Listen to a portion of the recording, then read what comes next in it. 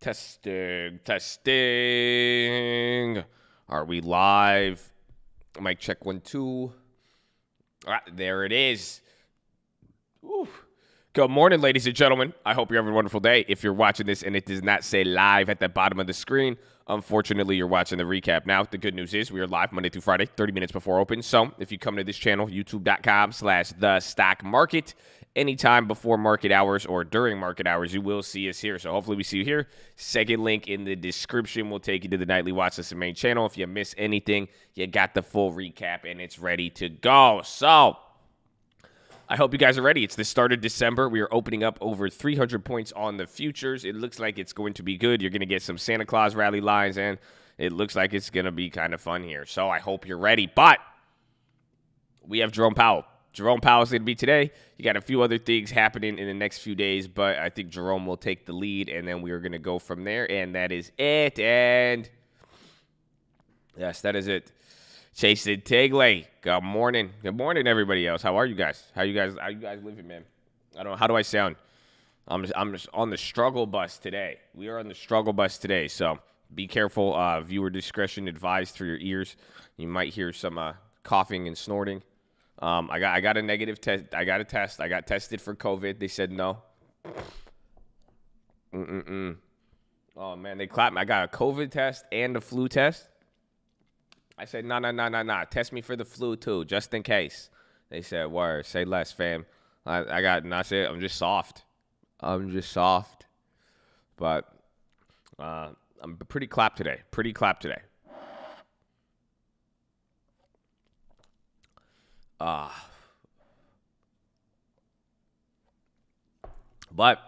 today's going to be a fun day. We have our plays from yesterday. I'm going to be looking at some of those other plays we have. You saw Zoom. Zoom ended up moving a little bit here more than it did after hours, but I like some of those plays we talked about yesterday. We will see how it plays out, but again, Powell is probably going to be important. Oh, you pray for me? Let's go, baby. Amen, baby. Amen. But let's see. We got 6 minutes for the watch list. Let's get here. Let's see how fast we could get through some of this.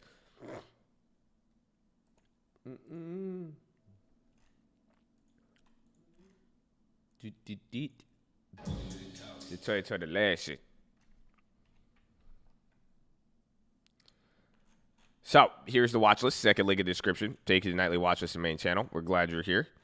Hello. Let's see what we got. You got the verse of the day from Mr. UMAD. For he has rescued us from the kingdom of darkness and transferred us into the kingdom of his dear son. Amen. People buy into the leader before they buy into the vision. Oh, John Maxwell. Real estate. How you make your money is a lot more important than how much you make. Amen. Tell him, baby. What do we got here? So news, Powell stresses importance. That was today. We're going to get that. We're going to get earnings today, Tuesday, Wednesday, 5. Tuesday, you're going to get CRM. Wednesday, you're going to get 5 Snow. Thursday, DG, Ulta, DocuSign, Biotech News, PFE, BNTX. What else is there? I'm skimming through all of these, so shout out you, man. We got some economic data here. It is our hype watching Corsair ready to play. TSM, God bless the Colt.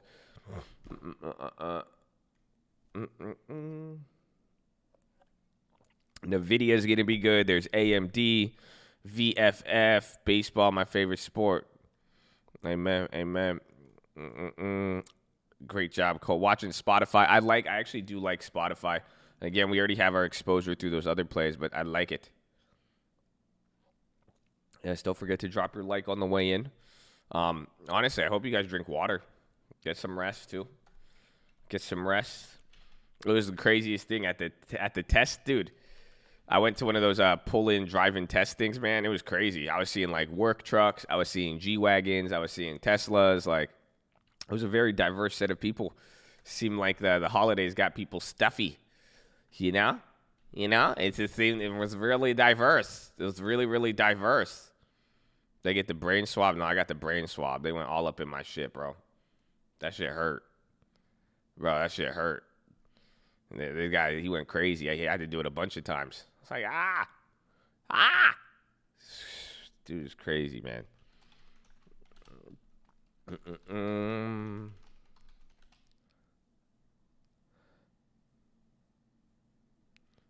AMD, Spotify, Roku, Starbucks. Let's see. I'm writing down some of them. Walmart's going to be good. We have the Boeing. We'll see how that plays out. TLT, watch. A lot of people I brought up gold yesterday. Oh, Myrna, too. Myrna and then Zoom continuation I like.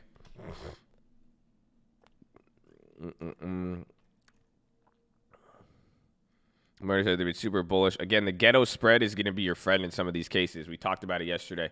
I will tell you, because that way you guys could, you could still get the upside on some of them, but make sure you're good to go. Apple, I made money and they were ready to buy.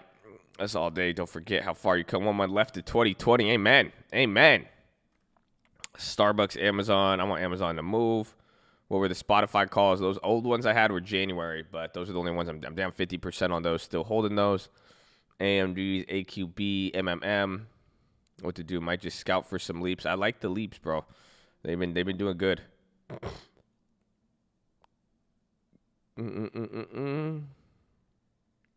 Thank you, baby. God bless you. Hail. That's our Peloton. Nikolai ending. Lockup ending. Facebook acquires customer. Bought Bitcoin on PayPal last night. Did they let you? Can you actually do that now? Is it just like a place marker, or is it actually buying it? Favorable wind blowing in the direction of the harbor. Oh, PHILO. Hey, man, baby. Realize the opportunity you sit and don't waste it. Seek, play close attention. Be ready to move when a favorable wind blows in your direction. Amen. Offer house got approved. Came a long way. 5 years. I would consider myself a junkie. It's amazing what consistent small good decisions will do. I will be struggling to pay mortgage. Would you consider this as saving 10% of my money since my payments will be collecting equity? No, it's a living expense. So you still got to save. Never find any excuse to not save it. That is the key. That is the key. If you feel the mortgage is going to be too big to, maybe get something smaller, honestly. But you have to keep saving 10%. 10% is exclusive. 10% is mutually exclusive, separate from every other decision that you make. Always. A tenth of what you earn is yours to keep, my friend. A tenth of what you... Yeah, or get a roommate. Yeah, that's a great idea. Oh, man. Hold on.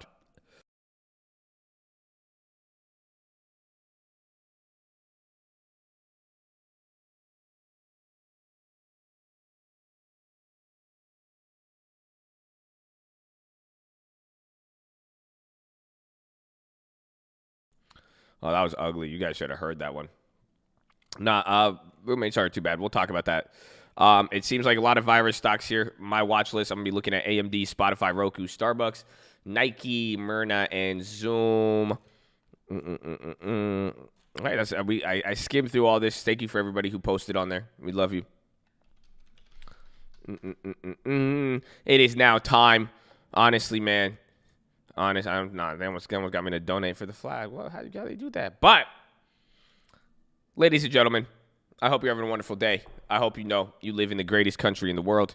I'm honored to be here. We all are. Before we do anything, before we try to enrich ourselves, before we try to get a dollar, we must pay homage and show love to the people who sacrificed more than a lot of us could not even fathom, and that is our veterans. So, on behalf of the cult, we just want to say thank you and shout out to the veterans, all the active servicemen, past servicemen. We love you. Thank you for what you've done for this country, and thank you for what you've done for each one of us individually, although you've probably never met us, and that's the beauty of it. So, we love you. On behalf of the cult, we want to say thank you, and shout out to the police officers, the firefighters, the doctors, the nurses, the teachers, all the other public service out there. We're almost done with 2020, baby. We went pretty far. So, please say it with me. Right hand over your heart. I pledge allegiance to the flag of the United States of America and to the republic for which it stands, one nation, under God, indivisible, with liberty and justice for all, baby.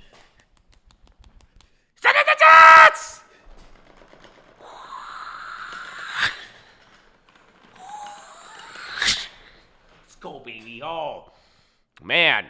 Horn. Money, baby.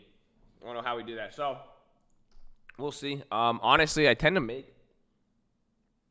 in a weird way, I tend to make more plays when I'm sick. It's weird. I'm not even sick. They said I'm just soft. Like, I got the results in. My doctor was like, "Dawg, you just soft." I was like, "What?" I was like, "Are you allowed to say that?" And he said, "Yeah." He said, "You soft as hell." I was like, "What?" I was tripping out, bro, honestly.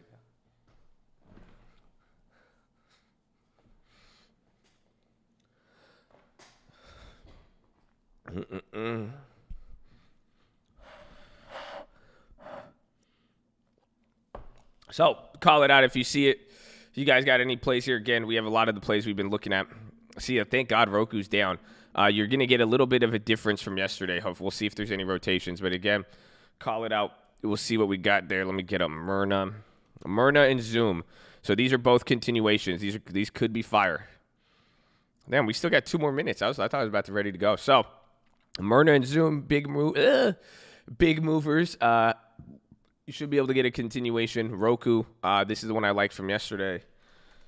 Spotify's up again. We have the old play. Yeah, PFE's up a lot too.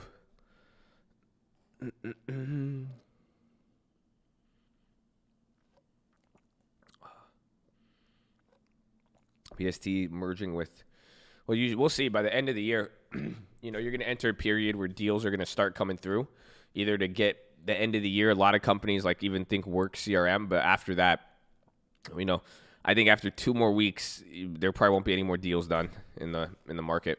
Because again, the market, bro, the year is over in like 2 weeks. Again, you're gonna get the holidays. Again, we've already had that. They get holiday, you get Christmas, and then you get New Year's. That's it. It gets clapped. But we got 10 seconds, ladies and gentlemen. Keep it positive and respectful. Drop your thumbs up on the video and put a damn smile on your face. And get ready. Call it out. Round 1. Fight.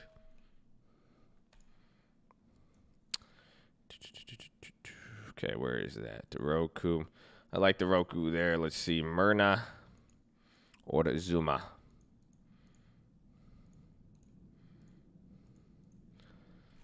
APXT, Logi down 3, Boeing up 2. I don't know what the premiums are on the Boeing. Damn, son. Bro, those Zooms are so expensive. Dude, even the Zoom weeklies are really, really expensive. That's actually crazy still. So Zooms are really, really expensive there. Let me check Myrna.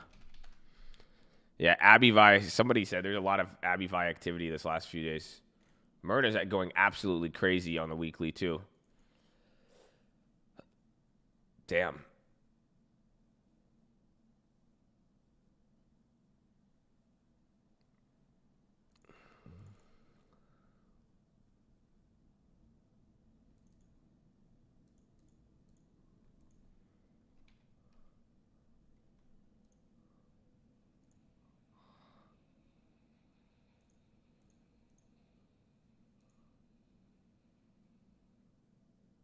Did I get filled on that? Oh, it filled me on that. All right, I grabbed a play. Very, very risky. Very, very risky. Why did I spend a lot? I low-key YOLO'd that one. I YOLO'd a Myrna. So that's very risky because usually in the first hour, these vaccines just sell the hell off. So be very, very careful.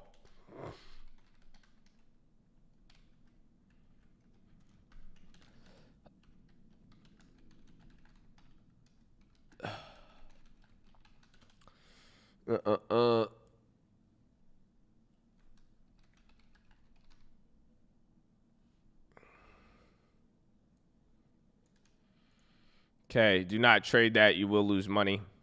Be very, very careful. The Colt loves you. I grabbed a Myrna 225 weekly for 285. So it's kind of going up there. I guess they're spending more for the one below. It's just the chain is wacky as hell. I'm just trying to pretty much pick up on it early. That's all I was trying to do because the chain isn't that deep if you look at the option chain. So don't trade that. You will lose money.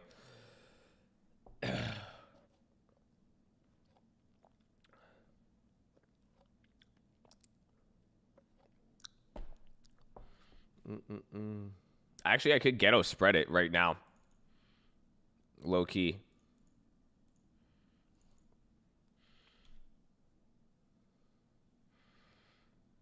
Let's see. So I could Ghetto Spread that Myrna if it keeps going up. Zoom is dropping. Zoom is just really expensive. I like it. Roku, I want a leap or something.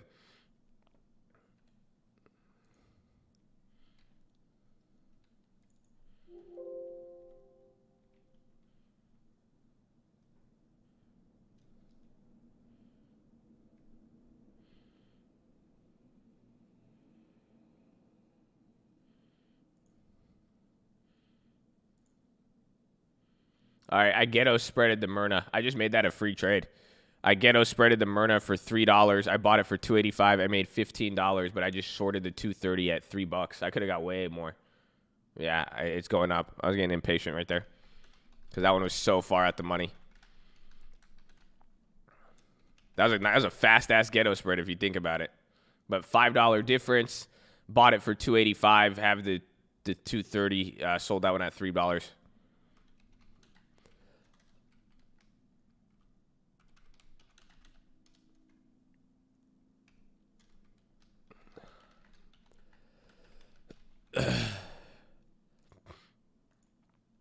UNH up 2.5. Nikolai down 14. Damn. So we're kind of selling off from here. That was good timing on this one. Wow, very good. The Ghetto Spread work. Very, very good on that.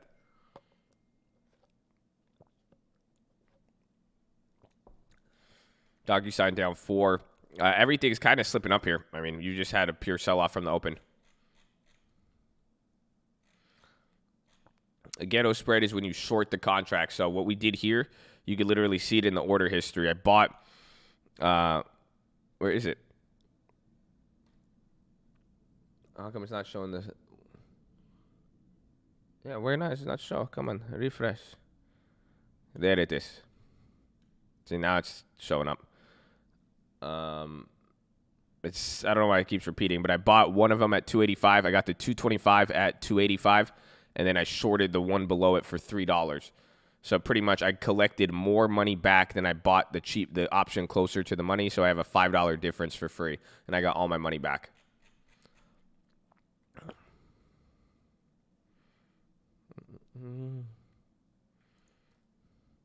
Powell should be coming on very, very shortly, actually. I think probably around like what? Like 7:30 or 8:30? Continue what it's been doing. Pretty much continuing off of a piece of news or logic. A continuation. It's like keeping the streak alive in a weird way. That early? I know, yeah. We talked about the Ghetto Spread yesterday on the watch list. We could go over it a little bit. That was a good example that I just did, but that one was really fast. I mean, I literally just day traded that.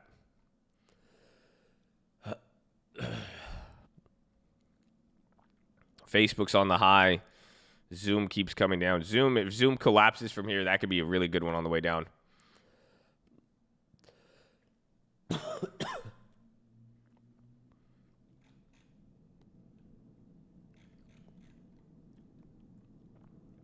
Netflix on the high as well, too.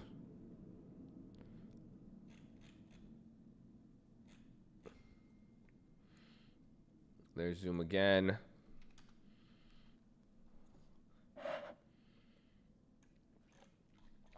I just wish the Zooms were cheap. Like, you still, like, anything for a decent price, you're still going to spend. You're still pricing in another 12% move. So there's just a lot of time on it. Those Zooms are really expensive, which is surprising. I like the Roku. I'm going to look at Roku, see if we have the leaps. Remember, I was talking about those yesterday. Same thing even with Spotify, too. Myrna, we're out of that play, but Myrna could be a good double dip, honestly. Myrna's going crazy. I don't think you guys realize there's a lot of steam on Myrna. We've saw the NVAX and all that, but you have Myrna pushing. Myrna got some juice. How's the juice? Fauci got me tripping. Sorry.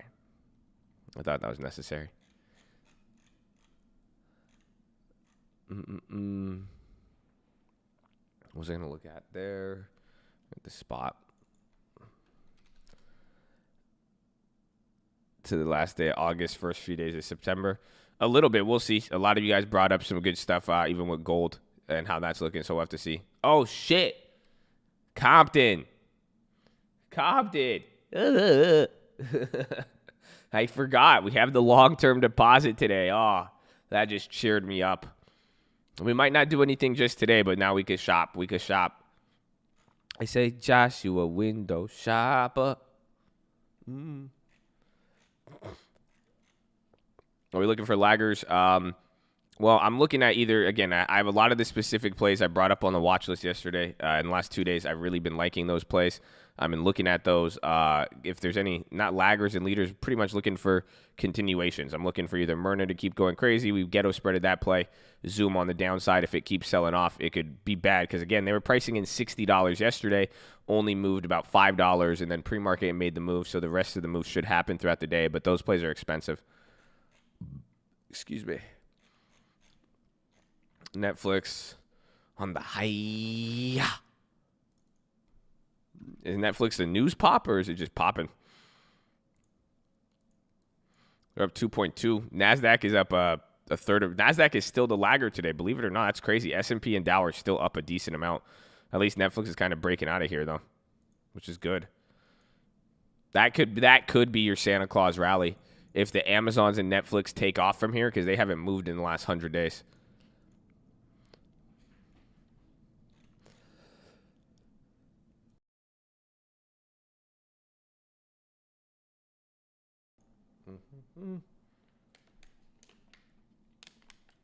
Fang would give you your end of the year run up for sure.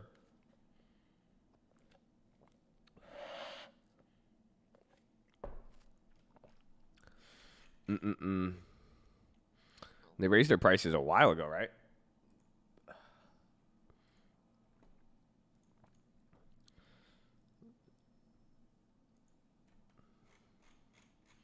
Tell me why. Did somebody answer the question? People were asking on the watch list. They're like, yo, where do I get that Roku TV?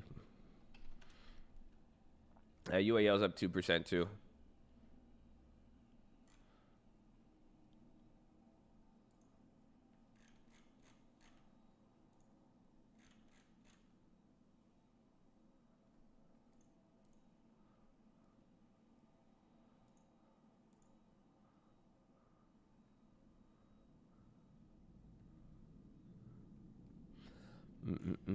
All right, for 11-9 when we spoke regarding Myrna, I couldn't have pulled the trigger if I didn't put it out there for Chad 2 weeks ago.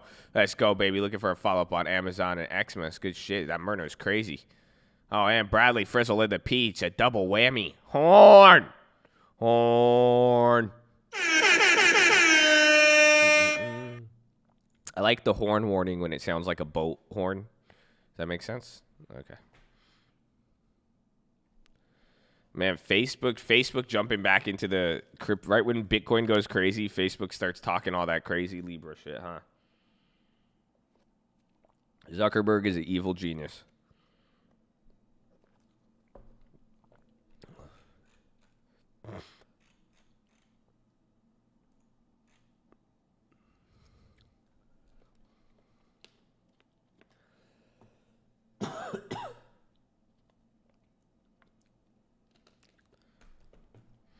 CCL, Apple up, Facebook up.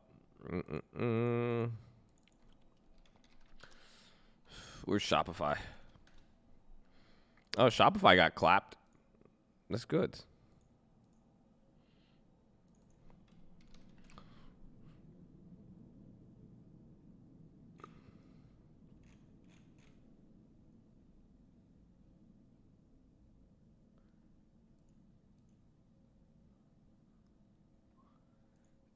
I need more time.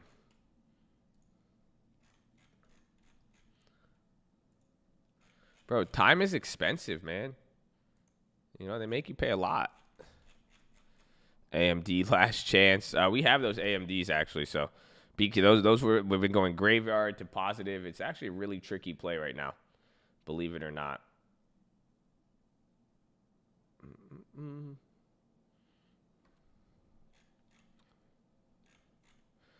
SQ got upgraded. Oh, yeah, Tesla. I forgot to even mention that. The Tesla news on the, what's it called? The fact Tesla is getting fully added. And did anybody remember Mr. Hits coming in here, middle of the day, saying there's going to be after-hours S&P news? Yeah, please don't tell me you forgot that. I was like, damn it, Hits. He strikes again. I am a shareholder. Yeah, that's crazy that you asked. Wow. Are you? That's crazy. We might have a lot in common.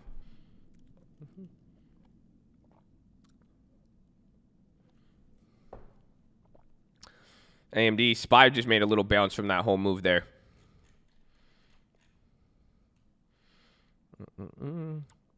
It's not bad news for Tesla. It's good news for Tesla. They could have, because Tesla's such a big company, they would have added it to the S&P little by little, but they took it at full float. They just said we're going to do it all in one, and that's it. Which makes sense. I mean, they did this when they did the change with like Apple and all that in the split.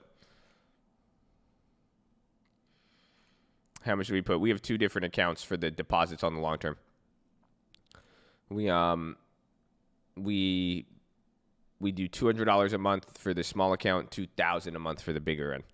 Y'all are asleep if you are not in clean energy. What kind of car do you drive, my friend? And then do you have solar panels on your house? Do you use one cup and one plate and one spoon and one fork? I will bet on people's actions, not their not their words. That's what I've learned.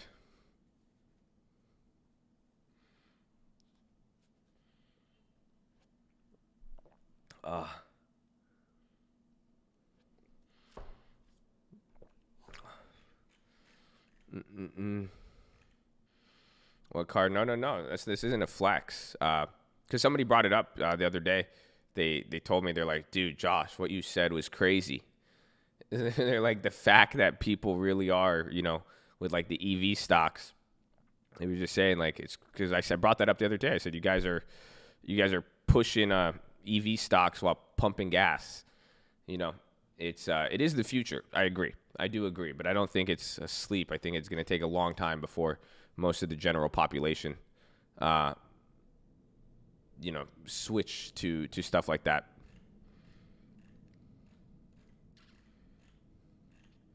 So Biden will fund. I know. I mean, listen. So I hope you don't take it negatively. I didn't mean to. That's why I think it's a good question. If you want to look at green energy and all that, the question you should ask yourself is, how active is green energy in my life already? So even if they fund it, again, it takes a while for people to adopt it at an affordable price. Because otherwise, EV is good, or like even green energy, but it's expensive.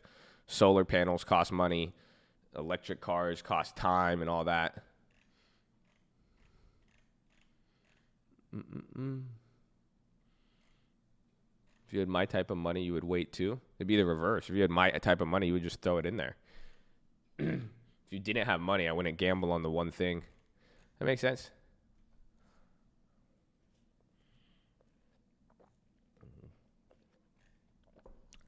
Tesla coming down after that comment. Nah, man. I want to get a leap, but it's not enough time.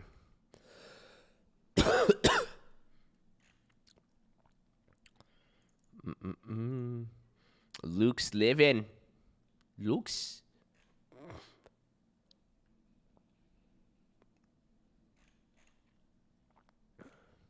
I didn't know BlackBerry was still a company. A lot of people have been telling me BlackBerry is going to come back, and they might, because they have different technology.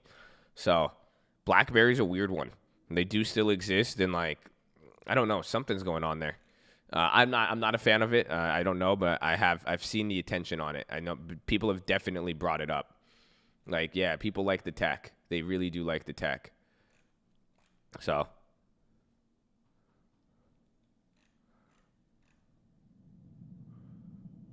Powell should be live in 10 minutes. Let's see.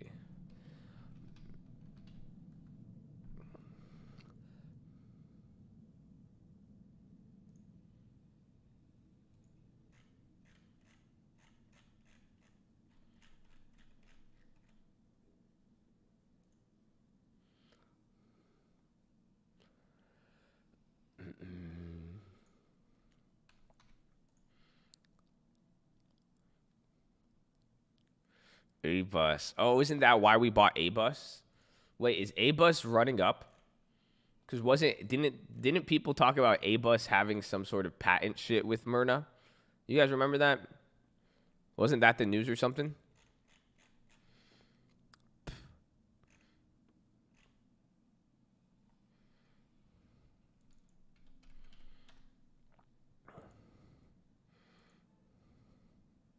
Yeah, bro. AbiVi is looking dirty right now. I don't know why. I don't know why AbiVi is. There's a lot of activity on there.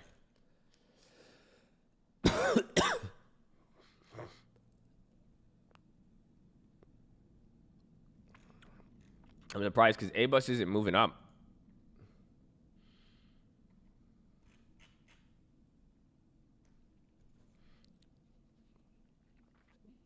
Yeah, AbiVi was $80 a few weeks ago, and considering its nature, the dividend, all that, it shouldn't have. Like, that's a big move. It's not like it shouldn't have, but, you know, it's one of those things to pay attention to.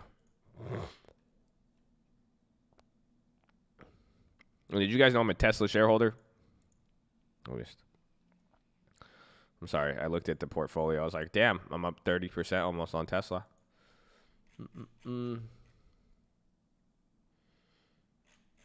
On the AbiVi dark pool. Yeah, a few people. I think you sent me that. I think I saw that one on the Twitter account, but I had like 3 other emails. People sent me a lot of it. I mean, AbiVi, even yesterday, midday.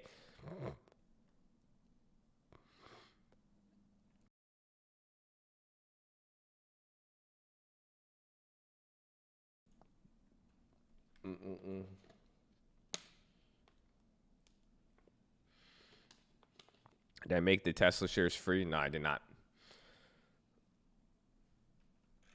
Good health here, little congestion. Amen. Amen.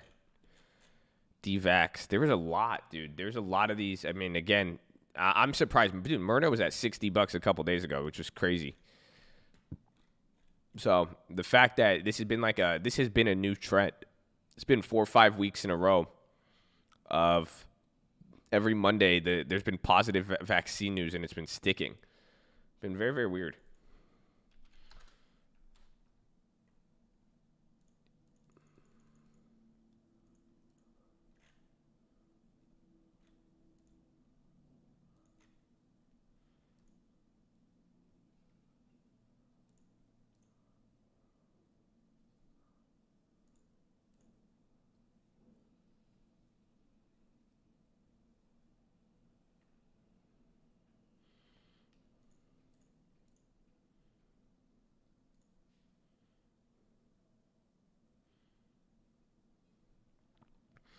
I think I'm going to buy a shitty play. Low key. You guys with me or what?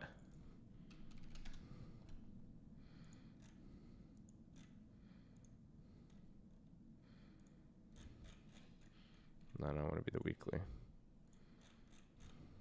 Okay.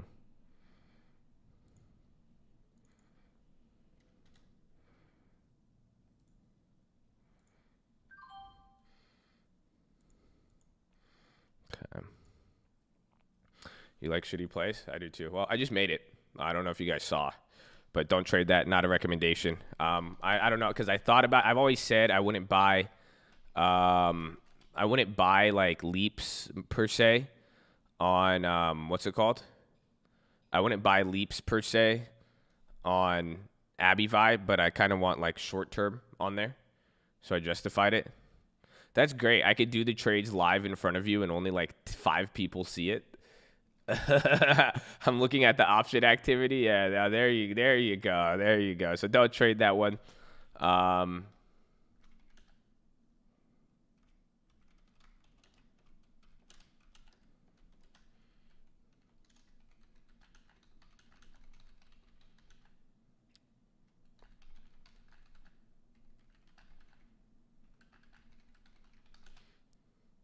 So do not trade that. Again, you already saw me execute the trade. I'm just announcing it again for you guys if you guys missed it. But don't trade that. I bought 50 of the AbiVi January 135 calls at 7 cents.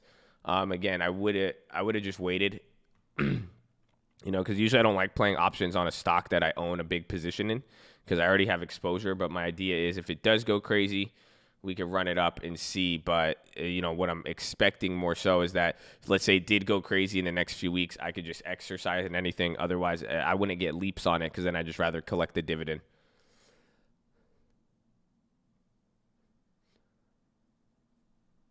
Yeah, I wouldn't trade. That play's it's already shooting up there. I wouldn't touch that one anymore. And that's why I pay attention on screen. Ugh. Man. Arlo on watch.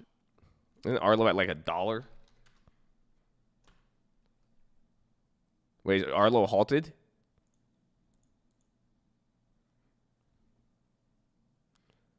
It's the Walter dude. Be very careful. Yeah, be very, very careful. See, thank you. Last night I was in the TOS message board trying to set up a study, and almost all the comments shouted out the cult or stock market lie, baby. Woo! Hey, man, God bless you guys. I love that. I love that. Hey, man. Hey, man.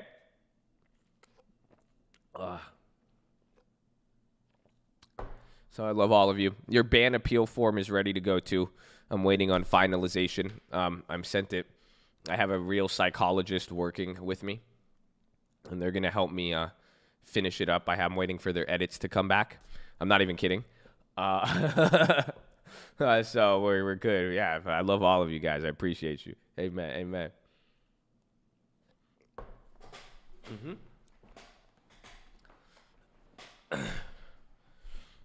Region. Yeah, so be careful of that Arlo thing. I don't know. It couldn't move, though. I didn't know Arlo's just cheap.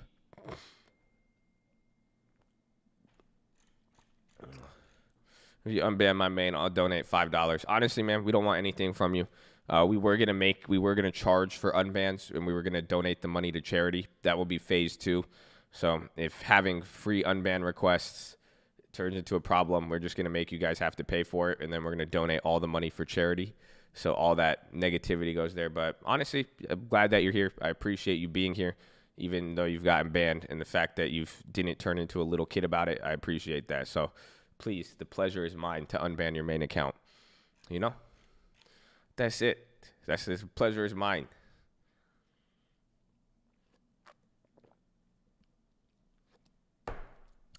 It's 2020, baby. New year.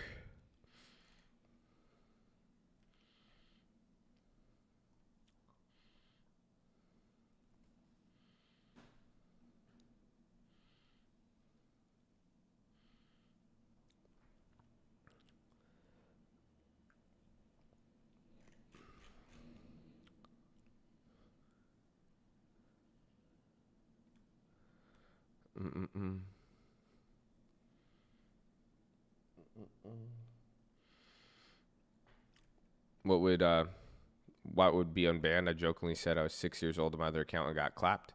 Well, yeah, that's usually we even say that. It's funny. I love how you said that, because in the form for the unban request, it explains why most people get banned, and that's one of them. Usually, it's the internet, and you make a joke. If you make a joke at the wrong time, or it cannot be interpreted, you're probably gonna get banned. Honestly, so let's think about that joke out loud. Did you even laugh when you said it again? I said I was 6 years old. It's like, how old are you right now?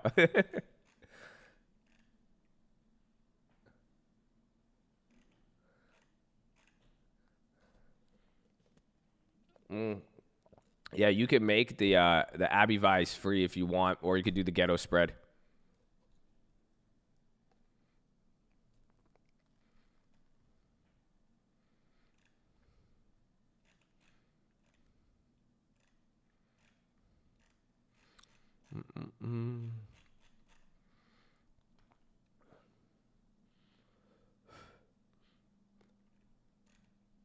Yeah, but those Abbey Vi's are cheap.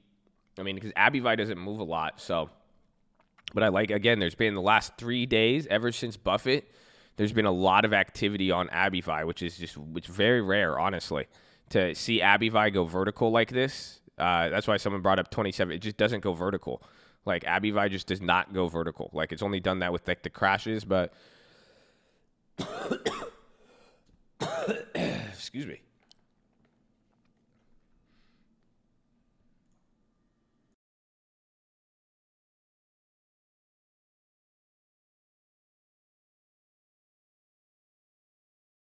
They've doubled. Well, you could even see the chart. I mean, think about it. So if you want to see why I bought the Abbey Vi, again, I explained a lot of the logic as to, I was kind of hesitant given I own the shares, but look at the stock in the last 30 days.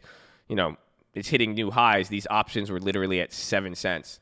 So you can see these options had a lot of decay here. So again, it's just because it's so far out the money. That's why. So the fact that they were cheap, I said I'll grab some. We can hold it.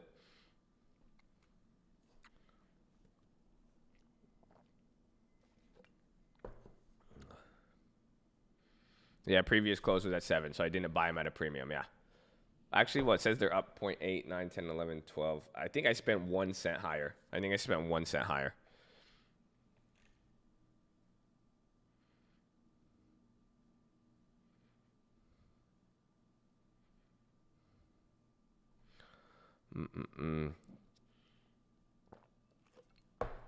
Yeah, snap calls got crushed. The leaps even came down, but the leaps are break even. The other ones got crushed, though. Remember those short terms?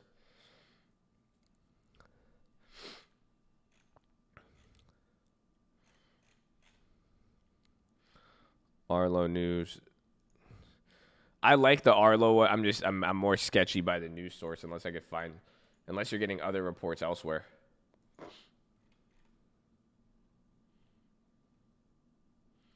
MSNBC said 5 minutes ago, they said that Munchkin's going to talk to Pelosi today. Yeah, someone's posted. That's weird. That's crazy, yeah. That's 5 minutes old, but it's really weird. And then Powell should be coming on any moment now. 7 a.m., like 1 minute, I think.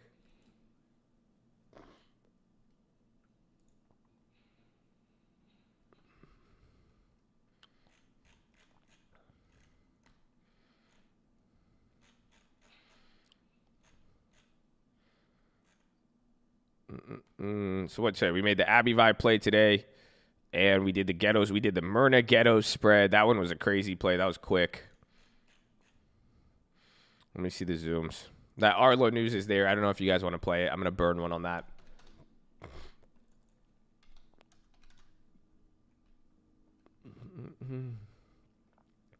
I'm hoping if Zoom could come back down here, those puts get cheap, and then it goes crazy, but Zoom's still pricing it a lot. I wanted the Shopify or Roku leaps. Both of them are as expensive as hell. Corsair's at $42. Jeez. And then work.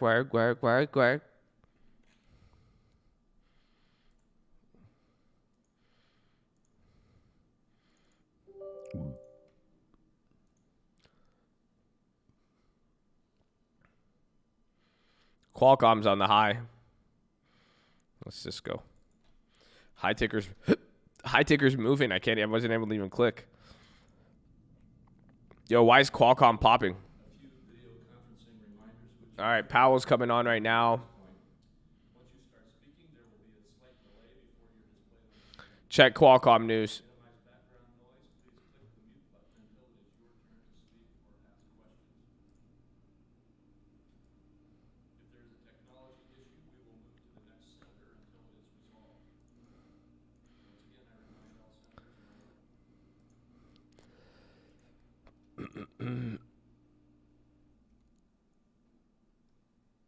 Hold on for your audio, ladies and gentlemen. We know you're patient. We appreciate all of your patience here. What the hell just happened? Why does it do this now? I don't want this one. I want it to just... There you go. I like that one. So tell me when you guys hear it. Snapdragon Summit on Qualcomm. And our witnesses to recognize that bell and wrap things up on the answers as well as the questions. Tell me to hear it. In time to keep within the 5 minutes. To simplify the speaking order process, Senator Brown and I have again agreed to go by seniority in this hearing. Today we welcome the witnesses to the committee to provide testimony as required under Title IV of the CARES Act. Our witnesses are the Honorable Stephen T. Mnuchin, Secretary of the Department of Treasury, and the Honorable Jerome H. Powell, Chairman of the Board of Governors of the Federal Reserve System. We love you, Jerome. Welcome to both of you. On November 19, Treasury Secretary Mnuchin requested for the Federal Reserve to return unused funds that had been appropriated under Title IV of the CARES Act for 13-3 facilities and direct loans. I agree with Secretary Mnuchin on the success of the 13-3 facilities and the termination language in the CARES Act. The 13-3 facilities funded under the CARES Act were effective and fulfilled their purpose to stabilize markets facilitate credit flow, and provide liquidity. The Wall Street Journal editorial board summed it up well. So this is very important, guys. This is from a week and a half ago when Munchkin pulled the money. So I would actually really pay attention. I might take notes since I won't be using my voice too much, but this is actually very, very huge. So really pay attention to this. Even as the pandemic and government shutdowns have waxed and waned, financial markets have healed. Lending spreads have fallen, and liquidity is ample in nearly all markets. The most These are prepared statements, though, too, so give it like 5 minutes. Everything, market will start responding to this in like 5-10 minutes. The primary market corporate credit facility, secondary market corporate credit facility, and municipal liquidity facility in late March and early April led to rapid improvements in corporate and municipal bond markets well ahead of the facility's actual opening. The report also said, since the announcement of the backstop facilities and funding market stabilization measures, more than $1 trillion in new non-financial corporate bonds and more than $250 billion in municipal debt have been issued, purchased almost entirely by the private sector. With respect to asset-backed securities, the report noted that similar to other backstop facilities, while outstanding balances in the term asset-backed securities facility have remained modest, spreads in the asset-backed securities market have narrowed considerably and private market issuance has resumed. With just 1 month until the December 31 termination date, only $195 billion of the $454 billion needed to be allocated to the 13-3 facilities, and those facilities have not been extensively used to date. Returning the unused $455 billion to Treasury now allows those funds to be made available for other important purposes, such as providing more targeted relief to sectors of the economy that need it most, or to reducing the national debt. The CARES Act funding supporting these facilities was always intended to be temporary. Additionally, as was mentioned in both Secretary Mnuchin and Chairman Powell's letters, the Exchange Stabilization Fund still has non-CARES Act funds that are available to the extent permitted by law to capitalize any Federal Reserve lending facilities as needed. In fact, the Fed has 4 facilities that were set up with non-CARES Act funds, including the Commercial Paper Facility and Money Market Liquidity Facility. Although COVID-19 continues to spread across the United States and the world, there is hope in the economic recovery that we have seen so far and the reports of promising, highly effective vaccine trials. However, we continue to look to steps that we can take to help Americans and businesses that need it the most. Republicans have tried for months to get another targeted, bipartisan COVID relief package passed and signed into law to provide support for those in need, but Democrats have rejected those efforts. It is time to find agreement where we can, on a targeted, bipartisan basis, provide relief. Turning for a moment to regulations. The CARES Act included other meaningful pandemic-related programs to provide relief to Americans. I've heard from banks and credit unions concerned about breaking through regulatory thresholds that stand to impose a much greater regulatory burden due to the temporary growth they've experienced from customer deposits and participation in pandemic-related programs, like the Paycheck Protection Program and the Economic Impact Payments. On November 20, the Fed, FDIC, and OCC took an important step to mitigating banks' regulatory burden by giving community banks under $10 billion more flexibility to use their asset size on December 31, 2019 for applying various regulations. I appreciate the banking agencies taking this action, which will foster a more certain regulatory environment for these banks and incentivize their participation in future pandemic-related programs, should they be needed. Secretary Mnuchin, as you know, housing finance reform remains a top priority of mine. And last year I released a housing reform outline which builds upon many of the same principles from previous efforts. While my preference was for Congress to pass a bipartisan deal, it is long past time to make the hard decisions and address this last unfinished business of the financial crisis. Because of that, I would encourage you and the director of the FHFA to continue to take important steps that move the system in the right direction. The status quo continues to be unacceptable. I want to thank each of you for joining the committee today to discuss the CARES Act and other critically important issues. Before I turn to Senator Brown for his opening, I also want to take some time to thank both Senators McSally and Jones for their contribution and time to this committee. I've enjoyed working with them, spending time with them, and getting to know them, and they will be missed. I wish you both the best. And finally, I want to thank Senator Brown and his staff for the time we've worked together on this committee. I've appreciated our time together on this committee and our friendship, even if at times we may not have seen eye to eye. Senator Brown. Thank you, Mr. Chairman. I welcome Secretary Mnuchin and Chairman Powell. Good to have both of you here. I'd like to second what Jerome Crapo just said. I want to thank Doug Jones and Martha McSally for their service on this committee. They both contributed a great deal. Thank you. And thank you, since this is Chair Crapo's last hearing, I believe. Thank you for on this committee. Thank you for your leadership, decency, and patience. Mike, you can run, but you can't hide, since I also serve with you, obviously, in the Finance Committee. I want to thank your staff director, Greg Richard, for his work, and the rest of your staff. Laura and our office, and working together has been really meaningful and productive. We've worked together to deliver results, working to strengthen our review of foreign investment, to hold Russia and North Korea accountable, to give American manufacturers the tools they need to compete through a strong Ex-Im Bank, and to continue to protect our communities from terrorism attacks. I look forward next year to working with our colleague, Senator Toomey, on these and other issues. I also appreciate Chair Crapo and his staff's work to hold so many of our hearings virtually during this pandemic. Protecting the people who work in the Capitol from the virus should not be a partisan issue. On this committee, it largely has not been. I wish I could say the same throughout this building and throughout the Senate. It's something I wish there were more of with our government. Chair Powell, Secretary Mnuchin, the 2 months since you were last here, the situation around the country has only gotten worse. The virus is spreading unchecked. Job losses are up.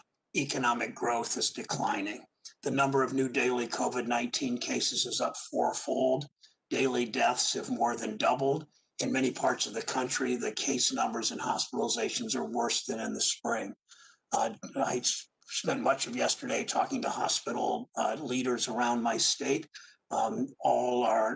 All feel besieged. All are doing their work. The healthcare workers, surely, as we know, are heroes. We simply don't give them enough support. Just last week, 748,000 people filed for unemployment insurance. Millions more have been out of work since April. In October, 3.4 million homeowners were past due on their mortgages. Many of them will run out of forbearance options by April. As many as 40 million renters will spend the holidays worrying that they will be evicted on January 1st if their government doesn't do its job. Behind all those numbers are real families who are doing their best, trying to figure out how to get by. During Thanksgiving week, there were hours-long lines at food banks across the country. This is an extraordinary crisis that requires extraordinary action. We've had a president who has simply given up on leading the country. And as far as I can tell, Secretary Mnuchin, you're leaving the country worse off than you found it. With that record, it's pretty obvious why 80 million Americans voted for new leadership. Bro, he coming in on Munchkin. Margin. And other than using your final months in office to work for the people whom you have sworn to serve, you appear to be trying to sabotage our economy on the way out the door. After the election, he said the 10. Federal Reserve that was him. Programs, taking away critical tools to invest in the people and the communities and the small businesses that make this country work. There is no legitimate justification for it. I met yesterday with 60 restaurant owners remotely by Zoom, 60 restaurant owners in this state, my state. All of them are struggling, as you know. Either you're purposely trying to stop President-elect Biden and Treasury Secretary-designee Yellen from getting to work for the people we all serve, or you're delusional that you think because the stock market is up I understand taking the lead from the president that when the stock market's up everything is fine. Either way, it's malpractice. It was only the end of October when you finally reduced the minimum loan size for the Main Street program to $100,000, so the program would actually work for small businesses and communities. But now, after all the waiting and adjusting, the Main Street program finally gets going. You take away another tool to help American businesses and workers. Even the policy head at the Chamber of Commerce said that shutting down the emergency lending programs, quote, closes the door on important liquidity options for businesses at a time when they need them most, unquote. It's always the same story, as you know, Mr. Secretary. When the biggest banks and the largest corporations need help, their allies in Washington spring into action. But when the rest of the country needs investment and support, you want to pretend we just can't afford it. You cited congressional intent as a flimsy justification for your decision. I can tell you right now, we didn't intend for struggling businesses to have to wait over 3 months to have access to the lifeline provided in the CARES Act. We didn't intend for the loan requirements terms to be amended several times. We certainly didn't intend for the legislation passed in March to be the only efforts the United States of America would take to fight a once-in-a-generation crisis. Anyone who has watched the news at all in the last month would know that this is a time for action, not for retreat. We watch hospitals fill up again. Our healthcare system is overwhelmed. Gig workers, self-employed workers lose their unemployment insurance just in 5 weeks, 4 weeks. Small businesses, local governments are running out of money. It didn't have to be this bad. We have the world's largest, greatest economy. We have the resources to rise to meet the challenge. But Secretary Mnuchin, you appear to believe this is the best we can do. In this election, Americans made it clear they didn't buy that. They've had enough of aiming low, of being told we can't afford it, we can't solve problems, we can't govern, we can't do this. We know we can do better. We've done it before. Remember what Bill Spriggs in front of this committee said in September? We didn't win World War II by worrying about whether or not we could afford it. We were in a global crisis. We marshaled all of our vast resources and talent to rise to meet it.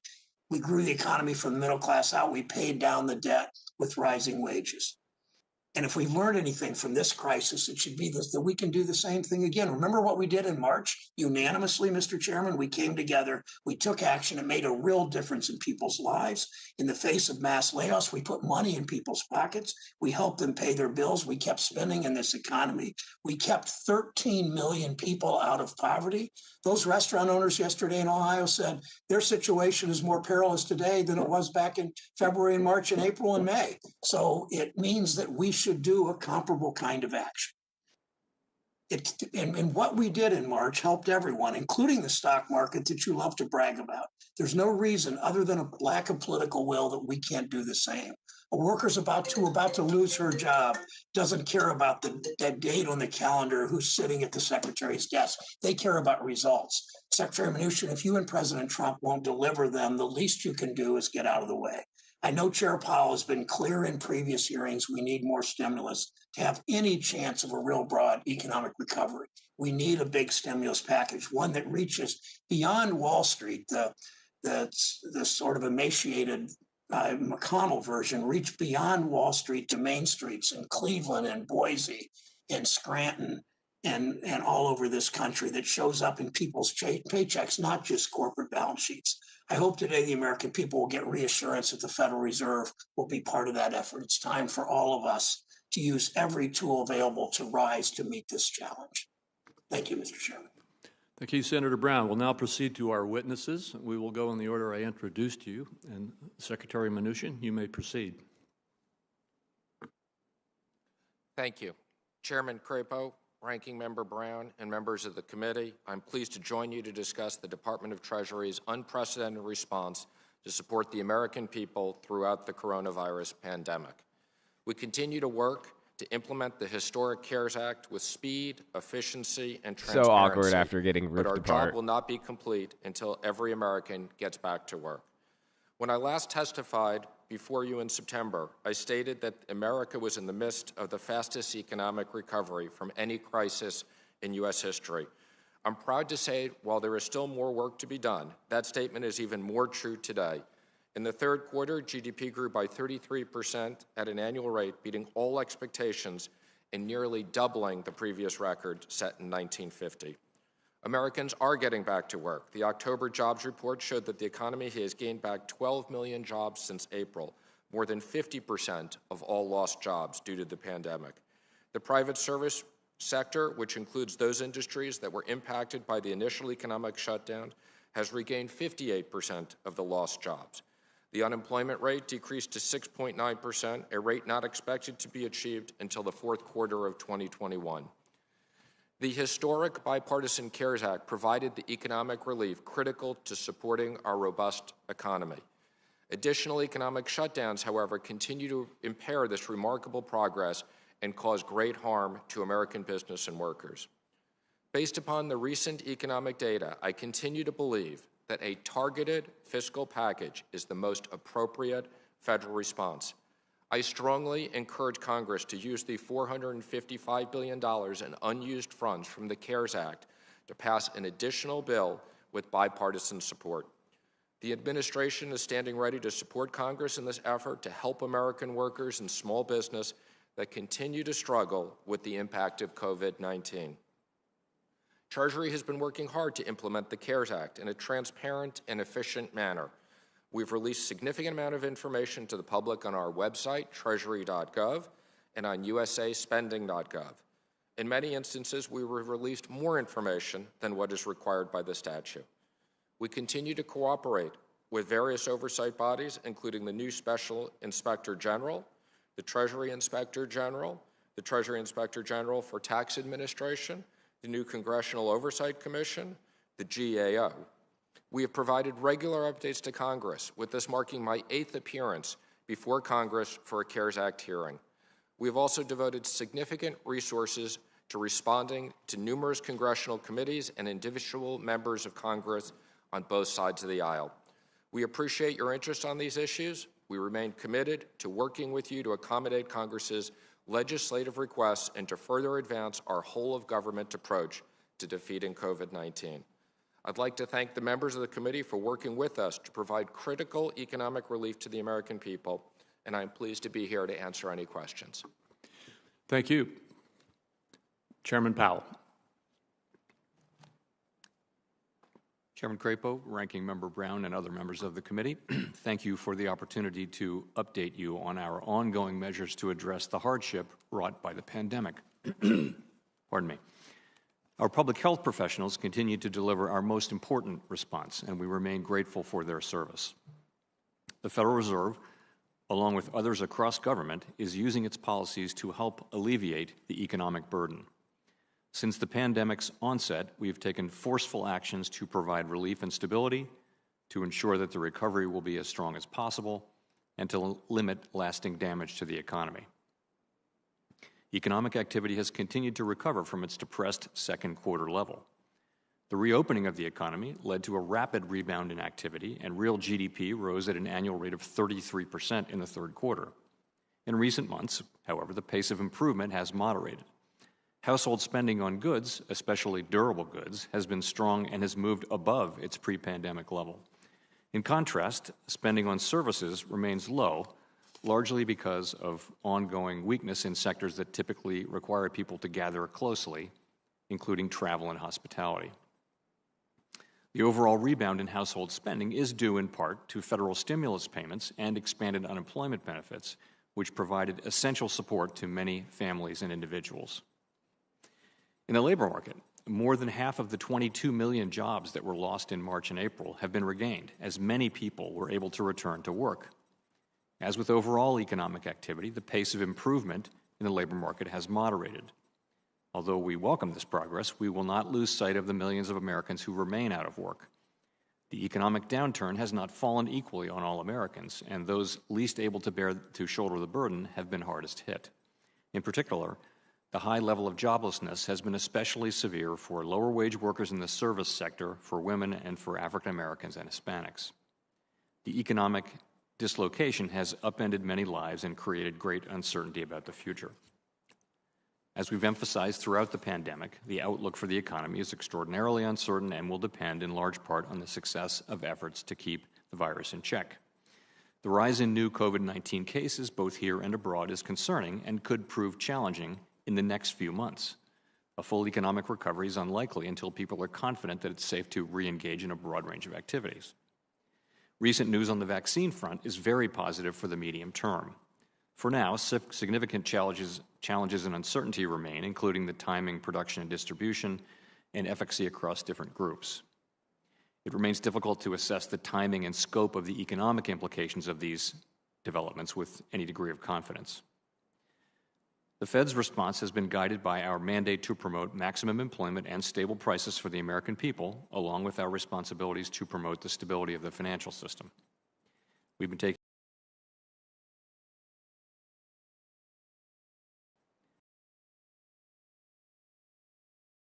$2 trillion of funding to support businesses large and small, nonprofits, and state and local governments since April.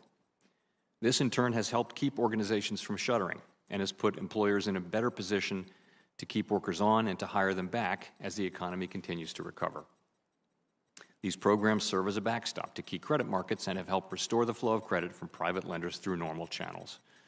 We've deployed these lending powers to an unprecedented extent. Our emergency lending powers require the approval of the Treasury and are available only in very unusual circumstances such as those we find ourselves in. Many of these programs have been supported by funding from the CARES Act, and I've included detailed information about those facilities in my written testimony. The CARES Act assigns sole authority over its funds to the Treasury Secretary, subject to the statute's specified limits.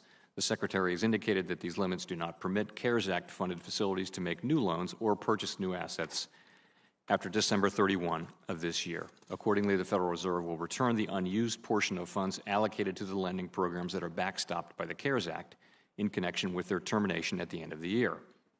As the Secretary noted in his letter, non-CARES Act funds in the Exchange Stabilization Fund are available to support emergency lending facilities if they are needed. Everything the Fed does is in service to our public mission. We're committed to using our full range of tools to support the economy and to help assure that the recovery from this difficult period will be as robust as possible on behalf of communities, families, and businesses across the country. Thank you. Thank you, Chairman Powell.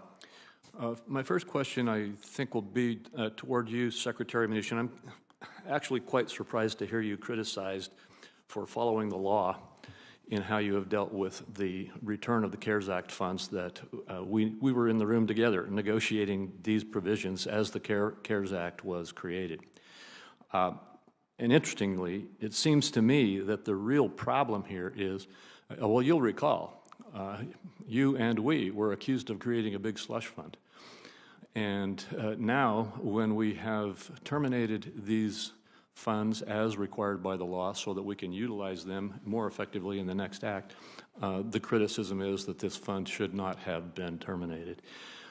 I just find that kind of confusing. That's also confusing in the context of the fact that we have tried to get the very kind of relief in follow-up legislation that we've now been criticized for not doing just a few months ago. Extending things like the Paycheck Protection Program, which would help those restaurant workers that Senator Brown mentioned, extending and improving it, by the way, redirecting some of these funds so that we get to those industries and sectors of our economy that have not yet been reached by the 13-3 facilities and really need to have a different kind of direct support system put into place for them. Adding rental assistance that we need to have, in my opinion, and which I've been working very hard on to try to get. And as we tried to get these things, they were rejected by the other side. And so it's just confusing to me, or a little bit surprising, to see these kinds of attacks leveled today in this hearing. And so, Secretary Mnuchin, could you just help make a little sense from your point of view as to why the decision to make the return of these funds away from the 13-3 facilities at this time is the best thing, and what the intent that you had was in making that termination? Thank you, Mr. Chairman. And let me first say I want to thank the Senate for passing the CARES Act, which was 96-0 in an unprecedented This response. is a good question, and it's not scripted. As you know, I lived in the LBJ room for over 2 weeks, so I'm very familiar. I personally negotiated many of these provisions.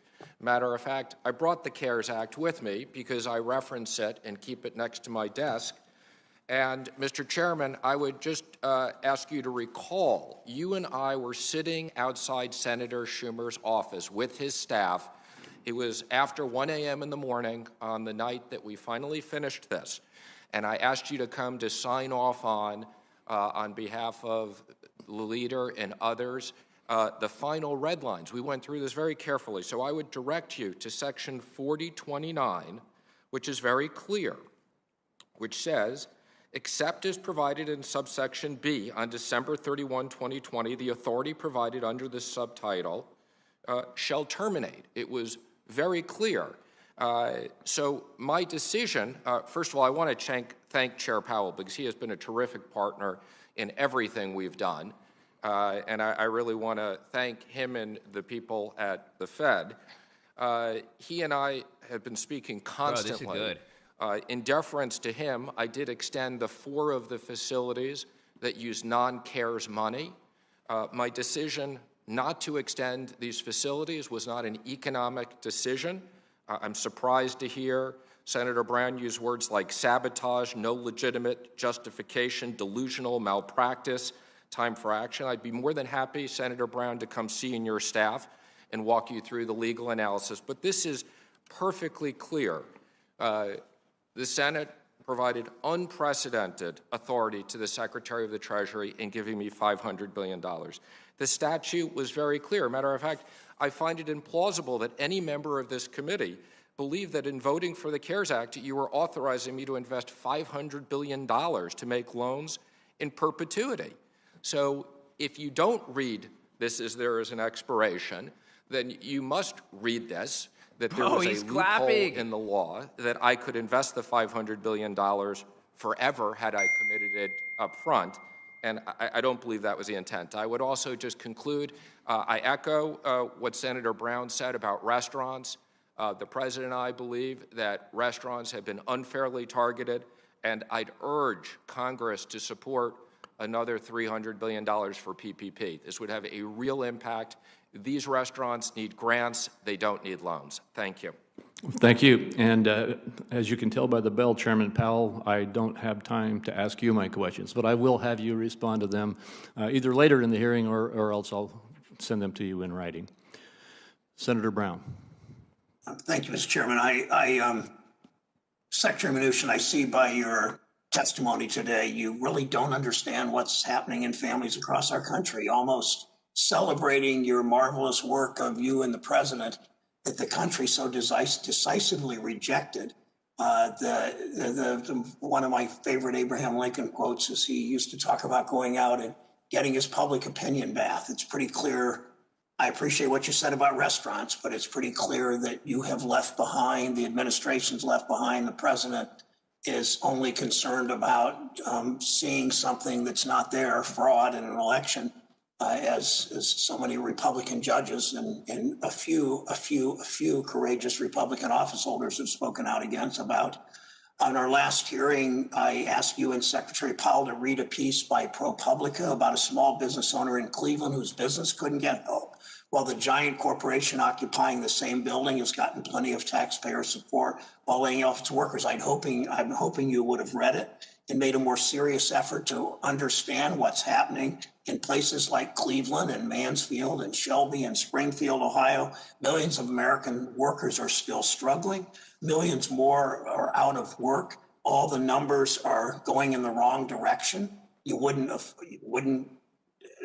determine that from your comments today. It's clear you were never serious about fighting. I sat in that room too, in the LBJ room. It's clear you were never serious about fighting for the real people who make this country work. Instead of making a deal that would have done more to help them, you pushed to make life just a little bit easier for the nation's biggest banks. Now you've killed the CARES Act loans that were supposed to be a tool to help smaller businesses and their workers, and buried the money. It looks like you and the President and others in the current administration are trying to spend your final days in office preemptively. I'll use that word again, sabotaging the next administration's efforts to clean up your mess. But you still work for the American people, even though I don't think you're acting like it, Secretary Mnuchin.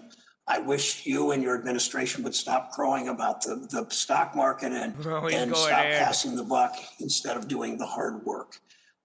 President-elect Biden and your success will have to fix the mess you're leaving behind. Now, my question's for Chairman Powell.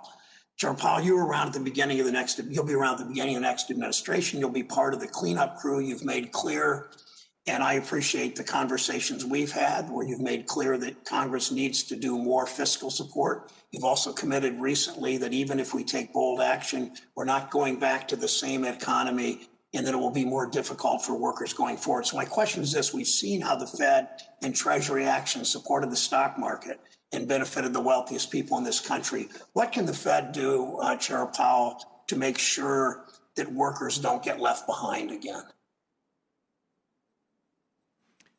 Thank you, Senator Brown. So I would say this: we have provided and will continue to provide very strong support for the economy and for workers in particular through the use of our tools. And we remain committed to using all of our tools to their fullest extent for as long as is necessary to get us through this difficult period.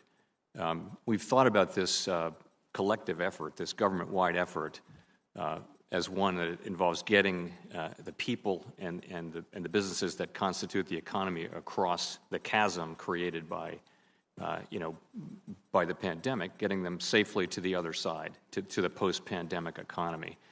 And I think, frankly, that the fiscal policy, particularly the CARES Act, deserves the lion's share of the credit in creating that bridge so far.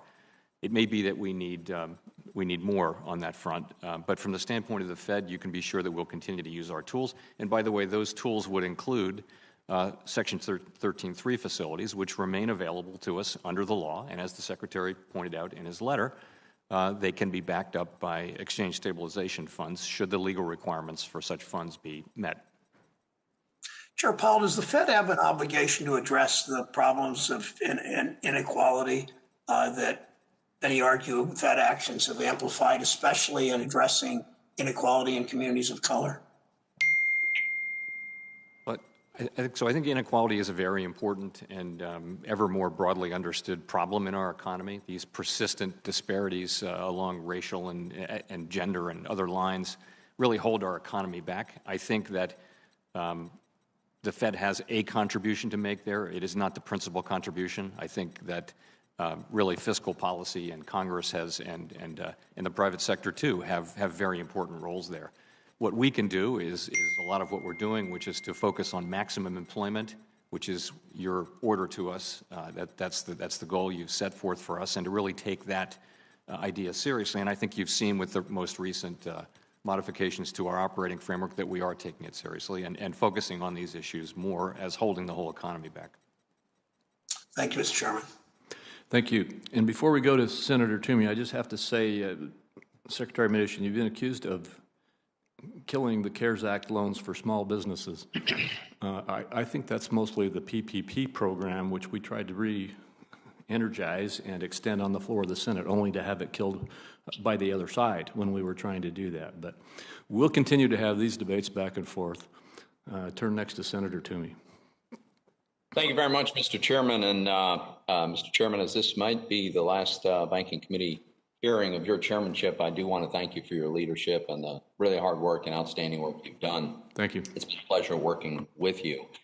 What I want to do is, first of all, I want to applaud Secretary Mnuchin for closing the 13.3 facilities by year end exactly as the law requires and as Congress clearly intended. I want to thank Chairman Powell for returning the unused CARES funds back to the Treasury. The fact is, Congress entrusted both of you with some extremely powerful, unprecedented, emergency, and yet temporary tools. And I commend you for working together to deploy those tools for their intended purposes and then putting them away now that that specific purpose has been achieved. And I think it's important to review what was happening and why we designed the CARES Act as we did. The fact is, in March, we had unprecedented turmoil in our capital markets, threatening the ability of businesses, municipalities, states to access capital and credit. Credit markets were on the verge of completely freezing up. There was a mass investor flight to cash. In many cases, there were no buyers in sight. Private credit wasn't flowing to any institutions that needed it. And this freezing of our financial system was a very serious threat that it could precipitate a full-blown depression that would last for who knows how long. Kent Heitshaw, the Deputy Associate Director for Financial Stability at the Fed, noted in a congressional oversight testimony, and I want to quote because he summarizes this very well. He said, "The conditions that prevailed in March were unprecedented, far worse than during the onset of the financial crisis in late 2008, or even in the days after 9/11, when the municipal market was briefly closed. Interest rates soared, mutual fund investors pulled over $41 billion of assets out of the market in less than 3 weeks, and market functioning deteriorated to the point that buyers and sellers had difficulty determining prices. Ultimately, this meant that state and local governments were effectively unable to borrow, with most new issues canceled for lack of investor demand," end quote. Mr. Chairman, that was the problem that Congress was seeking to address, to solve, by providing the CARES Act funding for temporary emergency facilities. Congress's intent was clear. The facilities were designed to create a liquidity backstop until the crisis passed, and then cease operations no later than the end of 2020 in any case. Last week, I would point out that every Republican on this committee signed a letter sent to Secretary Mnuchin and Chairman Powell affirming that this is, in fact, our interpretation of the law and the intent of Congress. I also think it's important to underscore how remarkably successful these facilities were in achieving that intended purpose of stabilizing credit markets and restoring the flow of private credit. In fact, it worked better than I think most of us thought even possible. Markets didn't just improve, they didn't just restore liquidity, but we reached record volumes of debt issuance. We did so at low spreads, low yields, affordable interest rates. Regional banks extended credit to their customers, and according to business surveys, unmet demand for credit among creditworthy borrowers is almost non-existent. So let me go through some of the arguments that we've heard for why we should not have closed down these facilities, because I think they're all mistaken. One was that the viability of the credit markets depends on these backstop facilities. Well, that's clearly been disproven by the fact that the announcement of their end brought absolutely no disruption to any financial markets that I can tell at all. The second suggestion by some is that, well, we need to keep these facilities around because, some bad thing might happen someday in the future.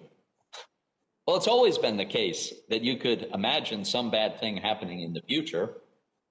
If some terrible thing were to happen to threaten the viability of our financial markets, then the Treasury and the Fed should come back to Congress and ask for appropriate facilities at that time. Others point out that there are whole industries that are actually in big, big trouble. That is a true fact, especially travel and hospitality and entertainment, where consumer demand has basically disappeared. It's up to Congress to decide what to do about that. It is not up to the Fed to lend money to what are probably insolvent companies. So let's be clear. These facilities were designed for a very specific purpose. They achieved that purpose more successfully than we could have reasonably hoped, and we should not use them to morph into some other purpose, like as a supplement and or complement to fiscal policy. I want to thank the chairman and the Treasury Secretary for really the outstanding work they did in helping to ensure the viability of our financial markets and thereby avoid a prolonged depression. Thank you, Senator Toomey. Senator Reid. Thank you very much, Mr. Chairman. Let me thank Secretary Mnuchin and Chairman Powell for being here today. Chairman Powell, in your November 5th press conference, you said, "The fiscal policy actions that have been taken thus far have made a critical difference to families, businesses, and communities across the country. Even so, the current economic downturn is the most severe in our lifetime. It will take a while to get back to the levels of economic activity and employment that prevailed at the beginning of this year, and it may take continued support from both monetary and fiscal policy to achieve that." Chairman Powell, how long will it take us to get back to the pre-COVID level of economic activity and employment without any further fiscal relief this year from Congress? It'd be very difficult to say how that would play out in terms of the time. I will say, though, that first of all, the economy has actually performed better than expected. It's been more resilient to spikes in cases than expected. Nonetheless, we've had a recovery that's been faster than most forecasters have expected so far. Nonetheless, we do have a long way to go. We've got on the order of 10 million people who lost their jobs because of the pandemic. And for reference, that's more than lost their jobs during the global financial crisis in the United States. So it's a lot of people. So there's a long way to go. And I think we can both acknowledge the progress and also and point out just how far we have left to go. And as I said earlier, the lion's share of the credit really should go to fiscal policy. And of course, the timing and the scope and the size and the components of that are entirely up to you. I just point out that we'll use our tools until the danger is well and truly past, and that it may require help from other parts of government as well, including Congress. Well, thank you, Chairman Powell. Also, in your November 5th press conference, you pointed out to the collective desire to keeping this episode short as it can be, and avoiding unnecessary business bankruptcies, unnecessary household bankruptcy, unnecessary long-term stays of unemployment. And there's a real threat of those things, and we're trying to do everything we can to minimize them. We're beginning to see that right now. Several of my colleagues have alluded to the fact that as these eviction and foreclosure moratoriums expire, there could be thousands and thousands of people thrown out of their homes, which will affect, I think, the financial markets. And in that case, it might be good to have a facility backed by the CARES Act. Some of these issues aren't hypothetical. They're not sort of a crisis of the future that we don't see. They're very real. In fact, they're coming unless we take appropriate action, and that would be, I would think, fiscal action. So do you think that these threats are just sort of substantial, or they're almost upon us? So as I mentioned in my testimony, Senator, I think there's a real distinction between the near term and the medium term. In the near term, we see the spread of the disease, and what we're hearing from businesses and from, we met with a group of community bankers that we regularly meet with a week or so ago. What we're hearing is that there are a lot of small businesses that are at risk of going out of business during this winter, which could be a tough few months. At the same time, though, we're getting this news about the vaccines, which are more effective and they've come sooner. So there really is, in the medium term, upside risk. A dark winter. The other thing I'll say is that the fact that the economy was in very good shape at the beginning of the pandemic, that may be one of the reasons why it has recovered faster than we thought and kind of continued to defy expectations of problems. So I do think those are real risks, though. I think the risk of small businesses going out of business, the risk of people at the lower end of the income spectrum, where at the bottom quartile, I think the unemployment rate is still 20%. These are not people with a lot of savings, a lot of resources, or a lot of opportunities right now. And so I think that there are parts of the economy that really will need help, or might need help to get that last span of the bridge in place to get to the other side of the pandemic. I think one of the points you're making is that the impact of this crisis economically is not shared equally by all Americans. There are groups that are impoverished now and are on the edge of even worse disasters unless we act. And if we don't act, then we will have two separate but unequal groups of Americans, and that's not a recipe for a country that can move forward. Thank you very much. Thank you, Senator Reed. And before we move to Senator Scott, I would just indicate that we are moving, a few minutes into a series of votes on the Senate floor. I'm going to leave right now to vote early on the first vote and then return as quickly as I can. And I've asked Senator Tillis, who's present here in the hearing room, to chair for me while I am gone. Senator Scott. Thank you, Mr. Chairman. And before you leave, I'd like to say to you, thank you for your leadership on our committee. You have done a fantastic job. You've listened to both sides. You've led in a bipartisan fashion a nation desperate to see their Congress, their Senate working well and working together. And frankly, disagreeing is a part of what we signed up for, but looking for opportunities to bring the committee together and bring this nation together. I think you have been a shining example of that, Mike, and I want to say thank you for your leadership. And to Chairman Powell, as well as Secretary Mnuchin, you both have done a pretty good job under incredibly negative circumstances, and the situation continues to change. Certainly, thank you, Chairman Powell, for your leadership for our nation under these challenging times. Secretary Mnuchin, you have stepped up to the plate and have provided programs and resources in a way that we've never seen in the history of the country, from my perspective, and I thank you for your strong leadership. With that said, one of the things I've noticed that as we've worked our way through this pandemic, small businesses have been struggling. And frankly, as a former small business owner myself, I understand the pain and the misery of being in small business. I also remember the thrill of victory more than I do the agony of defeat. I remember the blessing of employing members from my neighborhoods where I grew up, and having folks join the team as customers, and seeing the revenues increase and the opportunities for my employees increase. And one of the things that is often missing when we're talking to small business owners is the important ingredient that for most of us, our small business employees are an extension of our family. And so when you start talking about the small business environment and small businesses being decimated by this pandemic, you're actually talking about the fragile nature of small business and the absolute implosion of the foundation for so many employees around the country.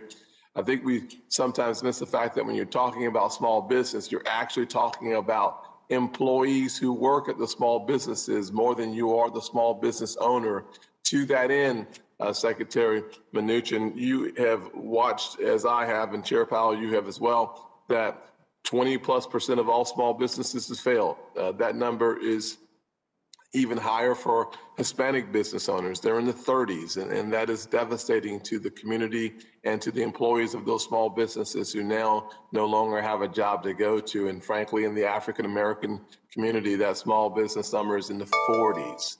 My question, Secretary Mnuchin, is minority-owned businesses have been the hardest hit in this COVID-19 economic slowdown.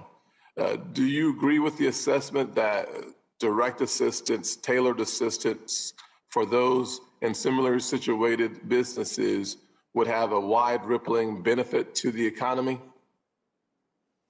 I do, Senator, absolutely. And, I would say despite the success of Project Warp Speed and the fact that we will have vaccines distributed in large mass, the problem is now, as you said, these small businesses can't wait 2 or 3 months. So I would urge Congress, again, to reallocate unused money and more money to PPP, do a set-aside as we did last time, particularly for the underserved areas. I know that you and Senator Warner and others have worked on a possibility of $10 billion to be invested into CDFIs, which could lend $100 billion into underserved communities. So I think there's a lot that can be done and should be done very quickly. Thank you, Secretary Mnuchin. I would say, in addition to what we've already done and what we can do, and if I'm correct, Secretary Mnuchin, what you're referring to is that the Paycheck Protection Program still has unused resources sitting there, over $100 billion that could be available for small businesses right now if Congress would get their act together. Another opportunity that we have before us is to look at the Paycheck Protection Program forgiveness, making it simple. And it may take congressional action for us to simplify the process. Do you see any ability from the administration's perspective to streamline and to simplify the process for banks, and therefore making it easier for small businesses to find a little calm and a little comfort in knowing that their small business loan that was to be a grant is actually going to become a grant? I'll be quite brief in responding, but I would say we've created 3 separate forms. So we've done everything we can on administrative action, including a separate form for $50,000 and less. But I would urge Congress to make changes to the legislation to allow for simpler And again, I would urge Congress to reallocate the $140 billion that's sitting there that can have an enormous impact for small businesses in the PPP immediately. Thank you, Secretary, and that can be done today. We can do that today if we decide to do so. I'm supportive of that concept. Thank you so much. Senator Menendez. Yeah, thank you very much. Secretary Mnuchin, according to the National Bureau of Economic Research, at least 3.3 million small businesses have closed, 441,000 of which are Black-owned small businesses, and 657,000 which are Latino-owned businesses. 1.1 million state and local employees have lost their jobs, according to the Bureau of Labor Statistics. You don't dispute those figures, is that fair to say? I don't have them in front of me, but I have no reason to dispute them. I assume you're quoting them accurately. So how many more small businesses do you project will permanently shutter after you end the CARES Act lending facilities? How many more state and local employees will be laid off as a result of your decision? Again, let me be clear, Mr. Senator. My decision is a legal decision, not an economic decision. Congress can reauthorize this money if you want to extend it. But I think those small businesses need grants. They don't need loans. They can't qualify for Main Street. That's why Main Street did only $10 billion, and they need PPP money. Well, let me just say that you cited earlier in response to, I believe, the chairman's questions, Section 4029 of the CARES Act as the reason that you had to close down these facilities. What is wrong with that recitation is that this provision applies to Treasury's authority to invest in new Fed facilities, and not the ability of those facilities to make loans to companies in the real economy. So while I may agree with you on grants, in the interim, we need to use every tool we have. No one will be better off after you end the CARES Act facilities. As we enter a third wave of COVID, I think ending these facilities is not mandated by law. It's important as an economic backstop. It will have real and harmful consequences on our recovery, on our businesses, on American workers. During your previous appearances before the committee, not a single member, we went through the records, even suggested that you should close the facilities. In fact, most of us on both sides of the aisle, Chairman Crapo, Senator Brown, Senator Tillis, myself, and others, have been urging you to make changes to the facilities so that they can provide more relief to businesses and state and local governments. As a matter of fact, in October, in response to questions from the Congressional Oversight Commission, you didn't say that the CARES Act legally required you to end the facilities. You just said you didn't think that they were needed. So, Mr. Chairman, I asked the Treasury Department's responses to the Congressional Oversight Commission dated October 16th be entered into the records. Without objection. So there is a choice here, and unfortunately the choice you're making is really consequential to businesses, to people, to our recovery. Mr. Secretary, last Tuesday, a Treasury Department spokesperson said that you plan to put the $429 billion you're withdrawing from the Fed's lending facilities into the Treasury's general fund. Is that a correct statement? Again, let me just first comment on the first part. I don't agree with your reading, okay? I believe that the section applied to direct and indirect, and had you thought it applied otherwise, there would be a loophole and there would be no point of having the date. I was never asked about the December 31st date, and I always assumed that if Congress wanted to extend that, they can. Now, as regards to the proceeds, let me direct you Section 4003, which talks about the deposits of proceeds. Again, it is my intent to completely follow the law, and the law requires the amounts transferred to go to the financing account and then to repay any money lent to Treasury. So, again, we will completely follow the law. This is not discretionary. Again, I urge Congress, if you want to extend this, bring back legislation which would authorize me to do it. you can keep putting the onus on Congress when, in fact, you have the abilities. Let me read to you Section 4027 of the CARES Act that provides Treasury with the appropriation of these funds, quote, to January 1st, 2026, any funds described in paragraph 1 that are remaining shall then be transferred to the general fund of the Treasury. It doesn't say by or no later than January 1st, 2026. So these funds being moved ultimately undermines. I hope, Chairman Powell, that you will commit to not return any funds to the Treasury until we are assured that Congress and the public that those funds will remain in the Exchange Stabilization Fund as required by the CARES Act. Just for the record, they don't go back into the Exchange Stabilization Fund as I cited in the Act. Senator Cotton.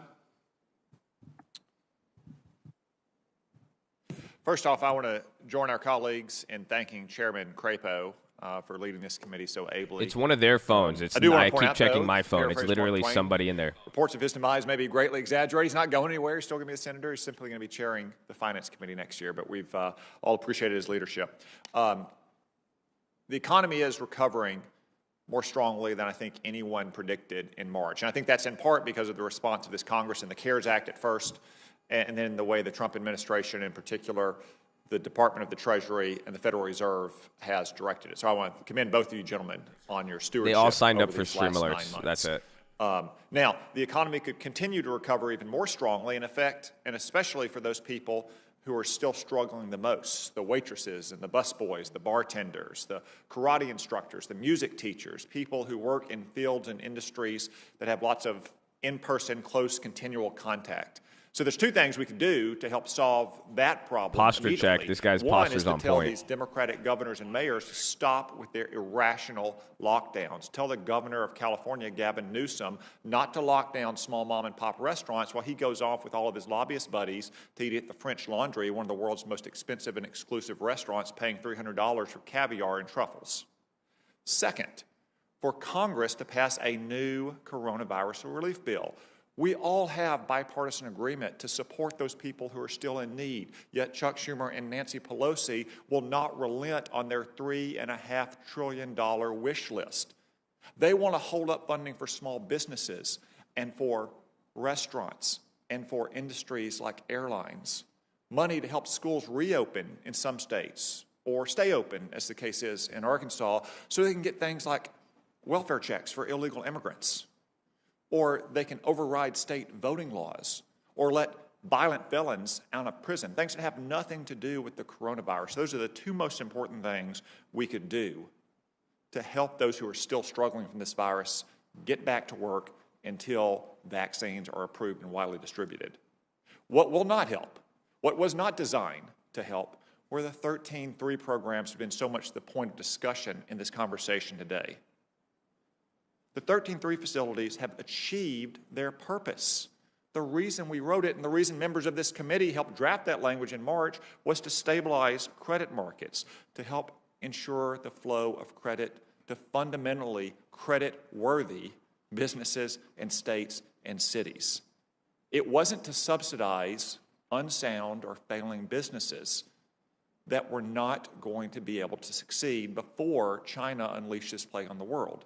It wasn't to bail out fiscally irresponsible, mostly democratically led states and cities who had mismanaged their finances for years or even decades. It was to stabilize credit markets. And I have to say, it appears at the time there was some bipartisan concern that these funds could be misused. I will just quote from a few people and what they said at the time about our Treasury Secretary. Joe Biden referred to these facilities as a $500 billion slush fund and a blank check. Ironically, Senator Brown, given the fact that he accused Secretary Mnuchin today of sabotaging the recovery or intending to drive the economy off in a ditch, said at the time the money, $425 billion, that the Secretary of the Treasury can decide is a slush fund or where to direct that money. Senator Warren said that we're at $450 billion slush fund that would go to the Secretary of the Treasury to help whoever he wants. And ironically, given what Senator Menendez just said to Secretary Mnuchin, this bill has a $425 billion slush fund with which basically the Secretary of the Treasury can say, I like you, you get this. I don't like you, you get nothing. I guess the shoe may be on the other foot now. And it seems like the Democrats, with the hope of having a new Secretary of the Treasury and a new administration, would like a $450 billion slush fund to reward politically favored organizations like, I don't know, abortion providers or marijuana dispensaries, or maybe to bail out their partisan allies in states and cities that have mismanaged their finances for years. But that's not what the law says. And that's the point that Secretary Mnuchin has been making all along, if I'm not mistaken. This is not an economic decision. This is a legal decision. This law was designed from the beginning to stabilize credit markets at the height of the uncertainty of this pandemic in the spring, and that's exactly what it did. Yep. Secretary Mnuchin does not have legal authority to keep these programs in place. He took the right action, and if our Democratic colleagues want this money to be available, then they need to work with us to pass new legislation. Thank you. Senator Tester. Thank you, Acting Chairman Tillis, and I also want to thank Jones and McSally for the opportunity to serve with them on this committee and in the United States Senate. And I also want to thank Chairman Crapo for his even-handedness and his ability to work with both sides of the aisle and quite frankly, unlike the last senator, actually bring people together and not divide them. So I appreciate Senator Crapo in that regard. I have the feeling we're at a fulcrum here where the economy still is in very, very difficult conditions. And not that what Senator Toomey didn't say wasn't correct 6-8 months ago. It was correct. But we're not out of the woods yet. And Chairman Powell, I have the feeling that if we just, fold up our hands and walk away, that this economy not only might, it will slip backwards over the next few months. That might be by design by some that serve in the United States Senate or in the administration, but it certainly isn't my goal. And so I would like Chairman Powell to highlight the importance of additional fiscal support for the success of the economy moving forward. You talked about, Chairman Powell, you talked about the folks out there who continue to hurt. And I will tell you that I think it's bigger than just a PPP program extension. I think our healthcare system is, quite frankly, stressed to the max. In Montana, I'm not sure there's any beds available for this pandemic right now. They're all full. And I can tell you, I think that's the way it is in many parts of the state. So when we talk about not locking down, let's go bury our heads in the sand and assume that this pandemic hasn't even happened and it has no importance. I got news for you. My wife's been in treatment for cancer, and the cancer, she will survive. If she gets this COVID, I'm not sure she will. So I think we need to wake up in the United States Senate when it comes to who's locking down what and the reasons for it. But that aside, without any other comments, I would just say, Chairman Powell, could you talk about the importance of addressing our healthcare business, our hospitality businesses, our working families that, as you had said, some are in really tough shape, local governments. And by the way, mismanaged local governments, give me a break. The United States Senate, under some of the best economic times ever, borrowed $1 trillion a year. And you accuse local government of mismanagement?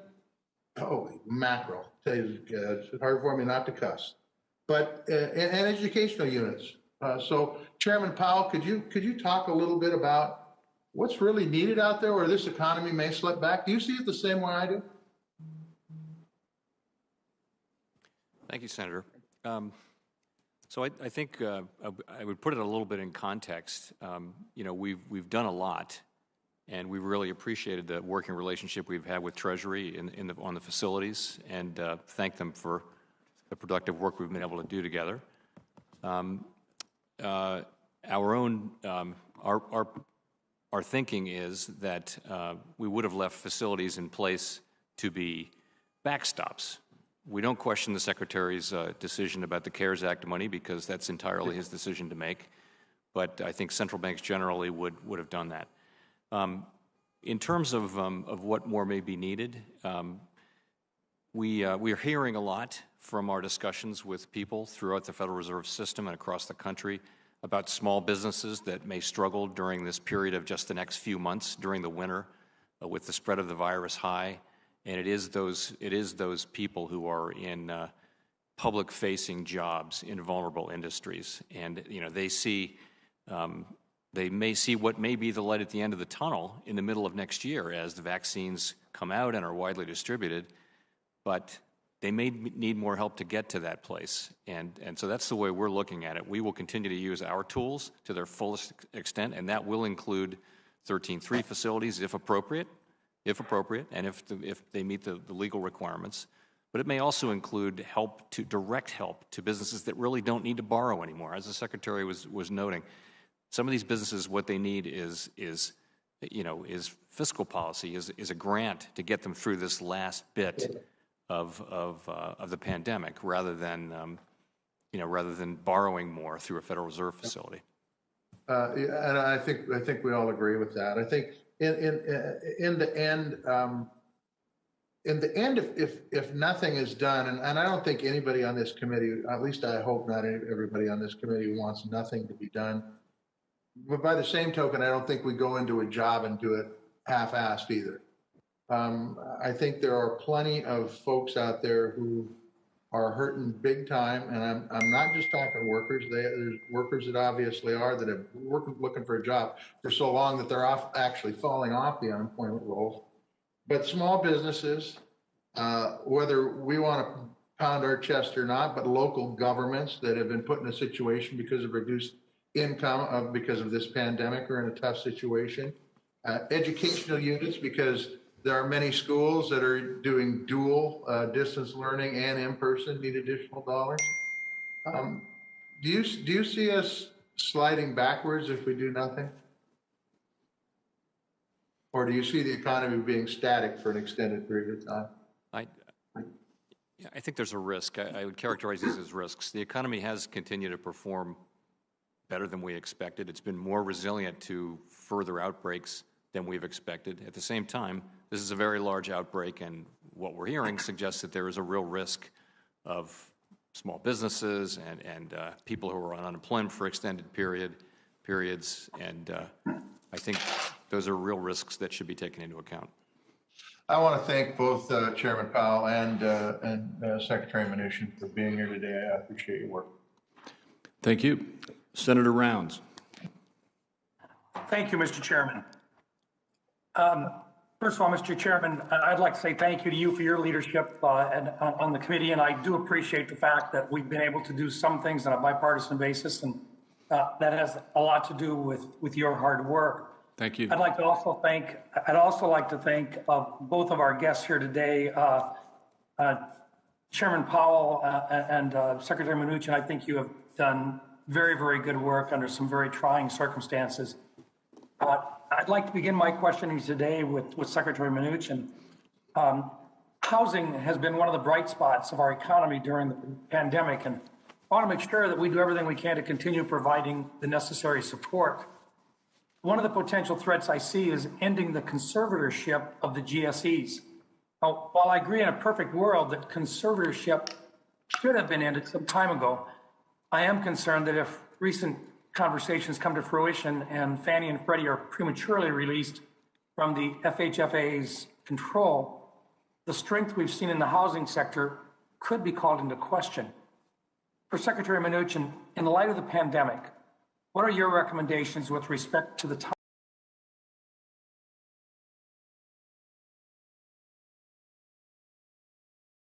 I don't think that they should be let out from conservatorship without appropriate capital. There's obviously different opportunities to accumulate capital and raise capital. This is one of the areas that I will continue to try to work with this committee and others. I think there should be housing reform. I think that the appropriate scenario is for these to have real capital and ultimately them be released. Thank you, sir. Chairman Powell, a follow-up. The Federal Reserve is the largest investor in mortgage securities. Would you share your thoughts about the impact to the housing market if an end to conservatorship were to occur prior to the time in which the pandemic impact has been eased? I would just echo the Secretary's point that I think we'd all, I would certainly like to see the GSEs return to private hands over time and the housing finance sector and system standing on its own 2 feet with a lot of private capital behind it. I think that, so I think it's something that time needs to be taken on, and I would applaud the new capital standards that have been put in place, but that capital still has to be raised, and I do think it's something to do carefully, and I know that's consistent with what the Secretary is thinking. Thank you. I appreciate also the flexibility that our banking regulators have given financial institutions who have wanted to work with customers experienced with the COVID-related hardships. Unfortunately, not many of us thought that the pandemic would last as long as it has in several sectors of the economy, like the airline industry, travel, hospitality, all still face challenges. What do we need to be doing to support the financial institutions who want to continue working with customers in these hard-hit industries? And I know we talk about targeted and specific assistance, but financial institutions have really been right in the middle of this whole thing, and the expectation has been that we have allowed them flexibility. I think it'd be very helpful to hear each of you, your thoughts in this particular issue, and in this case, I'd ask Chairman Powell to go first. So I think the most important thing is that as the economy recovers, companies are recovering, and the more they recover and the faster they recover, the smaller the losses will be. I also think we will continue to encourage banks to work with their borrowers and continue to keep in place the very targeted relief that we've provided, which doesn't undermine safety and soundness in any way, but that allows banks the room to do what they want to do, which is to serve their customers. Shayla, so we wouldn't want love you, baby. God bless you. Supervision and regulation to undermine the process of working with customers where it doesn't implicate safety and soundness. Secretary Mnuchin? I would just echo the chair's comments, and I think they've done a very good job across regulators in providing the right flexibility. Thank you. And Mr. Chairman, I will yield back my final 15 seconds. Thank you. Deeply appreciated. Senator Warner. Chairman, let me also echo what all my colleagues have said. Thank you for your leadership on this committee, and let me thank you in particular, and Secretary Mnuchin and so many of us on both sides of the aisle for your help on putting together a plan to help Black and Latino businesses that have been particularly hard hit by COVID. Thank you, Mike. You may know that this morning a bipartisan group of senators announced, which I was proud to be part of, an emergency relief framework that would help us get through what I fear will be the worst days of the pandemic coming ahead. I don't think the stakes should be higher. We all know that UI will start running out for folks the day after Christmas. We know we've seen the food lines across our country. We know that small businesses are on their last legs. We know that many state frontline workers will soon have to be laid off. And literally, we could have millions of people put out of their homes as early as middle of January. I think that's simply unacceptable. And my hope is that members of the administration, members of the Congress will sit down and figure out whether this framework and alternative can be that bridge, and we get it done before the holidays. It is this bridge, and it's not a long-term plan that I know that Secretary Mnuchin was negotiating with the Speaker Pelosi. It's not maybe even what some President Biden will want to do. But this package, which weighs in at $908 billion, does take care of UI. It takes care of health. It takes care of student loan assistance. It takes care of small business with a focus on those CDFIs. It takes care of broadband. It takes care of food insecurity. And at the end, I'm going to make sure I ask both of you whether without knowing the details, do you think generally this is a direction we ought to head? Let me also take one more minute because this is something that Senator Crapo, Senator Scott, Senator Tillis, a number of us on our side have come together on, and that is in this package, the $12 billion provision for new capital investments for minority-owned banks and CDFIs, community development financial institutions. We know that Black and Latino businesses have been particularly hard hit by COVID. We've lost 440,000 Black-owned businesses that have shut their doors. That is a generation of wealth accumulation that has closed down. We know that 40% of Latino-owned businesses have closed their doors. I heard, for example, from Dr. Anna Peoples, a constituent of mine who 5 years ago opened up People's Pharmacy and Diabetic Center in a low-income neighborhood in Norfolk. COVID-19 hit her business really hard, and she said, I treat folks the way I want you to treat me, and when you ask and walk through the door, I want to receive compassion and care that you deserve. That's exactly what they do. Her business is on the brink of shutting down, and Mr. Chairman, I would ask that her article from the news story about Ms. People's business be turned into the record. Without objection. And in my last 2 minutes here, I will ask Chairman Powell and Secretary Mnuchin two questions. One, while you've not seen the details of the $908 billion plan that was bipartisan, bicameral put out this morning framework, do you think directionally this kind of bridge emergency relief is needed at this point? Chairman Powell, would you go first? I would, of course, defer to you and to the Secretary who have authority in this area on the particulars of it. But as I've said, I think it sounds like you're hitting a lot of the areas that could definitely benefit from help, and some of the areas that are these are areas that are going to be experiencing a challenging winter. So, but I can't really speak to the particulars of the bill, having not seen it. No, I understand. I appreciate that. And again, Secretary Mnuchin, I know you know that while you've not seen any of this, I know you were negotiating on many of these same particulars. Again, directionally, without going into particulars, do you think this kind of effort is needed? Well, let me first say I did comment earlier to Senator Scott, and I applaud the work that you've done on the CDFI program. So whether it's 10 or 12 billion, I very much support that. That could create 100 billion of lending quickly. I look forward to reviewing with you the overall package. I do think that more fiscal response is needed. I think what's more important is what we can pass quickly on a bipartisan basis to target the most difficult parts of the economy, and hopefully that will be needed and done quickly. So I look forward to following up with you. I missed the press conference because I'm here testifying.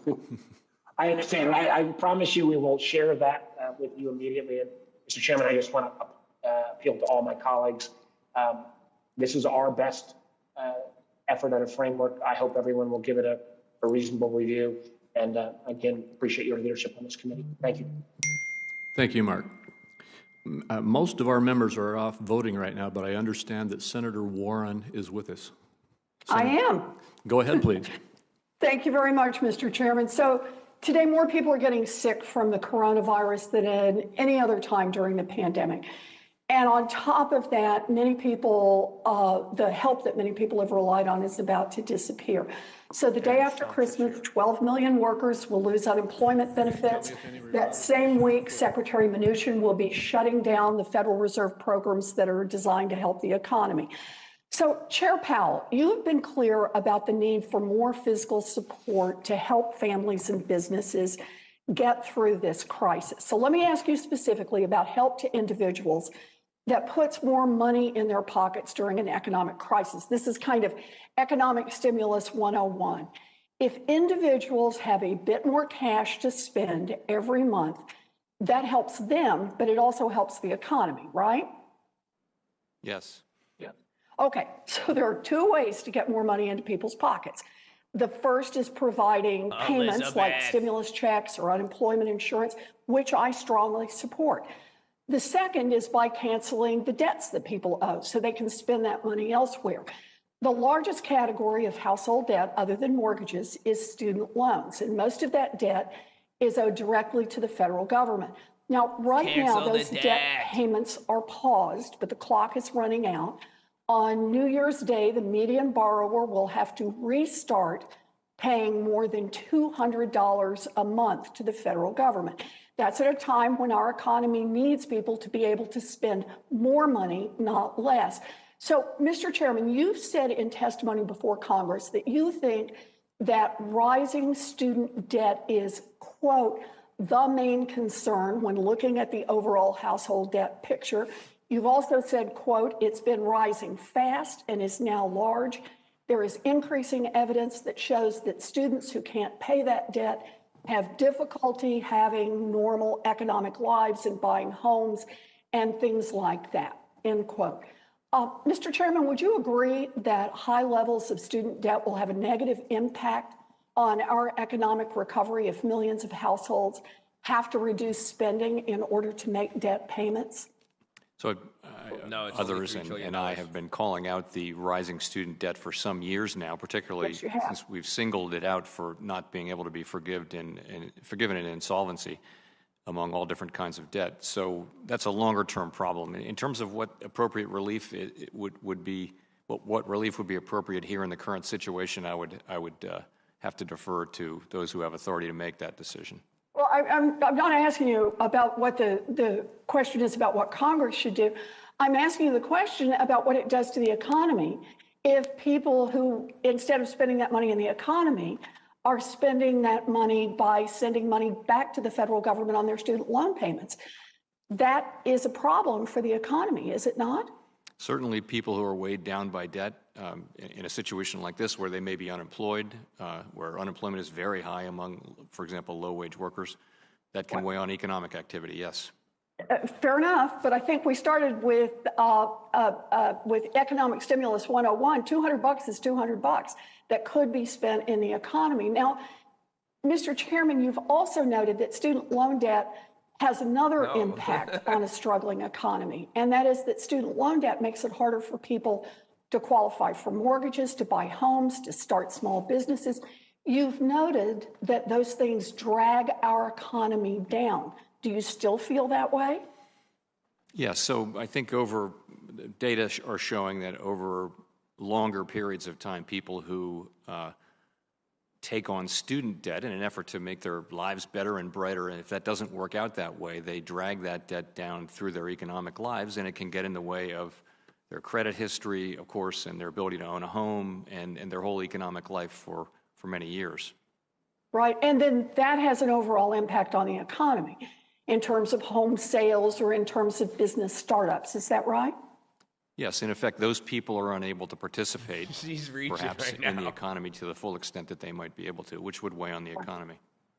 So thank you, Mr. Chairman. You know, I know you've said you don't know how you could be clearer on pushing Congress to act on more physical stimulus, and I agree entirely with you on that. But most types of economic stimulus are pretty much impossible when the Republicans in Congress refuse to take action. Aid to state and local governments, unemployment benefits, checks for families. Right now, Republicans are blocking help on all of these. But student loan debt is different. All on his own, President-elect Biden will have the ability to administratively cancel billions of dollars in student loan debt using the authority that Congress has already given to the Secretary of Education. This is the single most effective economic stimulus that is available through executive action. And as you've noted in the past, research shows that canceling student loan debt would boost GDP, create jobs, reduce unemployment, jumpstart small business formation, support the housing market, promote job and economic and geopolitical mobility, and increase the annual incomes of borrowers by about $4,000. So it would also help close the racial wealth gap. It is time to act. Thank you very much. Thank you, Mr. Chairman. Thank you. And next will be Senator Schatz. Thank you, Mr. Chairman. Thank you, Secretary Mnuchin and Chair Powell, for participating in this hearing and for your really extraordinary efforts during this difficult time. Our first question is for Secretary Mnuchin.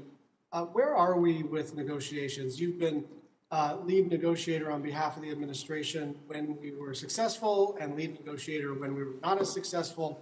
And I just want to get a sense for the public and for the whole Congress, so that we're not just reading this on Politico, where we are with respect to coronavirus relief, whether the idea is to pass a standalone package from your perspective for something to ride on the omnibus, and what would your priorities be? I had a conversation yesterday afternoon, as well as this morning, a follow-up conversation with Mitch McConnell, Kevin McCarthy, myself, and Mark Meadows. I spoke to the president this morning and updated him. We all believe that there should be targeted fiscal response. I would say that my motivation in the Fed facilities was not political. As I said, it was purely legal. But those funds can be reallocated. The PPP money can be reallocated. I would say things like PPP and unemployment that are running out are high on the list. I'll be speaking to Speaker Pelosi this afternoon about the government funding. We obviously did not intend for there to be another CR. Signed the 2-year caps deal. We wanted to get funding done, and I'm sure I will speak to her about CARES funding as well. So we support targeted quick relief. Okay, and I'll just editorialize for about 30 seconds here.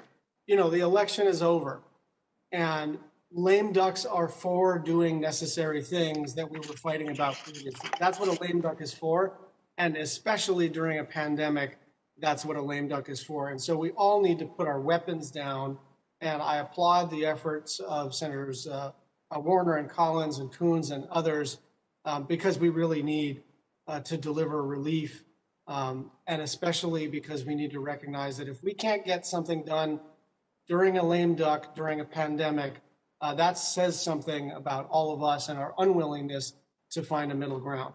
A separate topic for Chair Powell. I am really encouraged to see the Fed discuss climate risks in their semi-annual report on financial stability. You and I have had several exchanges in the past few years about the financial system's vulnerability to climate shocks, and I'm really pleased to see the Fed address this issue head on. The report calls for increased transparency through improved measurement and disclosure, and to improve the pricing of climate risks. So the question I have for you is, what specifically should companies be disclosing to enable the accurate pricing of climate risks? You know, of course, corporate disclosure is really something that we don't have responsibility for. I think what we're talking about is sort of a general idea. At this stage, it's an early stage in trying to understand the implications of climate change for financial stability. And thank you for calling out our box. I thought that the box we put in our financial stability report did a good job of laying out the connections that we do see. But I think we're a long way from understanding really what that means. I think the public will expect that we do figure out what are the implications of climate change for financial stability, and that we do put policies in place. Some of that will be through disclosure, and some of it will be through many other channels. So the Fed staff is actively conducting research on climate-related financial risk. What kinds of tools are you developing, and what kind of data sets do you need to measure that risk? Well, I mean, again, it's early to be talking about. Really, as you pointed out, there's a great deal of research going on in the economics community, and we have probably the largest economics staff, certainly in the United States, one of the largest in the world, and there are people working on climate change and the implications of climate change for the economy and for financial stability. And it's a little early to say exactly what those tools will do. And I guess I ought to start by saying that the broad response to climate change on the part of society really needs to be set by elected representatives. That's you. We see implications of climate change for the job that you've given us, and that's what we're working on, is just that aspect of it. The broader aspect of it really is for elected representatives. Absolutely, and Chairman, I agree with you. Risk is risk. You are charged, at least partly, with measuring the risk in the financial system. You are not charged with solving climate change. That's the policy-making part of the government. But it is important that you fulfill your statutory mandate to make sure that risk is measured accurately. And one final thought here. I'm not sure it's so much that it's early I think it's more that this stuff is hard, and I concede that this stuff is difficult, that we want to develop common platforms, we want to develop common tools and data sets so that we do this intelligently and responsibly, but it is not early. It is just that this stuff is difficult to do, and we want to give you the space to do it right, but we can't take several years to develop these tools and data sets. Thank you. Thank you. Senator Kennedy. Thank you, Mr. Chairman. Chairman Powell, has the Federal Reserve done a state-by-state analysis of how much money state governments have received from Congress to bolster their economy and how much of that money they have left to spend? Senator, I'm confident somewhere in the Federal Reserve System that information does exist. I don't have it close to hand though. Well, what does that information show? Honestly, I wouldn't be able to. I'd have to get the information in front of me to be able to answer that. Then how do you know state governments need more money?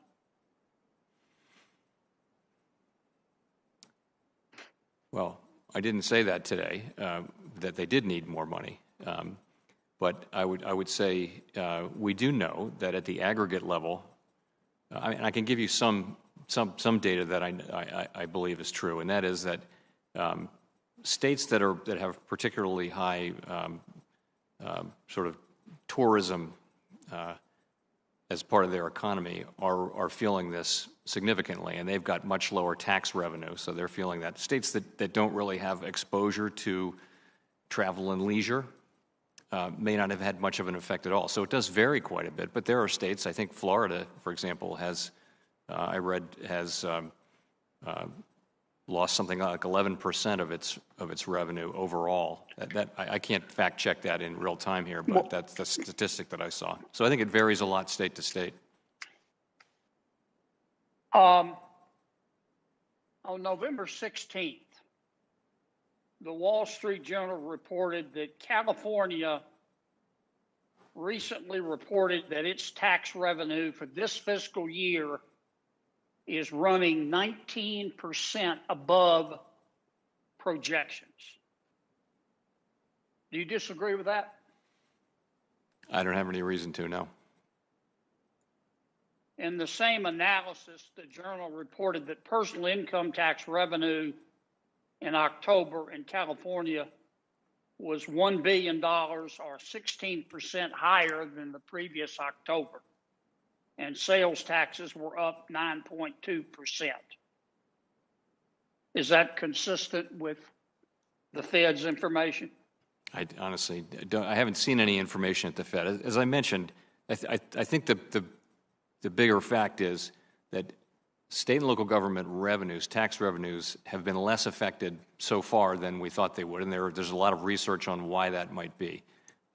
Nonetheless, state and local governments have laid off more than 1 million people, and some states are feeling this. The ones that are more exposed to travel and leisure, the travel and leisure industry, for example, are actually really feeling that pinch. The Federal Reserve, the Wall Street Journal on November 16th also reported that in New York State, overall tax revenue was up 4.3% in September compared to September 2019. A large part of the reason for that is that New York State taxes unemployment benefits. Do you have any reason to disagree with that? No, sir. Okay. The journal also reported that personal income tax revenue in Connecticut increased 2.9% in September from the previous year. And in the fiscal year that started in July, income tax receipts in Connecticut are running 0.3% ahead of last year, and sales tax revenue is up 5.3%. Do you know if that's accurate or not? I don't. Okay. Do you believe that Congress should appropriate money to states and allow those states to use that money to support their pension systems? I think that's a question for you, sir. Well, I'm asking you though, Mr. Chairman. You've been pretty vocal. This is like you guys asking me about EV stocks. And I'm not being critical. I Just trying to appreciate frame the it. advice, but about the need to pass another coronavirus bill. Do you think we should allow the states to use the money to shore up their retirement systems? I think states provide critical services. I think at least some of them have had significant hits to revenue. I think they've laid off more than 1 million people. They're very big employers, something like, I mean, one of the largest employers in the economy. So I think it's an area that's, I've always said, it's an area where I think it's worth looking, an area Don't you think that, I'm sure you would agree with this, don't you think, though, that before we appropriate more money, we should actually base the decision on empirical data? Like how much have we given each state? How much have the states spent? How much are they just, how much of that money do they have still just sitting there? Don't you think we ought to approach it as opposed to just using anecdotal evidence? Certainly, I wouldn't recommend you use anecdotal evidence, but really these questions are way off my range. We don't have views or express views on really specific fiscal questions. Try to stay at a high level. Thank you. Thank you, Mr. Chairman. Thank you. Senator Van Hollen. Thank you, Mr. Chairman, and thank you, Chairman Powell, Secretary Mnuchin, for your testimony. And listening to both of you, there's clearly agreement that we need more fiscal relief. Mr. Chairman, you said on October 6th that, quote, too little support would lead to a weak recovery, creating unnecessary hardship for households and businesses. And more recently, as the cases from the pandemic have accelerated, you've said there hasn't been a bigger need for it in a long time, meaning fiscal relief. And President Trump in October tweeted out, go big or go home to Congress. And just picking up on Senator Schatz's comments and others, we do need to get this done. We cannot go home before the end of December without addressing the urgent needs and the pain that American households and small businesses are facing. So, Chairman Powell, first to you, I assume you agree today with the statements you've made previously about the urgent need for substantial fiscal relief. Well, when I said it, this is the most urgent need. I was talking about the whole pandemic. I was talking about the need for the CARES Act, and I wasn't trying to speak about the need for another full CARES Act at that point in time. That's what I believe I was referring to. It is a couple of months ago. But yes, my view really hasn't changed. I think that the risk of overdoing it is less than the risk of underdoing it. That is the record of pandemics and crises. You always think people are always worried about doing too much, and you look back in hindsight and you say, well, we didn't do too much. We might have done a little more and done a little sooner. I think we tried to live with that lesson this time, as with the CARES Act and with the things that the Fed did and other parts of government. We really did act aggressively. So I would just say that we've come a long way. The CARES Act did a tremendous amount of good. We can see what may be the light at the end of the tunnel with the vaccines. And I just would want us, we at the Fed will keep at it until we're really done. And I think that some fiscal support now would really help move the economy along as well, at least to guard against those downside risks we've been talking about, smaller businesses, households, and others who are directly affected. Well, I agree. And with respect to state and local governments, I was listening to your discussion with Senator Kennedy, and I would say 1 million people who've lost their jobs is not anecdotal. That is real, as you pointed out. Those are people who no longer have an income and therefore are relying on a safety net until we get everybody back to work. Secretary Mnuchin, again, I quoted President Trump back in October saying to Congress, go big or go home. Just recently, he tweeted again, go big and be focused. Make it big and focused. So do you share the president's view that we continue to need to go big on fiscal relief? I do believe we need more fiscal relief, and I think there's more work to be done. As I said in my testimony, I think fortunately the CARES Act has worked and the numbers are better than they were 2 months ago, but I'd urge Congress to pass something quickly to make sure we get something done in this session. I couldn't agree with you more, and I know that you were engaged for a period of time with Speaker Pelosi and others. What was the Trump administration prepared to do in terms of its top line number at that time? Because the chief of staff to the president was quoted as saying somewhere around $1.2 trillion or more. Is that accurate? Well, I think, as you know, we made lots of proposals along the way. There were different proposals and different components, and as I said earlier, I spoke to Leader McConnell and McCarthy and Meadows this morning and the president, and we will continue to work with Congress to try to get something done quickly. But, Mr. Secretary, you would agree it would be a mistake to allow the emergency pandemic unemployment insurance to expire at the end of the month, right? I do believe that's one of the areas. I think there needs to be some technical fixes, but I do support extending it. I also absolutely support the unspent money in the PPP being authorized to be used immediately. Right. And you also supported, I know, so the president did funding for some state and local government relief. I can tell you, I had a conversation this morning with the general manager of the Washington Metro Transit System. You can read on the front page of the Washington Post Metro section today that they're going to lay off 1,200 people in December, and that their budget for next year, if they don't get any more relief, contemplates another over 2,000 people. So I hope we will all recognize that we've got to do something. There seems to be a lot of running room between the two positions that have been outlined, and I just think it would be shameful if the Congress goes home and the administration, if we're not able to do this before the end of the month. So thank you, Mr. Chairman. Thank you. Senator Jones.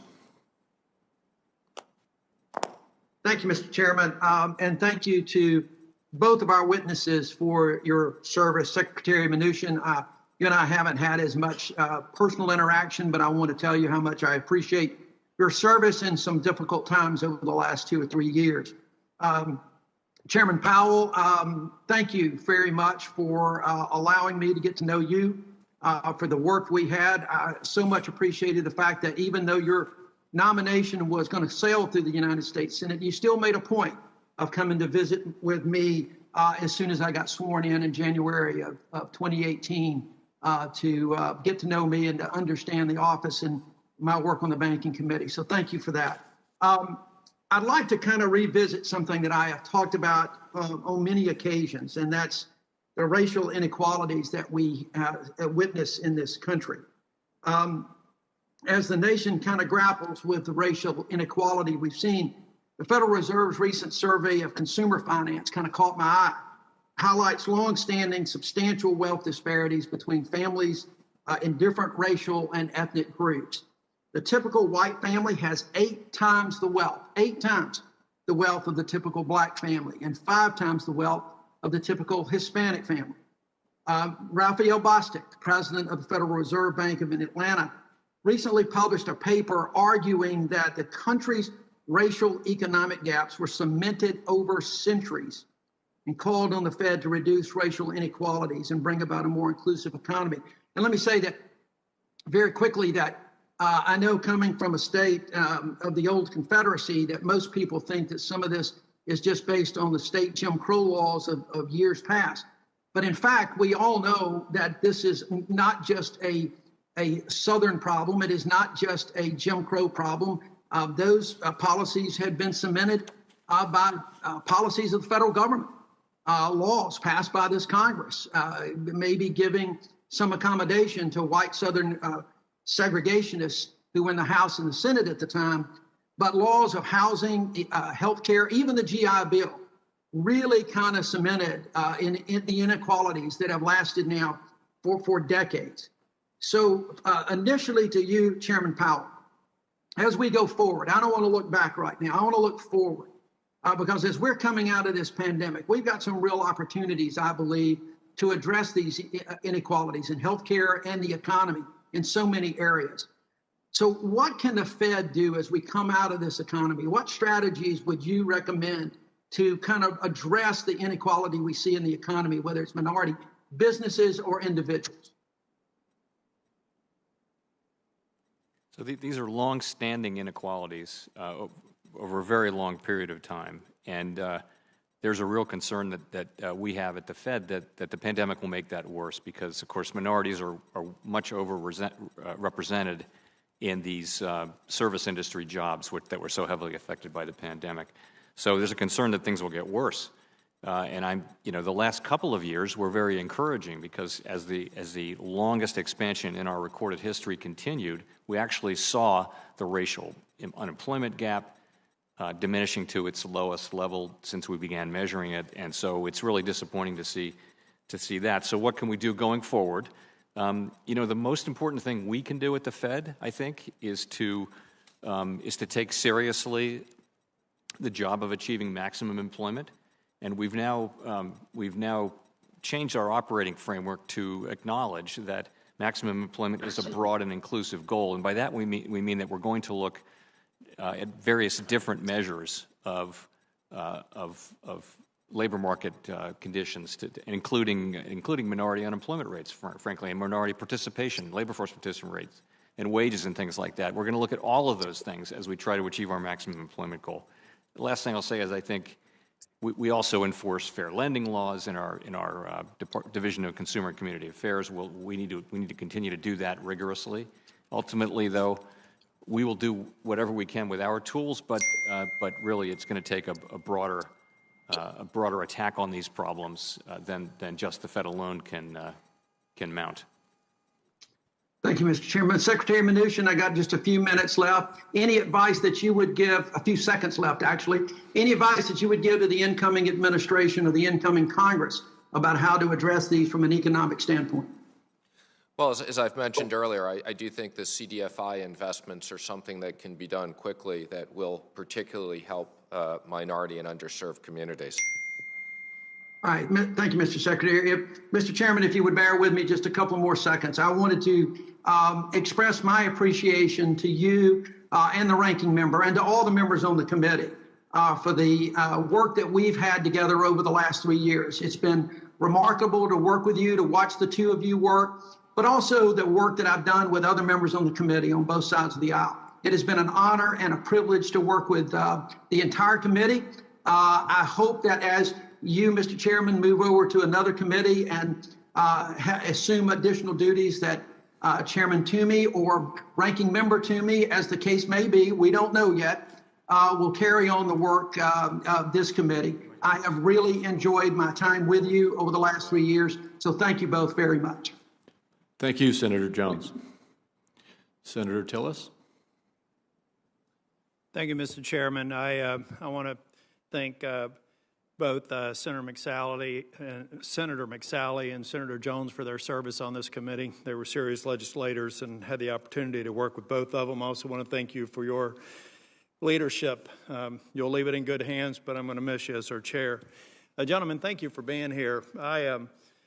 As I heard the discussions, I had to go vote. I'm sorry I wasn't here for the whole of the hearing, but I remember vividly back in March when we were negotiating with Senator Secretary Mnuchin and members of the Senate working together. We had an underlying set of assumptions, some that proved to be true, some didn't. We knew we needed to do something big, bold, and fast, and we came up with the CARES Act. And I think the Paycheck Protection Program saved a lot of jobs. I also think the Main Street Lending Facility was a necessary facility, even though at the time, very few of us thought that it would be fully subscribed, and it's proven to be true. We also made certain assumptions about how long this virus was going to impact the economic base. I mean, there were a lot of people thinking 90 days, 6 months, on the outside, maybe the end of the year, which was the basis for the date that Secretary Mnuchin mentioned. Well, things have changed. And I, for one, think that we do have to provide a bridge to what should be a trending positive environment, maybe sometime in the second half of next year, if we make certain assumptions about the manufacturing and distribution of the vaccine that I think can be valid with the historic approval of 2 vaccines in less than a year. But Secretary Mnuchin, you know, I have to remind everybody of what you've said. You have said that you think that these dates are important and that Congress needs to act, but you've also in the same breath said that we need hundreds of billions of dollars more in the Paycheck Protection Program to provide that bridge, that stabilization. Is that your basis for that we just need to cover that window of opportunity probably through the second half of next year? That is correct. Maybe the first quarter or second quarter. Yeah. And Chairman Powell, I think you feel the same way. I don't think that we're necessarily talking about something on the scale of either the first CARES Act or the HEROES Act, but something that does provide some of the fundamentals for the businesses, and I think that they do need to be grants, not loans.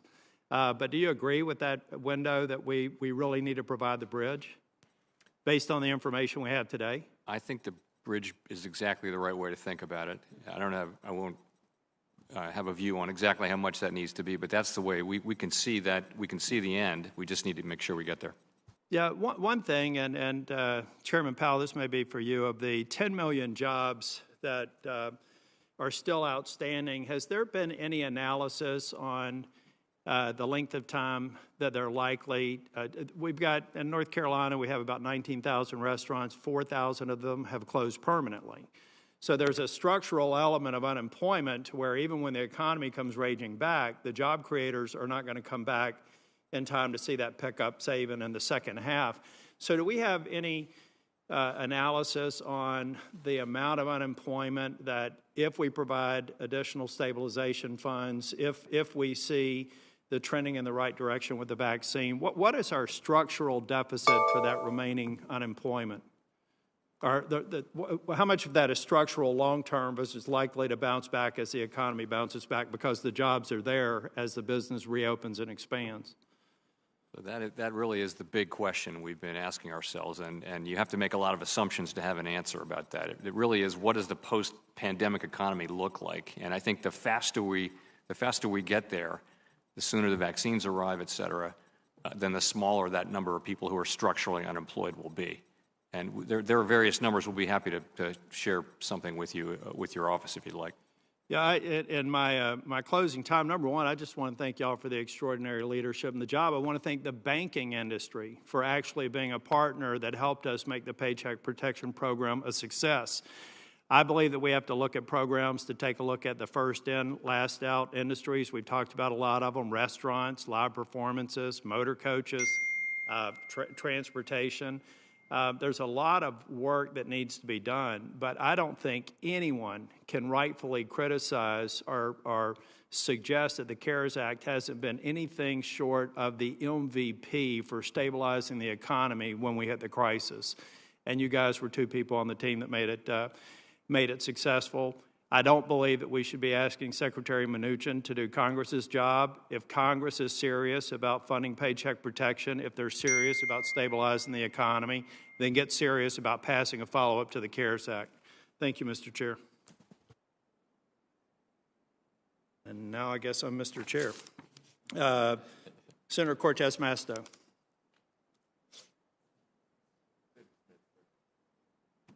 Senator Smith.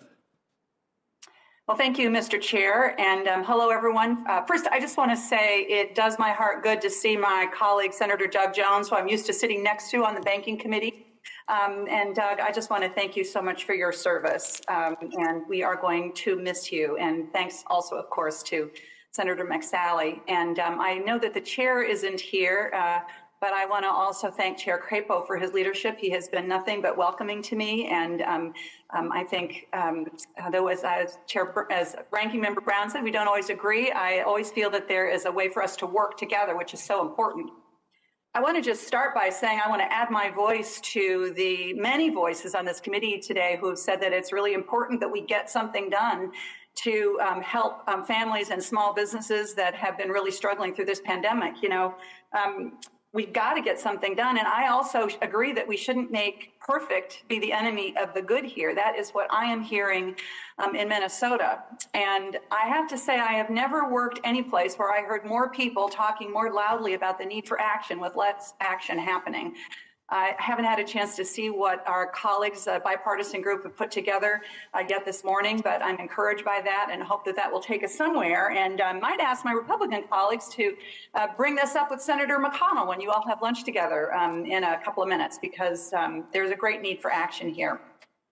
I want to actually pivot to something and have a little bit of a dialogue with you, Chair Powell, about this. You have used, I think, very appropriately this metaphor of how we need to build a bridge to a post-pandemic recovery. You point out that our economy has been responding better than we expected, but we still have a really, really long way to go. And we also know that we are seeing long-term trends in inequality, which make it harder and harder to generate the economic activity, the spending that is going to drive growth in the long term. And that is what we see because of raising long-term trends in inequality that are holding back spending for families of color, minority businesses of color. This is something several of my colleagues have brought up today.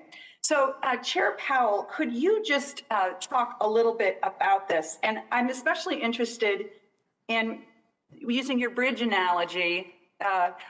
What are the risks of not building this bridge? What happens if we don't take this action right now? And the long-term impacts of this growing inequality on our economy post-pandemic? Thank you, Senator Smith. So these disparate economic outcomes across racial and other lines are a long-standing feature of our economy. They've been with us for a very long time.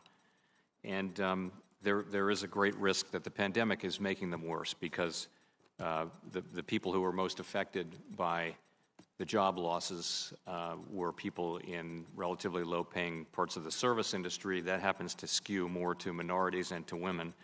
And so there's a real concern that if we don't act as quickly as possible to support those people, get them back to work, get the economy up and running as much as possible, that will leave behind a more unequal situation, which is tragic because we actually had been making good progress on these issues for the last few years. As the very long expansion, longest in our recorded history, went on, we started to see the gains go more to people at the lower end of the income spectrum.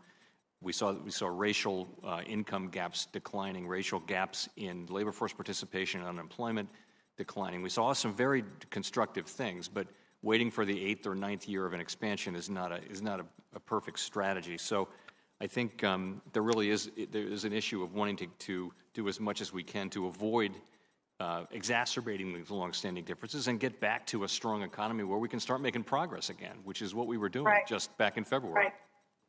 Well, and, as the Fed chair and as the Fed, you have the dual mission of low unemployment and, managing inflation, hitting inflation target rates.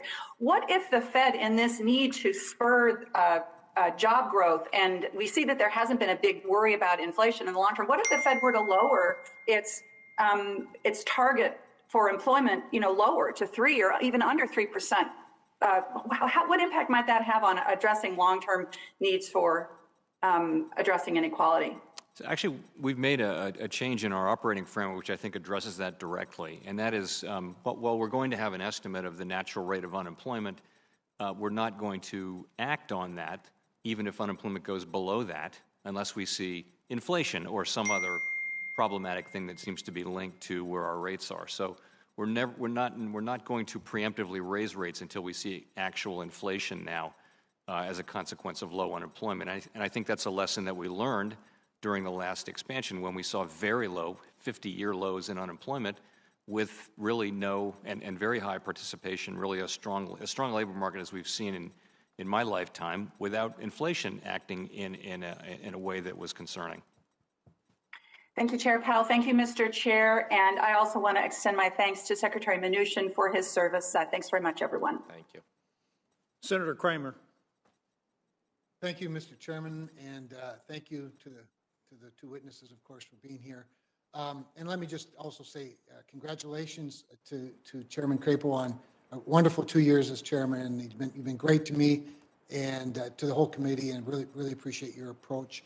And also thank you to Senator McSally, Senator Jones. We will miss you both, and we're very grateful for your service. Now, it shouldn't surprise anybody that the issue on my mind, the one that I pretty much wake up thinking about every day, and wondering how we're ever going to tackle it, of course, is with the CARES Act, is PPP forgiveness. And Secretary Mnuchin, I just want to address a couple of things directly to you.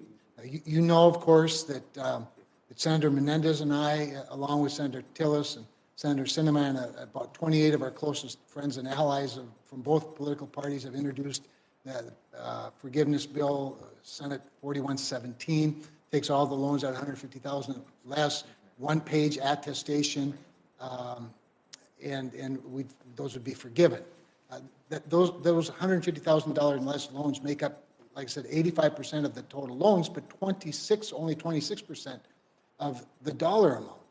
And both of you, now both the Chairman Powell and Secretary Mnuchin have said during this hearing that what businesses need are not loans, but they need grants.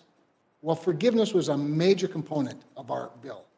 And once again, in my view, Congress did what it often does, and it doesn't prescribe enough of a solution that allows the bureaucracy, which I fear more than the devil himself, frankly, to come up with their own rules and regulations that are always aimed at CYA, no understanding of how a business operates or how it keeps employees. But when we passed PPP, as you'll recall, it was designed to largely be forgiven. It was designed to keep people on a payroll so they avoided the unemployment rolls. We encouraged, almost forced, small lenders and small borrowers to use the program. I've talked to literally hundreds, multiple times, hundreds of community banks, consumer banks, large banks, credit unions, even Farm Credit Services about PPP and why it needs to be utilized. And yet, here we are still waiting for another package. It is my hope, desire, conviction to work my tail off to prescribe a solution to this. But in the meantime, Mr. Secretary, I've been very disappointed in SBA's response. They seem to use, like the bureaucracy always does, use their discretion to the advantage of the government, not to the advantage of the small business. Let me give you just some specific examples that I've heard from my constituents. And I'm going to give you one borrower example, small business, pretty typical, I think. Here's what they wrote to me. Senator Kramer, please help. That's the opening line. With Congress not passing a new stimulus, it leaves many small businesses in a bind. The problem is, as we go to our bank and ask for an operating loan, they tell us not until you get your PPP forgiveness. Now, why haven't they gotten it? You know, we've been pretty instructive on this. The bank says until we receive notice from SBA that our original PPP loan has been forgiven, they aren't going to give us the money. Here's how slowly they're working on this particular loan. This is a loan of just right at about $100,000. They have moved so slow that they needed some pressure from us. So we applied that pressure, and here's what it took. It took 9 weeks, Mr. Secretary, to forgive a $100,000 loan where the program was designed for it to be forgiven. This is a small hotel operation in Bismarck. 9 weeks, and guess what? It took really 9 weeks and 1 day, because the day that we made the call to inquire at SBA, they finally forgave the loan. Now, this is just one example out of hundreds, maybe even thousands of them. Here's one from a lender, before I let you answer. Here's a lender that says, just reaching out as FYI, SBA has requested additional documentation on 5% of the loans, ranging from $3,700 to $134,000, and an average of $33,000 per loan. It's a waste of time. So the bureaucracy, again, always does what the bureaucracy is going to do. Mr. Secretary, this is very disappointing. This is very disappointing to people who didn't even want to take loans. They could have laid all of these people off. They could have gotten that very generous unemployment extension program, but they trusted us. And SBA did what we just know the bureaucracy is always going to do. They've extended the time. They've asked for more documentation. They've put more demands on them. The cost to comply is now $2,000 per borrower, and it amounts to billions of dollars. Obviously, my time is up. I'd love to hear more from you. I've got lots more to say about it, but we've got to do better than this, Mr. Secretary. I agree with you. We need to do better, and we support legislation to help forgiveness. But in the meantime, use your discretion. Please use the flexibility that the agency has and tell the bureaucracy to stop being such a bureaucracy. There's a big disconnect between the bureaucrat and the business and the billionaires in the business. We need small businesses to thrive. Thank you, Senator Cortez Masto. Thank you. Gentlemen, thank you. It's great to see you again. So appreciate you being here. Let me jump right into it.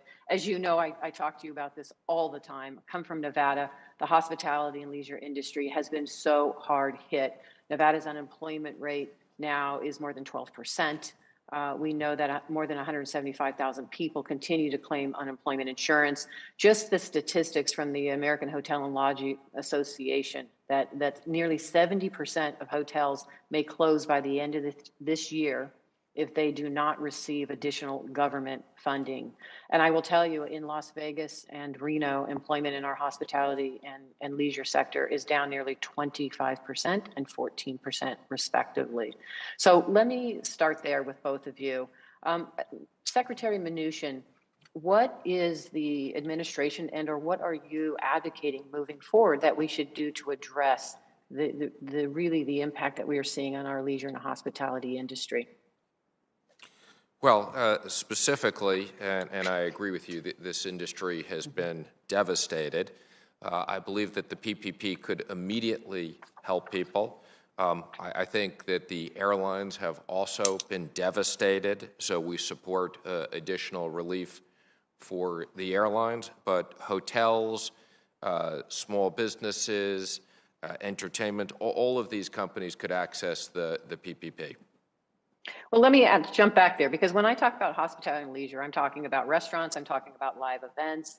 And if they're accessing the PPP, they're not looking for loans. And I think you've said it earlier, it's not the loans that help, it's the grants. Isn't that correct? Shouldn't we be looking at providing them more opportunities for grants than loans that they have to pay back? Well, the PPP, if it's used correctly, is a grant. So it's a loan that should get forgiven without the bureaucracy.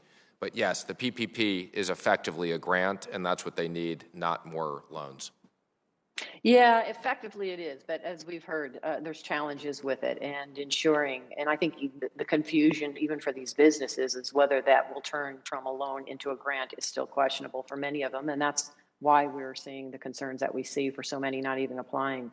Let me ask Chairman Powell. I know you and I have had this conversation. Again, do you believe that the hospitality and leisure industry needs another stimulus package, like a comprehensive package for relief to sustain this industry? I would agree that the industry has really been devastated. And the two things it needs is for the pandemic to be over, which we really can't do.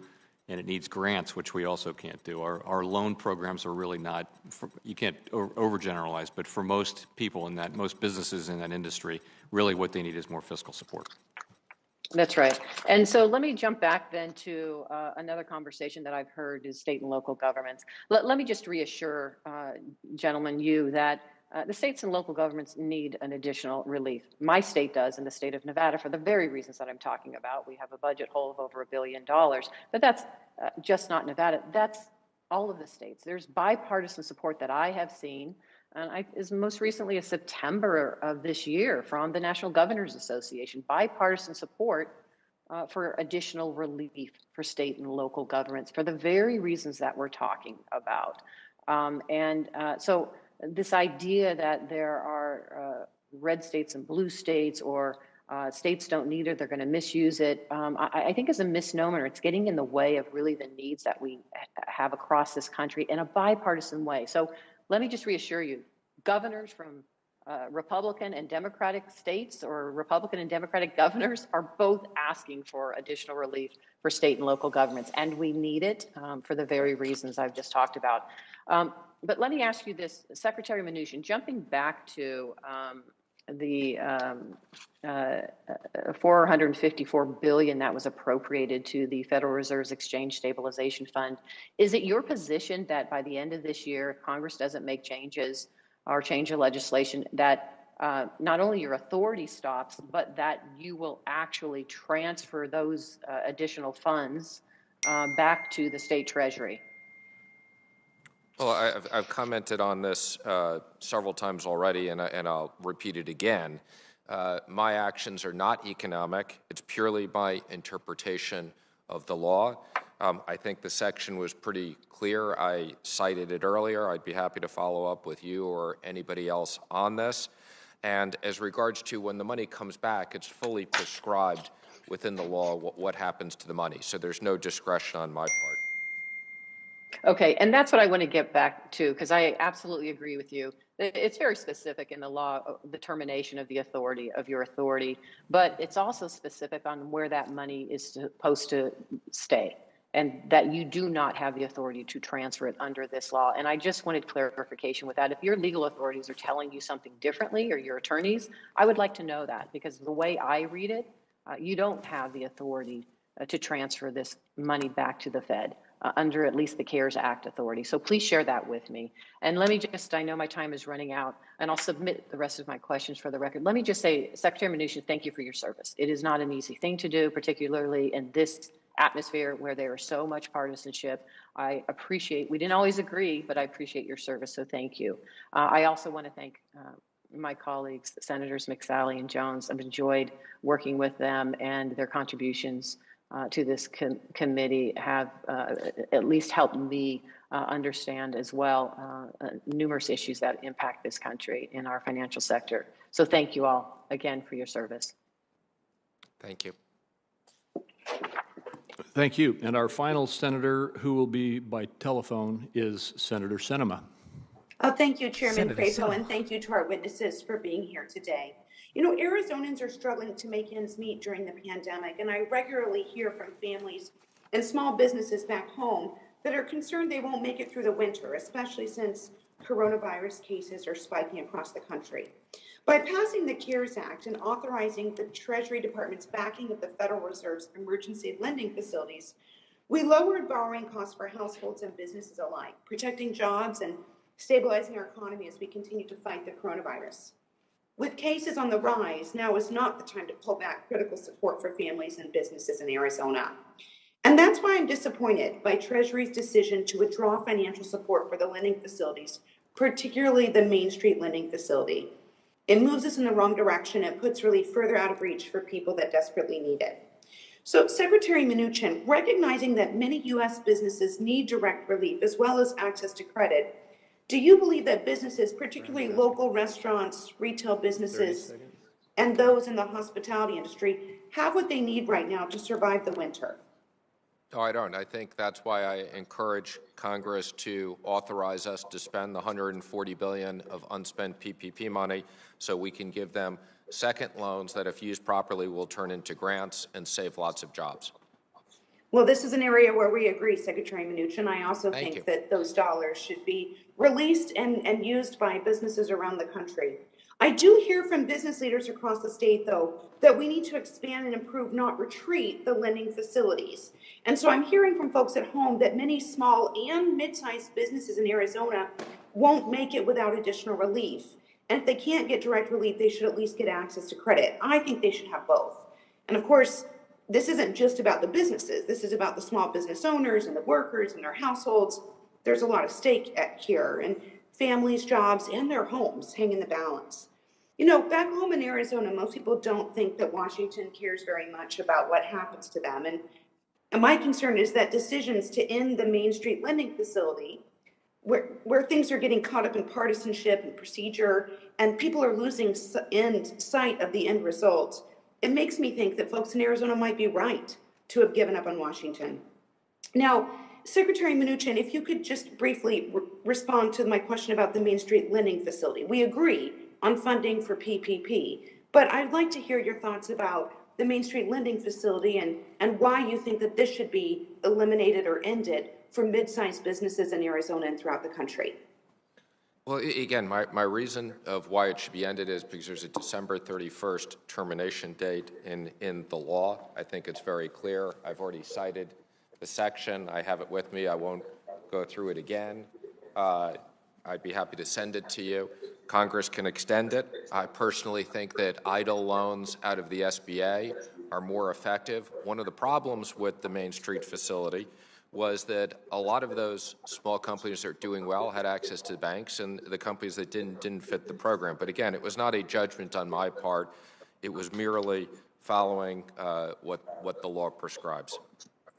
Now, Secretary, I know that Senator Cortez Masto asked to see the legal reasoning for your decision to end. I'd like to see that as well. You know, we have known about some concerns around the Main Street Lending Facility for months. And in our last time together, I lamented the fact that I believe that Treasury and Fed jointly set these terms too stringently and that many businesses in Arizona were unable to take advantage of them. So I'd like to reiterate that I believe that the program should be continued and that eligibility should be expanded for the facility and the term sheet should be changed so we can help more businesses in need. Now, Chairman Powell, I've seen your take on this, and I know that you and Secretary Mnuchin don't agree on the extension of the Main Street Lending Facility. Do you think that households and businesses will risk having lower or higher borrowing costs because of the end of the Main Street Lending Facility? Actually, it's a little more complicated than that. The Congress gave the Secretary sole authority over the CARES Act funding. We play no role in that, and that's in distinction to the 13th facilities, which we designed together because we both have to approve. And the Secretary made that, reads the law as he said, and really his voice is the authoritative one on that, and we accept that. We accept that reading of the law. So our point really was that other central banks and any central banker would tell you that it's premature to be pulling back support for the economy. And the Secretary did indicate in his letter, and it's true, that we can either reestablish facilities or institute new facilities. And we can even have exchange stabilization fund backing for that, provided the legal requirements are met. I hope that's responsive to your question. It is, thank you. I see that my time has expired, Mr. Chairman. I do have a couple further questions, but I'll submit those for the record. Thank you. Thank you, Senator Sinema. That concludes the questions that Senator Brown has asked for a little bit of time for closing remarks. And Senator Brown. Thank you, Mr. Chair, and thanks again for your service on this committee. Mr. Chairman, Republicans told us today the only thing we set out to do is to stabilize the markets, and we've achieved those goals so we can end support to the facilities. Look around us. That's not the reality we're facing in our states. People are dying in larger numbers than ever before from this virus. Businesses are still closing. Restaurants, 60 restaurant owners collectively told me yesterday that it's worse than it was in February, March, and April. People are increasingly worried about the virus. People are still losing jobs. They're working at unsafe jobs in an unsafe environment. Secretary Mnuchin ended programs that are still helping small and medium-sized businesses and helping state and local governments. He just simply didn't need to do that. Thank you, Mr. Chairman. Thank you. And that concludes the questioning from today's hearing. For senators who wish to submit questions for the record, those questions are due to the committee by Tuesday, December 8th. To each of our witnesses, we ask that you respond to those questions as promptly as you can. I want to thank you each for joining the committee today and for your service. Thank you. And this hearing is adjourned. Thank you. Thank you. Thank you. Amazing. Amazing, ladies and gentlemen. Amazing, ladies and gentlemen. So that was very, very interesting. I'm a little bit under the weather, but I feel a lot better now, actually. I used that opportunity to go to the bathroom many times and chug a lot of water. But I listened to all of it. So the thing is that the key that I was not even aware of from that whole meeting had to do with the discretionary aspect. So when we heard about Munchkin pulling the money like 2 weeks ago, two weeks ago or so, I was assuming it was discretionary. I thought he was making that decision. You could even tell by the questions. That guy we just saw, he was clapping him. He said literally, I think you're trying to sabotage it. Again, I mean, and I liked Munchkin's answers. I mean, I learned something new from watching that, because I did not know that it was actually prescribed within the whole CARES Act. He was literally explaining how without it, it was literally it's a loophole. Essentially, he's saying, why would you want to leave me? He literally said it up there. He said, why would you want to leave me with $500 billion to invest in perpetuity?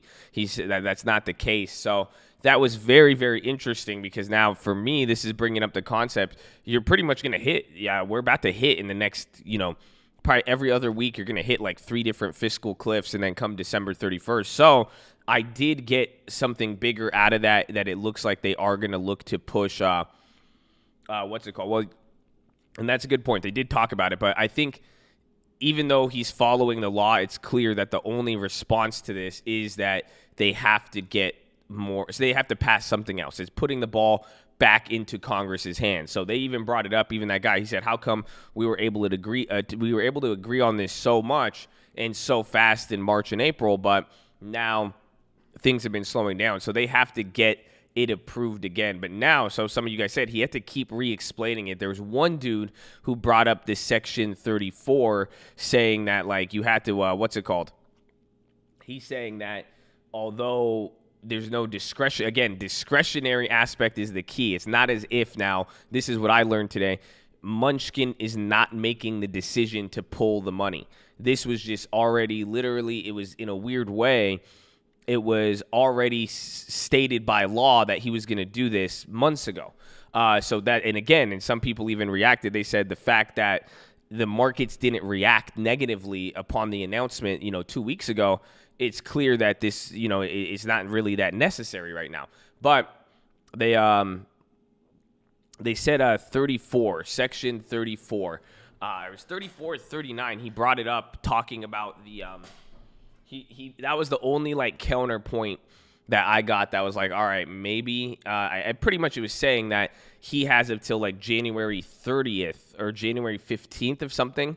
But just the way he it pretty much, it seems like everything is just trying to get around. He's saying there's no hard stop on the deadline, but there is. Honestly, it was very, very.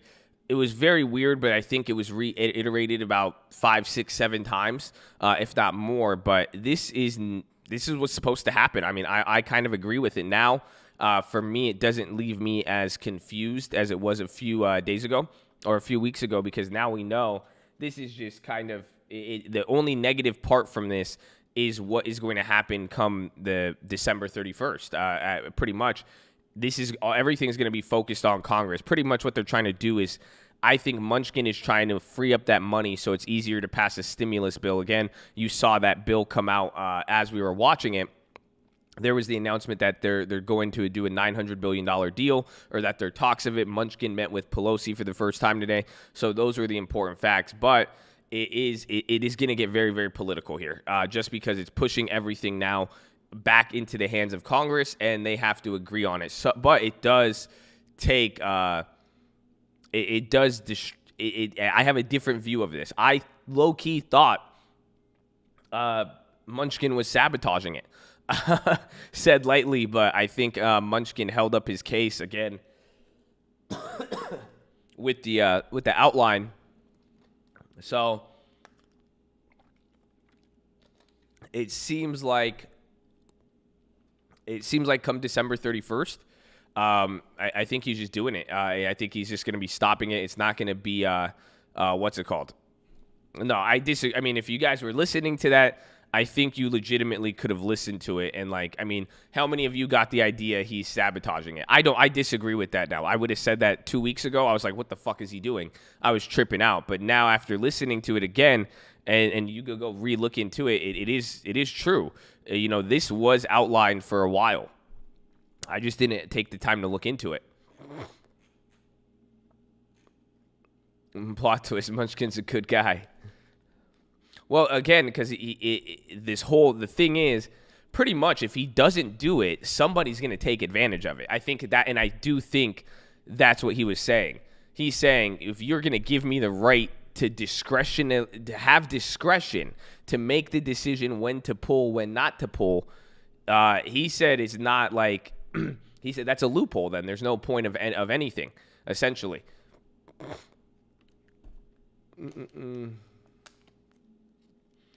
I don't think he knows what it's doing. I think it is. I think it's really it's playing the game of the floor is lava, or it's kind of a hourglass if you think about it. I think he knew. So pretty much when they first made everything, they probably understood that at one point they wanted to push this back to Congress, and that's what's happening. Is that it's getting it's now you have to put it back to Congress. But like he was saying, there's no point in keeping it open. And that one lady said it makes a lot more sense. The fact that markets didn't respond upon the announcement, it shows that the market isn't really that concerned with it shutting down. The problem is going to be when Congress has to vote and approve it again. So there was that. They talked back and forth again. They are bringing up stimulus. It turned into typical what you would normally see at those meetings. It went from talking about the main issue. Again, this is Senate Banking Committee, and then they're talking about the CARES Act. And then they went to talk about the stimulus, what would be needed. But it's funny to think about, and I don't know if you guys got the same vibe from it. Everything is hinged upon what happens with those Treasury funds, because even Powell just said it as one of the last answers. He said we could either make a new one, we could make a new facility, or you guys could vote to keep it open or vote to do something else. So it seems like everything is revolving around this, if that makes sense. Look at that. 100-year bond, maybe. I only made a couple plays today. I think we made the Abbey Vibe play, and then we made the Myrna play, Ghetto Spread. Those were the only two. But, but that was crazy. Honestly, I liked it. I liked Munchkin. I mean, Munchkin came in heavy. I need to find that section that they were talking about with the other deadline to January. But the key is the key word to take out of this is discretion. Is that none of this is discretionary. Pretty much, technically speaking, we've known about this deadline since the day it passed. That's where I'm like, whoa, that's kind of mind-blowing for me, because it's not as if this just came out of nowhere. I think it just finally, when Munchkin announced it, he was just putting out the news, and that's it. Kind of just hitting it with getting that publicly out there that, hey, it's going to be 30 days, and then this is what's starting this political discussion and everything else. So that is the key. Other than that, again, all stimulus talks, I think we're going to start getting stuff. But again, if you guys aren't familiar, Elon Musk wants Tesla to focus on profits or will fall like a hammer. What? What's gone into Eli? Look what you guys did to him. Look what you guys did to Elon. You turned him from trying to go to Mars and save the world, not caring what anybody thinks. Guy gets on the S&P for one day. And now look at him. Now he's always about profits. Now all he wants is profits. That's it. Look at you turn. That's it. Why you think he had to go? He had to cozy up with China. Look what you did. All just because you guys wanted some stock, huh? Look at that. I'm just kidding. I'm a shareholder. We love him. Right when I become a shareholder, that's it. You see why I became a shareholder? You see, he joined the dark side. That's it. I ain't trying to invest in no, oh yeah, we gonna go to Mars. Man, there ain't no business on Mars. What the fuck you gonna sell on Mars? You ain't got no superchargers on Mars. You crazy. I like what Elon's saying. I'm just saying this is what you guys did to him. Look what you did to him. I'm just saying that's what you did. That's all your greed. Look at he got hit with the FOMO and the greed. But when did Elon? I didn't even know Elon knows the word profit. That's crazy. I did not even know he could say that in a business sense. Look at that. He used to tweet about fake buyouts. He used to tweet memes. He used to do all of the, fun-loving guy. Now he's tweeting about profits. Look at that. Look what you did to him. Look what you did to him. But the Munchkin thing's key. I mean, honestly, in all seriousness, though, bringing this back to everything we've been talking about, this is going to be huge. I really think this next 2, 3, 4 weeks, I mean, all of December 6th, December 11th, and then December 31st. I think those are your 2 dates. Those are your 3 dates. Depending on what happens there, you're going to see the market. And I think depending on how the market takes the Congress and all that. But I do think one of the most positive things to take from all of this is the fact that this announcement of these facilities closing has not led to the market throwing a tantrum. It kind of shows that the market really might not need it. So it looks like there might be more time. So I'm seeing these deadlines and these cliffs as important, but at the same time, it's clear the market isn't going crazy. I hope you're right. I think it's political. Market is going to correct to heavy downwinds. Well, it is political. I mean, 100% political. The word is discretionary, though. You have to think about it, like pure discretion. So if I left it at you for like some of you guys, you're like, Josh, should I take this play? Should I cut it? You're like, well, I say it's up to you. I say, well, look at your account. Look at everything you got. Like, how do you feel about it? What's your balance? What's your budget? It's up to your discretion. You get to make that choice. Some of you guys have children, right? Do you let your children cuss? What do you let them watch on YouTube? That's your decision. You have the full discretion to choose based on how you feel about something. How do you feel about the stock? How do you feel about the play? How do you feel about the content that you let your children watch? Or how do you feel about you in general? What do you like? It's all up to your discretion. So a lot of people, all of those senators were assuming that Munchkin is making a discretionary action as if he just woke up, flipped a coin, and he's like, well, I don't think we should do this. I don't think we should do that. But in essence, it's not discretionary. It was planned out. It was literally stated. So it's the difference between, deciding when to take the play versus putting a stop loss and boom, it hits that price, it cuts out. That's what it is. This whole bill with the CARES Act it's a stop loss that was already built into the play. It's not as if they're saying, well, let's see what happens when we get into December. Because even Munchkin said it. If you left it up to discretion, it is going to be, it's a loophole. That's it. It could just be taken advantage of. So everybody's known about this explicitly. It is a stop loss. That's it.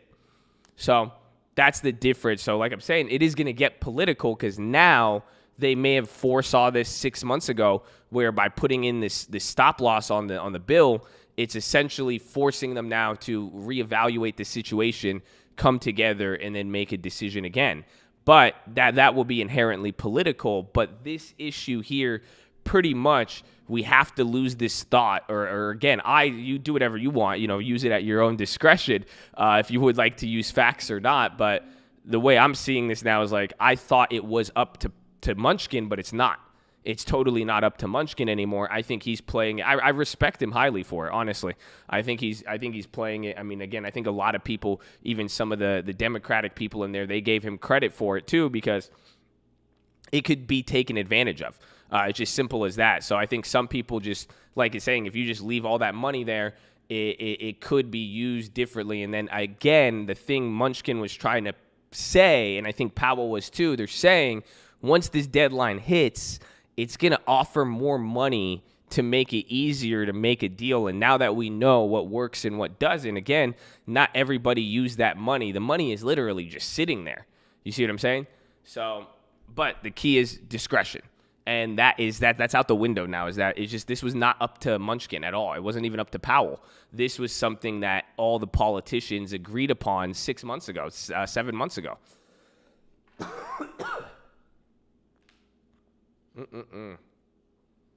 Hundreds of billions. It's $500 billion, bro. $500 billion.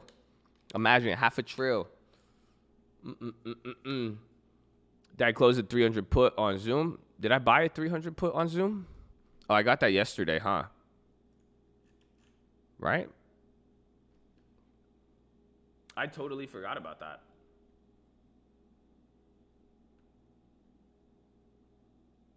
How am I? I'm down on it. I totally forgot about that one this morning. Feels like a movie. It feels like a normal political process. This feels like 08 now. Now it feels like 08. Now it feels like where they're going to fucking argue for a long time because again, they were moving too quick, bro. March, April, they were fucking getting shit done. They even said it during the meeting. He's like, you notice how fast we came together? Now, if it gets to the point where flying, like you're hitting all these deadlines, cliffs, if you don't have any other solution, it's going to be up to watching what the market does and then seeing how long it takes to do stuff. It's just like that's what makes it feels like a movie. Like go watch like Big Short, or what's the other one? Not The Big Short. What am I saying? What's that other one? There's that one movie. I think is like Wall Street. Margin Call, I think, is one of those where it's like showing. I think it's either Margin Call or I think it is Margin Call. You know where they're like sitting in the room, and no, it's the one with what's his name. No. It's the one with Shia LaBeouf. It's Greed. It's Greed. Money Never Sleeps. It's that one. If you go watch that one, there's a scene in that movie. They bring all of the, Gordon Gekko. They remember he has that mentor, and then they all come into that meeting, and they're negotiating for weeks, for literally weeks, and then it finally came down to the cliff, and then they were like, yo, if we don't, by tomorrow, if we don't have this funded, everything's going to default. It's kind of like that, where now they're getting pushed, and that's what this bill is doing now. But this isn't. I don't think it's the same level of forcing them to make a decision. Where again, the market is not tripping out by it. So that's pretty much it.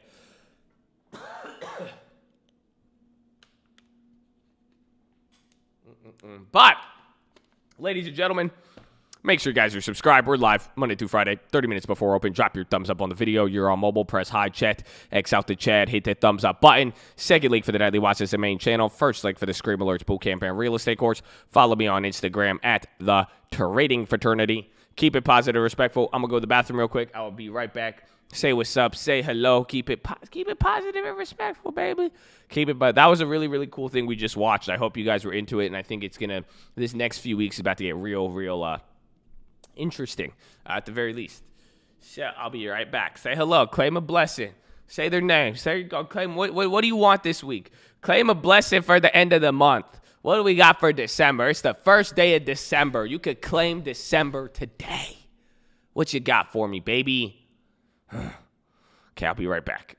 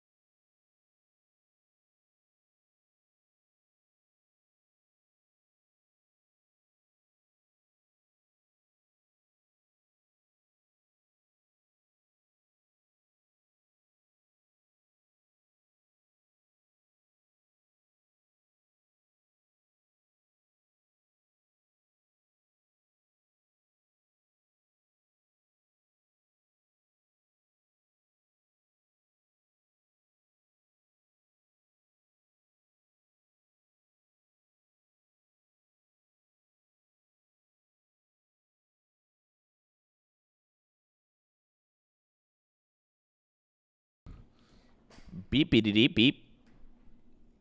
Good morning. Good morning, Chattadonia. So, we have a few things. I have to get the link up. I got to do a link shortener for you guys. We're going to have I got to get it ready for you, but we have our ban appeals ready to go. So I hope you guys are excited.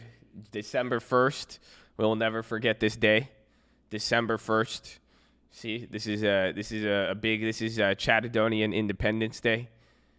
This is the day we introduced love and mercy into the Chad. And so I hope you guys are excited. If you want, so here's what it is. I'll post the link. I'll spam it in here. It's a Google Doc. If you guys would like to send in your ban appeal, please check it out there. You can fill it out. We will start taking some of the responses. But then I will get this eventually in the bio or the description, and we'll make it easy to find. I just have to change the space. And yeah, so please don't fill it out if you've not been banned. Don't send me any cute messages. Does this include IG? No, this does not include IG. Fuck you. No, I'm kidding. I'm kidding. This is just for YouTube, unfortunately. That's it. I don't know. It's on IG. IG is separate. We got to keep church and state separate. Good try, though. Yeah, for sure. One step at a time. I'm about to ask for your name back. You didn't get banned. You just changed it.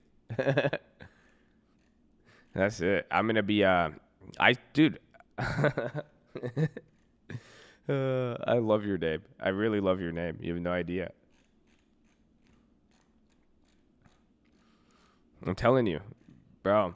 That's what I do for all of you guys. Like, anybody I like in the chat, I send packages to myself under your guys' names.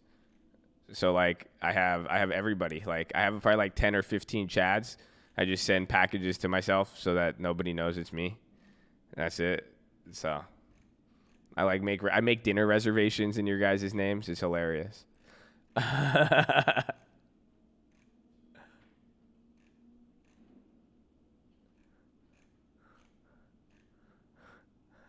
do not use yours, PNC. PNC, I do not use yours. That's crazy. Dinner for two, PNC. How many shares would be considered low flow? Literally anything.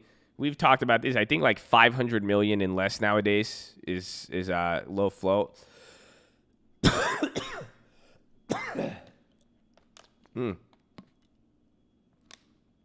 That Myrna Ghetto Spread helped us.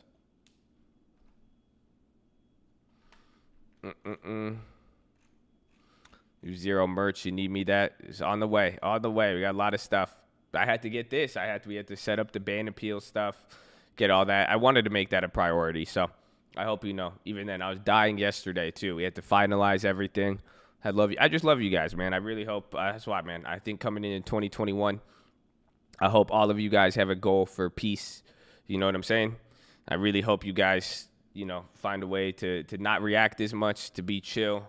To come into 2021, you guys have learned stuff. Even if you feel like you don't know a lot, if you feel ignorant to some of the stuff we do here, you feel ignorant to the stock market, and ignorant isn't bad. I'm ignorant in many ways. So that's why I'm even telling this is why we make changes with stuff. You get to learn stuff. But at the end of the day, I hope you guys are coming into this year ready to be positive, and at the same time bring peace into 2021, man. I really hope that's a goal for you guys, to not react to everything, take all the experiences you learn and get ready. I mean, it's December 1st, bro.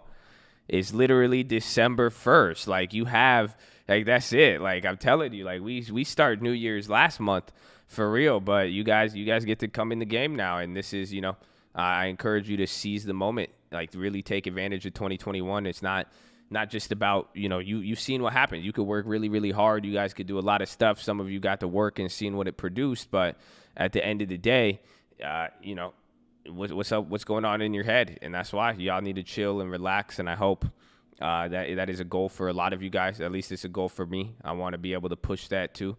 I want to push a lot of peace in the 2021. Push. And for a second year trader, baby, let's go. Let's go. Front windshield. Amen. Amen. We've always said it, baby. The windshield is bigger than the rear view mirror for a reason. Where you're going is more important than where you've been, baby. So, get ready. Get ready.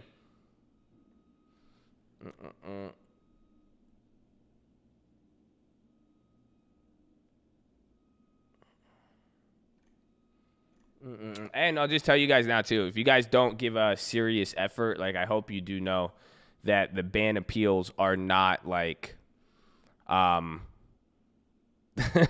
not going to just unban everybody. You see what I'm saying? I hope you know that.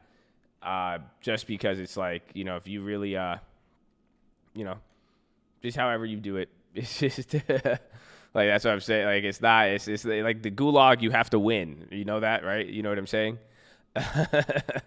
Well, no, it's not, if it's not discretionary. So like we explain it in there, what we've said on there. It's really, you know, it's very, very simple. Like, it's not going to be, you know, if it's a minor offense, we'll get it done. But if it's something bigger, I mean, we're going to set up a board with everybody here. I have other people to help already, but I'm going to, you know, we'll find a way for you guys to figure it out. But at the same time, you know, if you want me to take you seriously, I hope that you take things seriously. That's just all it comes down to, you know, that's all. You know, I want an opportunity for the people who really want to be here. But if not, like, that's straight. Like, don't get it twisted. You know, I'm not that dumb. You know, that's why don't waste your time is what I'll tell you, though, too. If you don't really want to be here, that's fine. You know, we can see that from a mile away. There's a lot of requests already. I'm very surprised. So that's why I'm saying I'm very excited. I want to make sure you guys do that. And there you go. That's it. Laws of Chattatonia made live. Death by Chad Stone.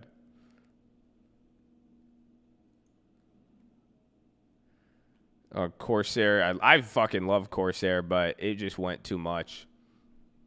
I wish I said I had that bad IPO, and I was like, I'll get it later. Then it totally went crazy.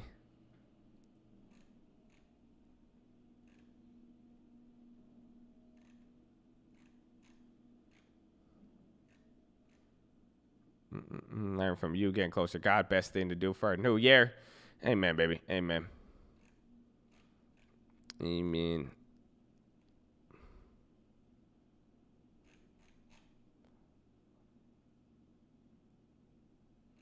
That's the fact. We made the appeal process a serious thing. It should show that. Yeah, man, I'm down with it.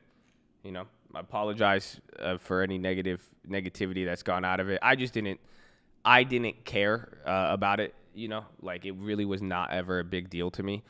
But just because it wasn't a big deal to me doesn't mean it wasn't a big deal to other people. And I had to learn that I didn't realize the effect it had on people until I realized it, until literally, like, people would flip the fuck out. People would go psycho. People would try to dox me. People would send me very sad emails.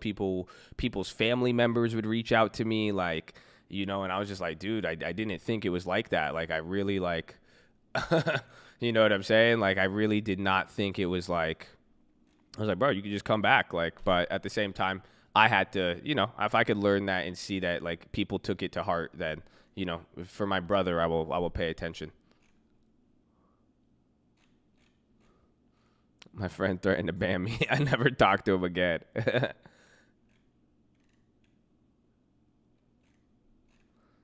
Audiobook, Richest Man in Babylon. It's a great book, baby.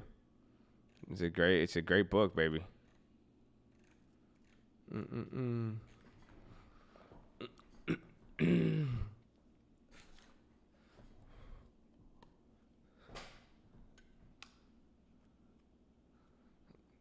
People try to guilt you.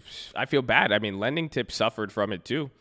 They would go after other people. They would dox the mods in here too. Like, people would get really, like, you know, like, crazy about it. Again, clearly, I mean, I don't agree with it. I don't think I don't respond to terrorists. I don't respond into the pressure. But there was just it was the genuine people that really made me pay attention. There were some genuine people who I was like, okay, if, like, people would really if entitled people would flip out, but then I saw some people who were just very genuine. I knew they made other names. I knew that they were here. So it's like I could find the balance in there. It wasn't too, it wasn't that crazy to change, but at the same time, you could go read everything in there on the ban appeal. We just, we want to be here. We just don't want it to get messy and all that. It's very simple. It's very, very simple. So I'm excited. God bless all of you. I hope you're ready. My voice is clapped.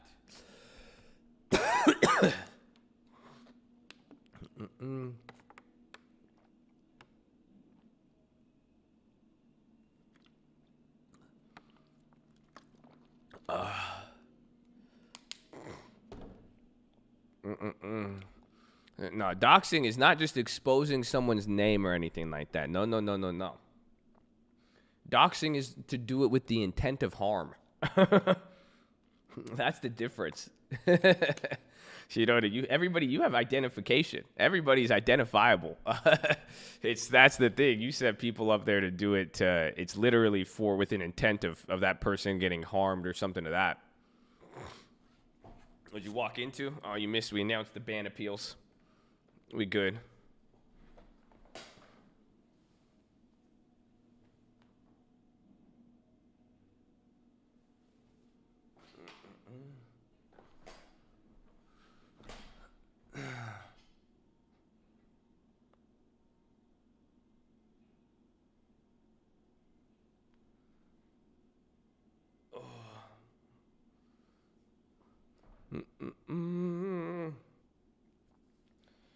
Oh, I feel a lot better, though. My voice is a little clapped, but I feel good. We go, baby. So, I think I could hit you the PHILO. I really want to give you a good PHILO.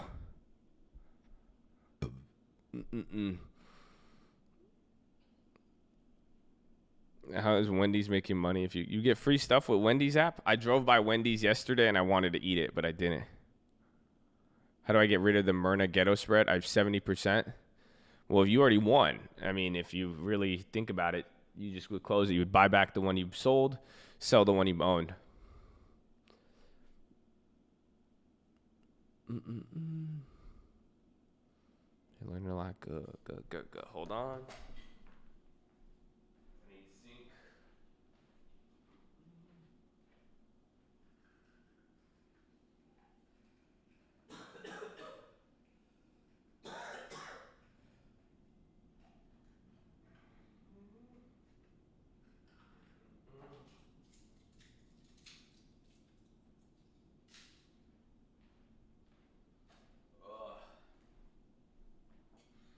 I want to be the very best.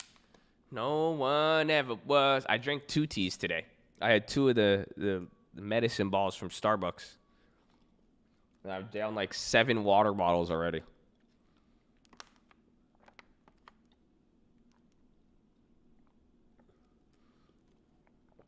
Like, bro, you guys would make fun of me so much if that what's it called wasn't on there. If that we weren't watching the thing. I kept.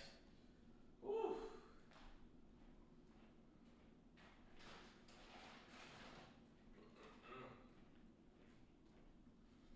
I kept going to the bathroom.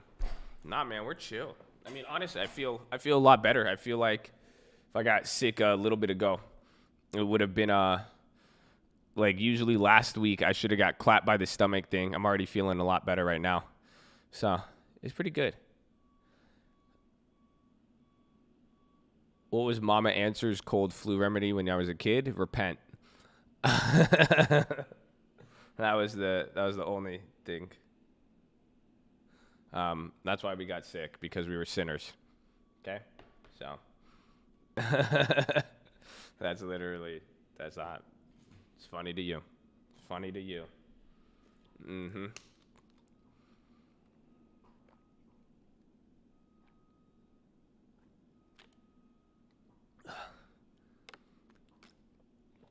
I did not get IRM. Bro, I even looked. My deposit didn't hit today. It's apparently coming tomorrow. I don't know why. So I was like, dude, what? Let's talk about the market. What you got for me, Varesh? What you got? So the market really is not. It's that Powell thing was probably the most important thing today. We are going to get some economic data, but what are you looking at? There was some Amazon, Microsoft news, I think, and that's it. But there's really not kind of like yesterday again, and I think the deadlines are really where the market is going to react. It says did that happen to you guys too on the deposit? Really?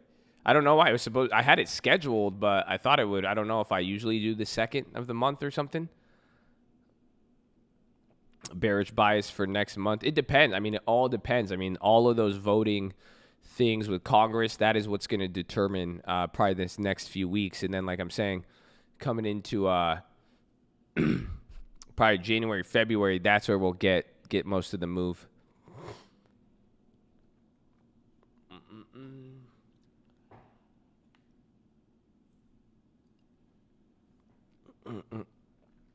And then the Abbey visor holding up. We made those plays. The Myrna, good thing we did that ghetto spread this morning. That was great. I don't think Boeing's up 3. I wonder how the Boeing trade is. Still clapped. Okay, well, at least I was down. I was down more on the puts last time. On the calls. Good, cheap Santa rally stock. Big Commerce, Starbucks, Nike, maybe Netflix, honestly. I like Disney. There's just a lot. And again, now that we've hit the beginning of the month, you are going to start. Again, we gapped up, a couple hundred points this morning. So that could be it. Retail is going to be, that's why I like Nike, because I know retail is going to be an interesting one. So I like that. Even PayPal, but PayPal's up. A lot of the plays are already up, like even AMD. I think computer stuff. I mean, tell me this. Let's really find out. I mean, do you guys still get Christmas presents? Like, do you guys still like write to Santa Claus? Like, what do you guys want for Christmas? Or what are you getting people for Christmas? I mean, that's the answer to this question. If you really think about it, like, how many of you, like, are you getting like an iPhone? Like, are you going to go to, like, what are you getting for Christmas? Like, what do you want? What are you going to give for Christmas? Or what do you want for Christmas? Ulta could be a good one, actually. That makes sense. Oh, dude, yeah, that makes a lot of sense. Ulta.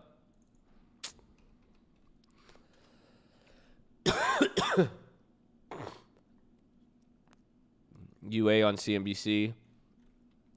Bose headphones. Vail. Starbucks, right? All I want for Christmas is you, Palantir. What? A gun for your dad? Okay.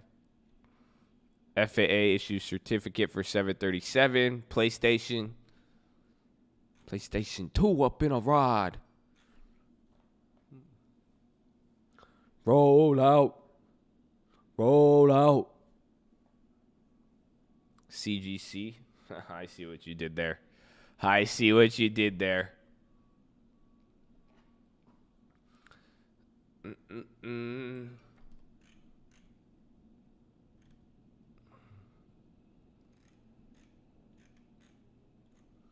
Can we get Josh a house for Christmas? Hey, man, I'm a patient guy. We don't have to do it this Christmas. Can you give stock as a gift? You can. Haven't exchanged presents for years. We're poor.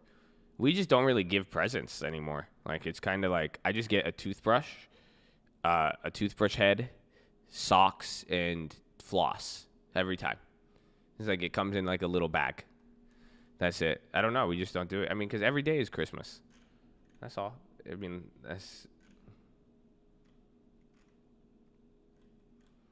Can Forex affect inflation? See, that's the problem. I saw that the other day. I saw the funny. It's like funny, but, I won't be arrogant about it. Forex is inflation, dude. Forex is currency. So, yes, currency definitely will affect inflation. And it pretty much a lot of people assume Forex is a specific market. Forex literally stands for foreign exchange. So, foreign exchange of currencies. It's an exchange rate system. That's why I saw somebody post it. They're like, stock market, Forex, and then they brought up cryptocurrency, and they said, they said cryptocurrency is a new market. They said crypto's the first. They said imagine getting in on Forex when Forex started. Imagine getting in on the stock market. But the key is cryptocurrency is literally currency. It's Forex. So crypto is Forex. That's why. So it's not a new market. It's a new currency. Yeah.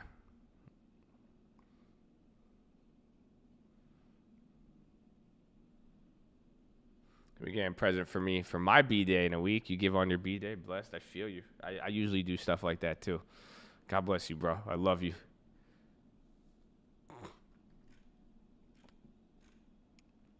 RIP to those who got the Myrna call. Well, not if you ghetto spreaded it. If we ghetto spreaded the Myrna, you just got a free play on it. Etsy might be a good one. I feel. Etsy, I bought something off Etsy probably 2 months ago. I like Etsy and I like Ulta, but I think Ulta might be a good Santa rally. Now that I think about it.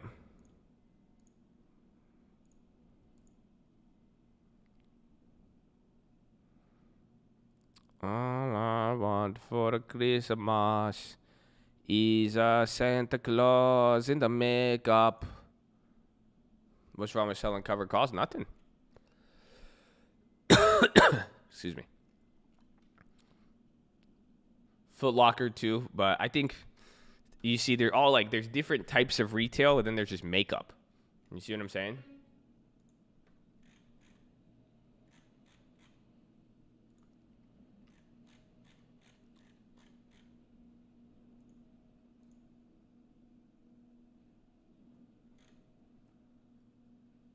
What? You're crazy.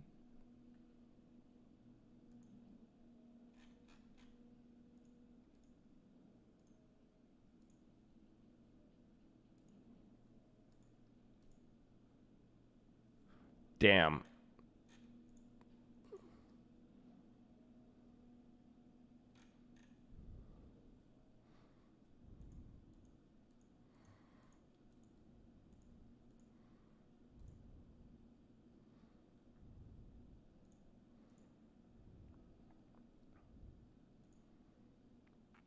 Yeah, Ulta has a lot of premium in it though. That Target Ulta thing clapped them. Because, dude, some of those are crazy on the premium. The premium on Leaps are up 400%.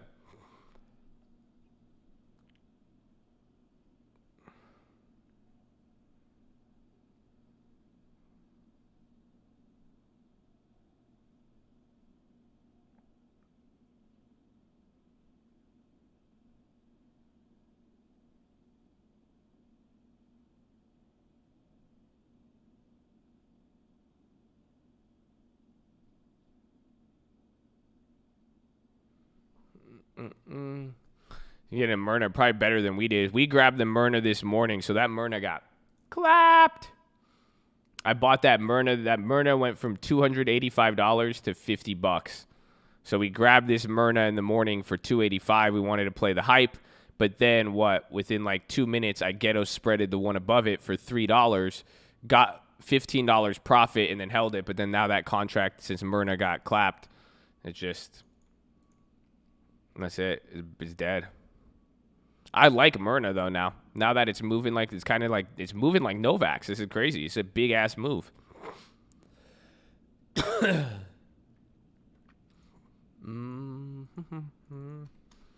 Biden's live.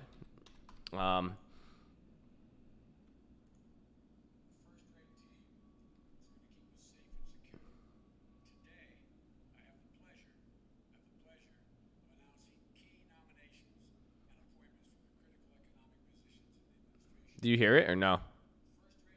Come on.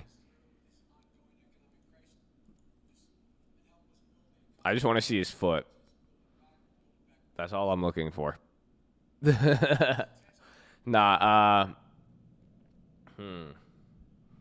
This is very tempting. This is very, very tempting. Because I could put on Biden and I don't have to talk. Or I could go read you a book for PHILO. So let me go to the bathroom and decide. So let me give you a little bit of Biden to listen to in the meantime. Try not to go too crazy. And again, you only get one ban appeal per year. I hope you guys know. So hopefully you don't use these opportunities to get banned now that you think that there's a way out. I'm just letting you know.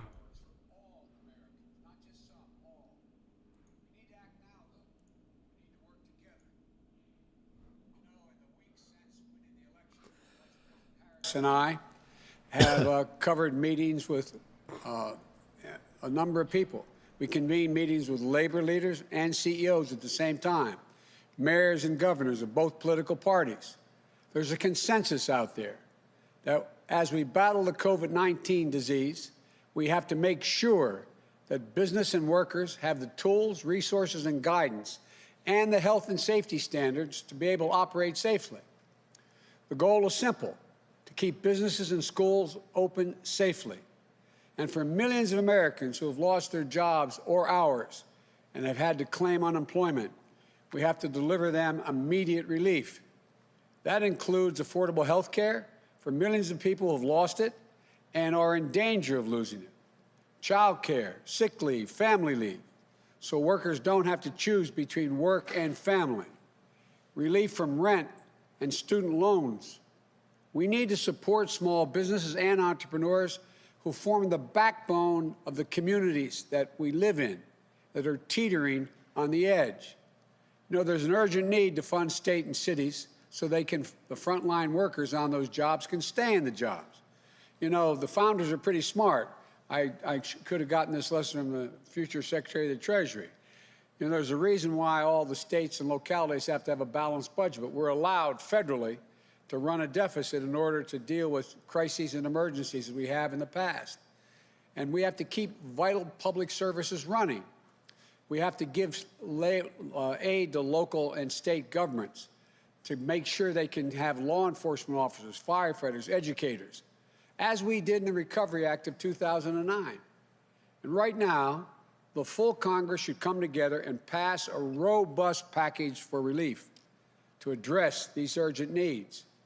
But any package passed in a lame duck session is likely to be, at best, just a start.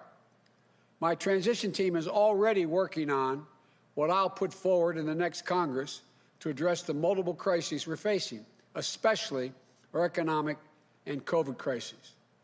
And the team I'm announcing today will play a critical role in shaping our plan for action starting on day one and move fast to revive this economy. They're going to help me help the country lay out my Build Back Better plan, a plan that an independent analysis from Moody's, a well-respected Wall Street firm, projected would create 18.6 million jobs. It's based on a simple proposition: reward hard work in America, not wealth.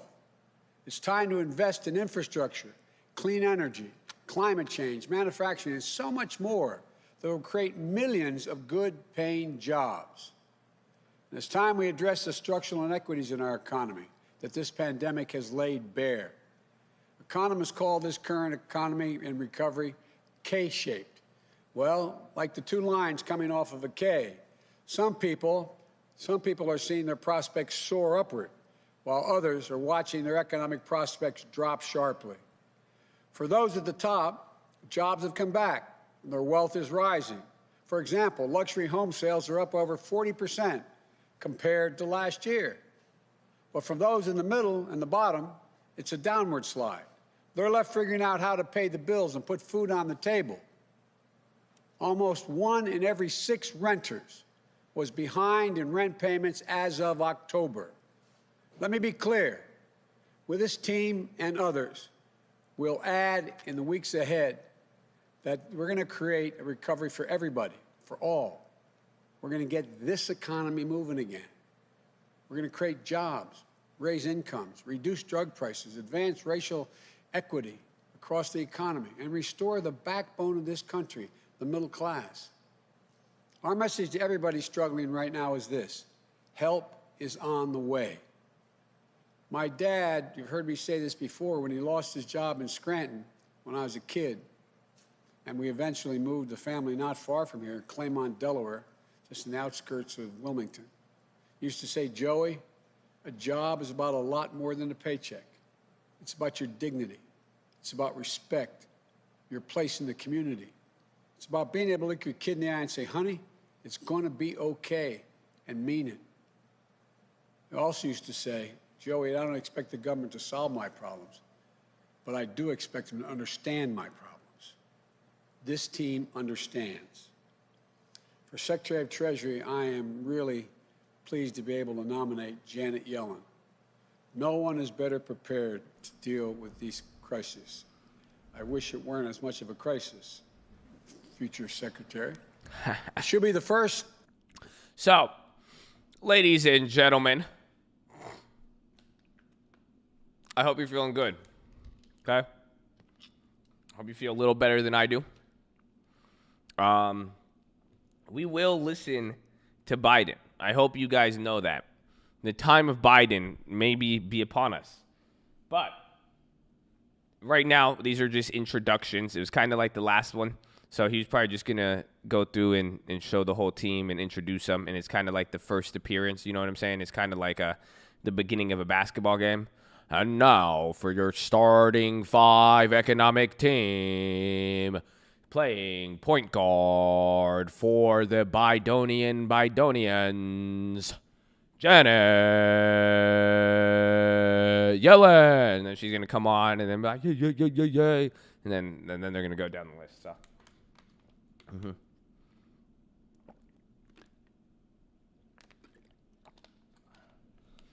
Who would I vote for president? Nobody, because the Lord is in control. So, that being said, I hope you guys are ready. I got something for you, and I really hope you know that I love you, okay?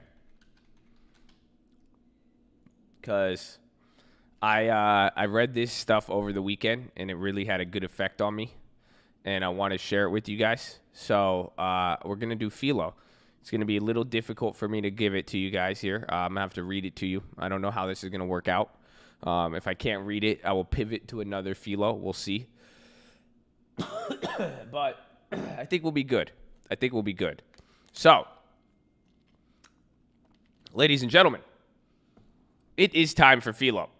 So, if you're not into personal development, if you're not into religious concepts, we're going to be reading out of a textbook today. It's an old, ancient religious philosophy. You're probably not going to like this moment. So we don't want to be obnoxious. We don't want you to waste your time. We don't want you to be misled. And quite frankly, we don't want you to not get what you could really get out of this. You know what I'm saying? It's pretty simple.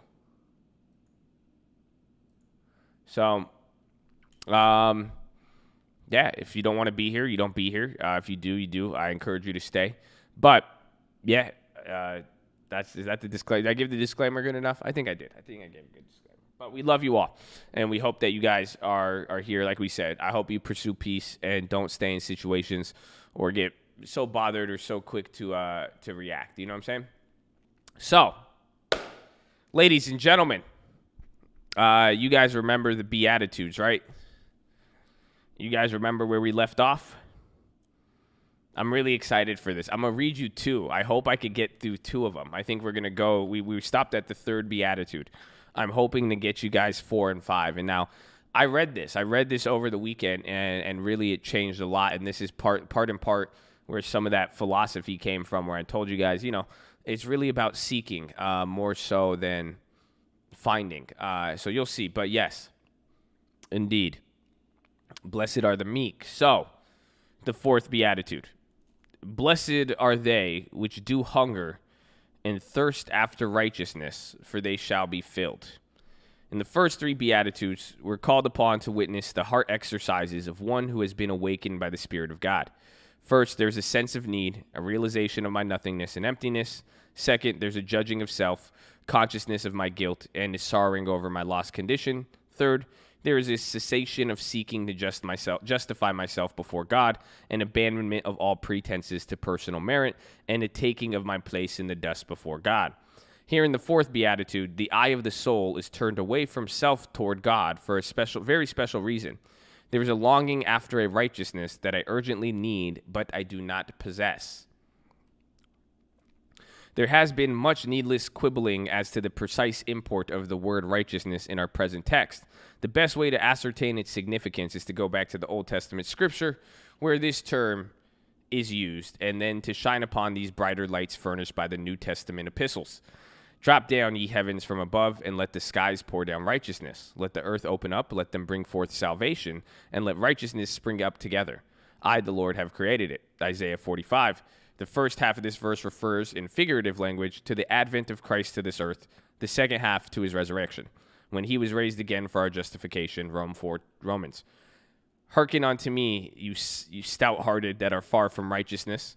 I bring near my righteousness. It shall not be far off, and my salvation shall not tarry. I will place salvation in Zion for Israel, my glory. Isaiah 46. My righteousness is near. My salvation is gone forth, and mine arm shall judge the people. The isles shall wait upon me, and on my own arm shall they trust. Isaiah 51. Thus says the Lord, keep ye judgment, and do justice, for my salvation is near to come, and my righteousness to be revealed. I will greatly rejoice in the Lord. My soul shall be joyful in God, for he hath clothed me with the garments of salvation. He hath covered me with the robe of righteousness. Isaiah 61. These passages make it clear that God's righteousness is synonymous with God's salvation. The scriptures cited above are unfolded in Paul's epistle to the Romans, where the gospel receives its fullest exposition. In Romans 1:16, Paul says, for I'm not ashamed of the gospel of Christ, for it is the power of God unto salvation to every one that believeth, to the Jew first and also to the Greek. For therein is the righteousness of God revealed from faith to faith. In Romans we read, even the righteousness of God, which is by faith of Jesus Christ unto all and upon all of them that believe, for there is no difference. For all have sinned and come short of the glory of God, being justified freely by his grace through the redemption that is in Christ Jesus. In Romans 5:19, the blessed declaration is made. For as by one man's disobedience men were made legally constituted sinners, so by obedience of one shall many be made legally constituted righteous. In Romans 10:14, we learn that Christ is the end of the law for righteousness to everyone that believeth. So again, a lot of this is literally just explaining so far. You guys, it may sound kind of redundant in a way, but it's going real Old Testament on you. It's explaining the context to understand, I think a lot of us, myself included, that's why I like reading this. It gives you a background into what is the real terminology. Again, we do this with even finance. I don't know if you guys are aware of this. People ask me questions. You have to define the word. If you can't define it, go read a filing. The definitions are key. The sinner is destitute of righteousness, for there is none righteous, not one. Romans 3:10. God has therefore provided in Christ a perfect righteousness for each and all of his people. This righteousness, this satisfying of all the demands of God's holy law against us, was worked out by our substitute and surety.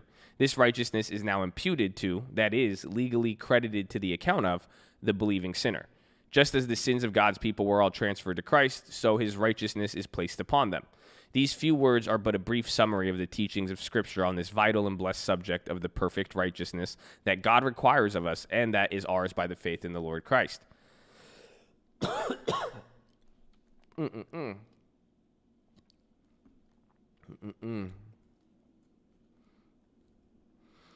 Let's see. Blessed are they which do hunger and thirst after righteousness. Hungering and thirsting expresses vehement desire, of which the soul is acutely conscious. First, the Holy Spirit brings before the heart the holy requirement of God. He reveals to us his perfect standard, which he can never lower. He reminds us that except your righteousness shall exceed the righteousness of the scribes and Pharisees, ye shall in no case enter the kingdom of heaven. Matthew 5. Second, the trembling soul, conscious of his own abject poverty and realizing his utter inability to measure up to God's requirements, sees no help in himself. This painful discovery causes him to mourn and groan. Have you done so? Third, the Holy Spirit then creates in the heart deep hunger and thirst that causes the convicted sinner to look for relief and to seek a supply outside of himself. The believing eye is then directed to Christ, who is the Lord our righteousness. Like the previous ones, this fourth beatitude describes a twofold experience. It obviously refers to the initial hungering and thirsting that occurs before a sinner turns to Christ by faith. but it also refers to the continual longing that is perpetuated in the heart of every saved sinner until his dying day. Repeated exercise of this grace are felt by varying intervals. The one who longed to be saved by Christ now yearns to be made like him.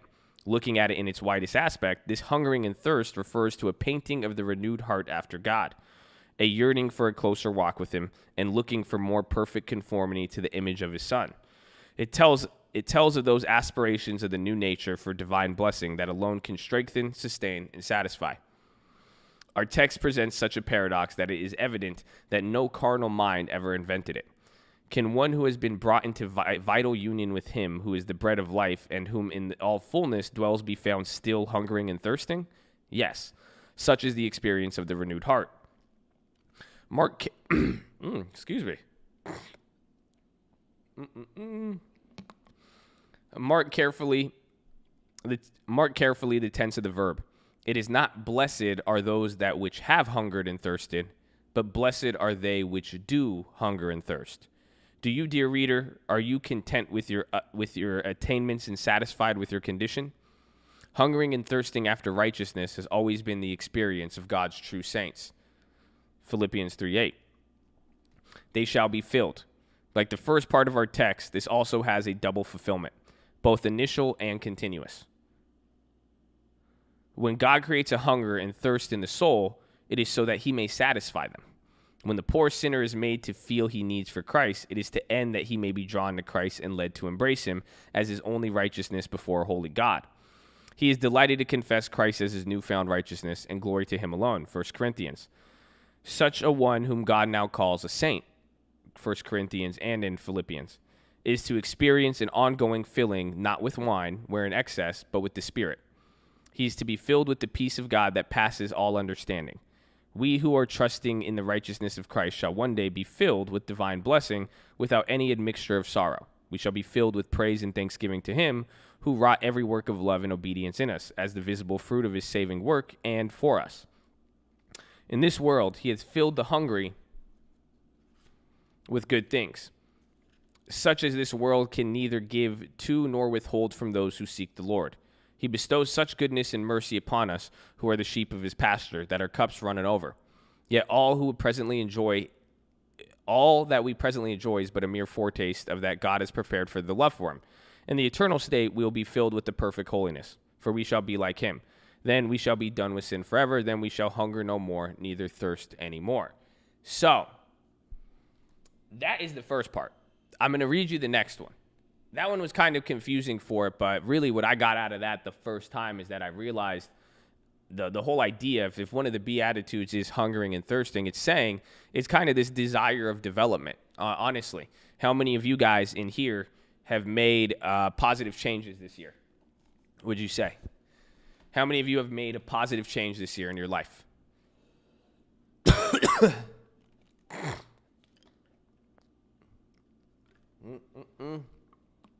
Awesome. Now, how many of you guys feel like that's enough? Are any of you filled, is the question.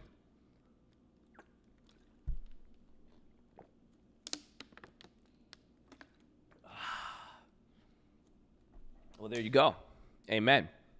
That's what it's saying, but it's talking development in a spiritual level, obviously, right? But we could clearly see this transcend into many realms of our life. It's a desire. That's what it is. If someone said, "Can you explain righteousness?" It said God. It said God is righteousness, but more so, it's this ability to kind of walk hand in hand with furthering and getting developed. It's saying it literally explains. For some of you, when you changed, you didn't know what you were doing, and then you got into stocks, you got into finance, you started doing stuff to better your life. Boom, you went from you didn't know to now you know. But even then, as you've progressed, you still have not gotten full. This is kind of even a ode to saying, one of the Beatitudes, you're blessed if you don't get complacent to a degree. That's part of it. But then also the righteousness is about it's seeking. That's what it is. It's not, you're never going to be perfect, but that desire is where it kind of goes hand in hand. So blessed are those who seek it. Honestly, I got a lot out of it when I read that. I know it sounds, there's a lot more biblical text in that one. That's why it hit me, I think, a little harder. But at the end of the day, I hope you guys see how what it is saying is one of the best advantages of it is just simply seeking. It's having that literal desire and thirst. And some of you have it in many, many areas, even outside of stocks. Some of you internally for whatever it may be. But that is the key. So it's kind of drawing closer to that. Honestly, we brought it up yesterday, doing the little things great. It's that desire. Do you see what I'm saying? That is exactly. It does apply to all religions, a million %. It's righteousness. It's that desire to be the best, to do the little things amazingly. It's that burning desire and hunger and thirst. And the key is you will never get filled. So some of you, honestly, you think you're religious, you think you're a good person, no way. That doesn't make sense. You think, some of you are trading stocks.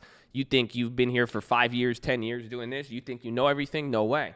There's always going to be that longing for more. It's that journey and process. So that's the first one. Let me read you guys the next one now. This one I really, really like. And honestly, what a day. What a day, honestly. What a day. And I hope you guys, it's funny because I'm going to read you the next one. And I hope we did the ban appeal before this, right? But so this one, when I read this one, it made me happy. I liked it a lot. I really, really liked it a lot. And you guys are going to like this one a lot too, because now the Beatitudes are going to shift a little bit. And it's going to explain that. So here's the fifth Beatitude. Okay? The fifth Beatitude is, blessed are the merciful, for they shall obtain mercy.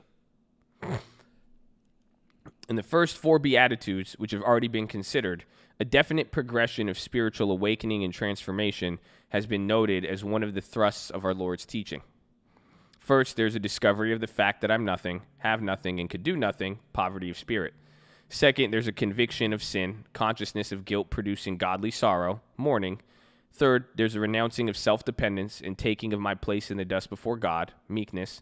Fourth, there follows an intense longing after Christ and his salvation, doing the right thing. That's me adding that one in there. Hungering and thirsting after righteousness. This is where I like it. I think a lot of you are going to love this part. Ready? But in a sense, all of this is simply negative. For it is the believing sinner's perception of what is defective in himself and a yearning for what is desirable. In the next 4 Beatitudes, we come to the manifestation of positive good in the believer, the fruits of the new creation and the blessings of a transformed character. How this shows us, once more, the importance of noting the order in which God's truth is presented to us. So do you guys get that? It's saying every single thing we've talked about is negative. I know some of you hear this. This book is hella toxic sometimes. It's literally, it's older. Some people would define it as toxic, whatever, but it's breaking down something very important here. It's saying all 4 of the first ones are very negative in a way. It's all like, I'm nothing, I'm this, it's kind of sad. But then the key is the order. The key has nothing to do. It's not saying that you're only going to get negativity, but the key is it's the order. Honestly, some of you guys, you don't realize the order, huh? How many of you see profits in your long term that blow your mind? You know where I'm going with this. It didn't start out like that. First, the first order, you had to humble yourself. You had to pretty much go through the same progression.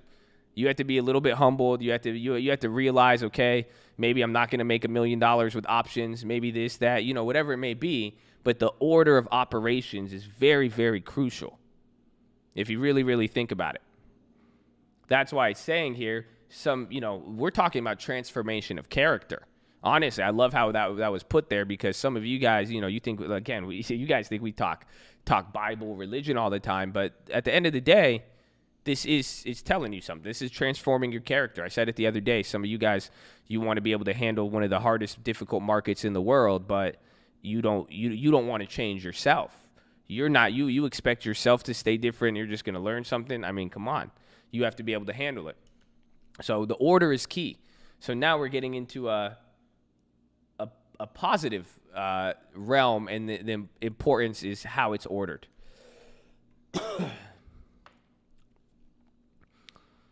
Blessed are the merciful, for they shall obtain mercy. How grossly has this text been perverted by merit mongers. Those who insist that the Bible teaches salvation by works appeal to this verse in support of their pernicious error. But nothing could be less to the purpose. Our Lord's purpose is not to set forth the foundation upon which the sinner's hope of mercy from God must rest, but rather it's to describe the character of his genuine disciples. Mercifulness is a prominent trait in this character. According to our Lord's teaching, mercy is an essential feature of that holy character to which God has inseparably connected the enjoyment of his own sovereign kindness. Thus, there's nothing whatever in this verse that favors the erroneous teachings of Roman Catholicism. Do you guys get what that's saying? Saying, blessed are the people who are merciful, but it's not about just because you're merciful, you don't get anything back. It's a merit mongerer. Do you guys know what that means? A merit mongerer?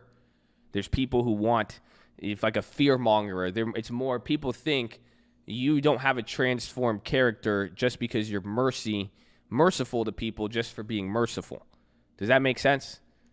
It's saying that it's more or less a character trait of somebody who's really been transformed versus somebody who just said, oh, well, if blessed people are merciful, I will be merciful because then, therefore, if I'm merciful, I will be blessed and I will be good. No, it's not what it's very deep. Yeah, very, very deep. It's like clout chasing for mercy. Some people do that. Again, people do that in church all the time. There's people who read the Bible every day and they're clout chasers.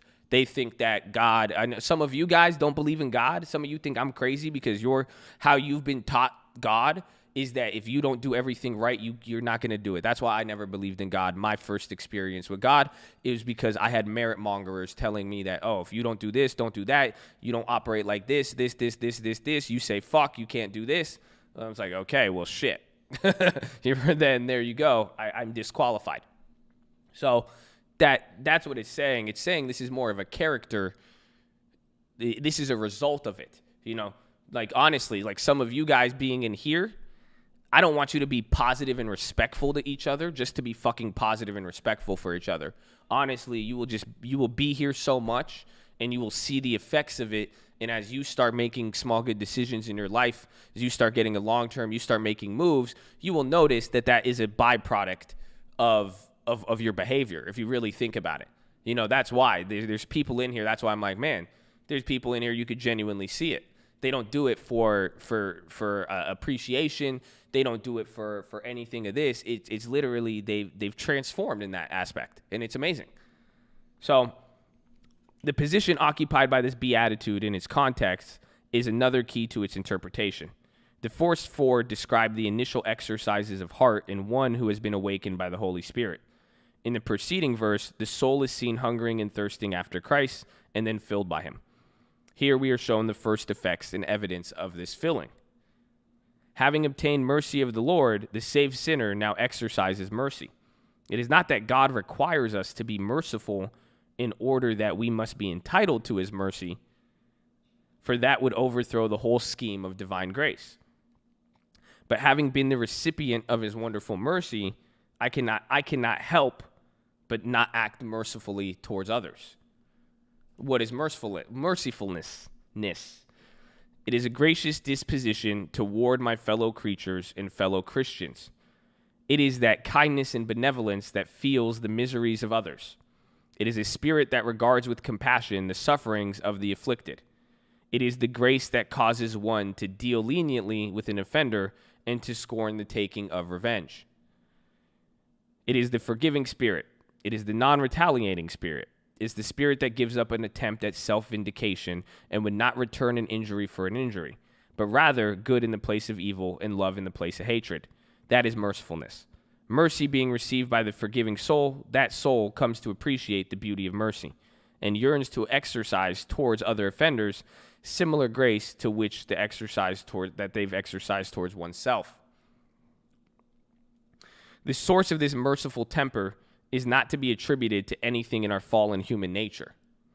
It is true that there are some who make no profession of being Christians, in whom we often see not a little of kindliness of disposition, sympathy for the suffering, and a readiness to forgive those who've wronged them. Admirable as this may be, from a purely human viewpoint, It falls far below the mercifulness upon which Christ here pronounced his benediction. The amiability of the flesh has no spiritual value, for its movements are neither regulated by scriptures nor exercised with any reference to divine authority. The mercifulness of this fifth beatitude is that spontaneous outflow of a heart that is captivated by and in love with the mercy of God. The mercifulness of our text is the product of the new nature implanted by the Holy Spirit in the child of God. It is called into existence when we contemplate the wondrous grace, pity, and long-suffering of God towards such unworthy wretches as ourselves. The more I ponder God's sovereign mercy to me, the more I shall think of the unquenchable fire from which I have been delivered through the sufferings of Lord Jesus. The more conscious I am of my indebtedness to divine grace, the more merciful I shall act to those who wrong me and hate me. Mercifulness is one of the attributes of the spiritual nature that one receives at the new birth. Mercifulness is the child of God. In the child of God is but a reflection of the abundant mercy that is found in his heavenly parent. Mercifulness is one of the natural and necessary consequences of a merciful Christ indwelling in us. That's what that one blew my mind. It's literally saying you don't act merciful to get something, but you will notice when you really start transforming and getting in tune, it's literally like it's genetics. It's literally saying that that's genetic. That's what it is. If you have God in you, if you think about God, you think about change God with positivity if you wanted to. It's the same. It's the same concept. It's saying genetically speaking, it will be reflected through that. So, mercifulness is one of the natural and necessary consequences of a merciful Christ indwelling in us.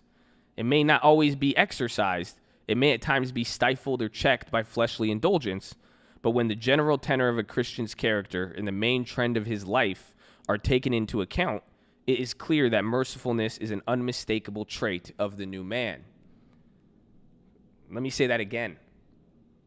It may not always be exercised. It may at times be stifled or checked by fleshly indulgence. But when the general tenor of a Christian's character and the main trend of his life are taken into account, it is clear that mercifulness is an unmistakable trait of the new man. The wicked borroweth and payeth not again, but the righteous show mercy and giveth. It was mercy in Abraham after he had been wronged by his nephew that caused him to pursue and secure the deliverance of Lot. It was mercy on the part of Joseph after his brethren so grievously mistreated him that caused him to freely forgive them. It was mercy in Moses after Miriam had rebelled against him and the Lord had smitten her with leprosy that caused him to cry, "Heal her now, O God, I beseech thee." It was mercy that caused David to spare the life of his enemy Saul when the wicked king was in his hand. In sad and striking contrast of Judas, it is said that he remembered not to show mercy, but persecuted the poor and needy man. Woo! That was heat, bro. Striking contrast to Judas. All these people in the Bible, you could see, certain points where they had that time to do mercy, but then at one point, the guy who betrayed Jesus, he made it a point not to show mercy.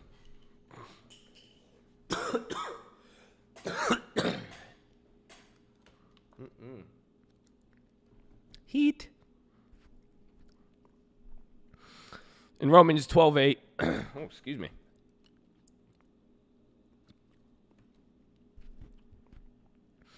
In Romans 12:8, the Apostle Paul gives vital instructions concerning the spirit in which mercy is to be exercised.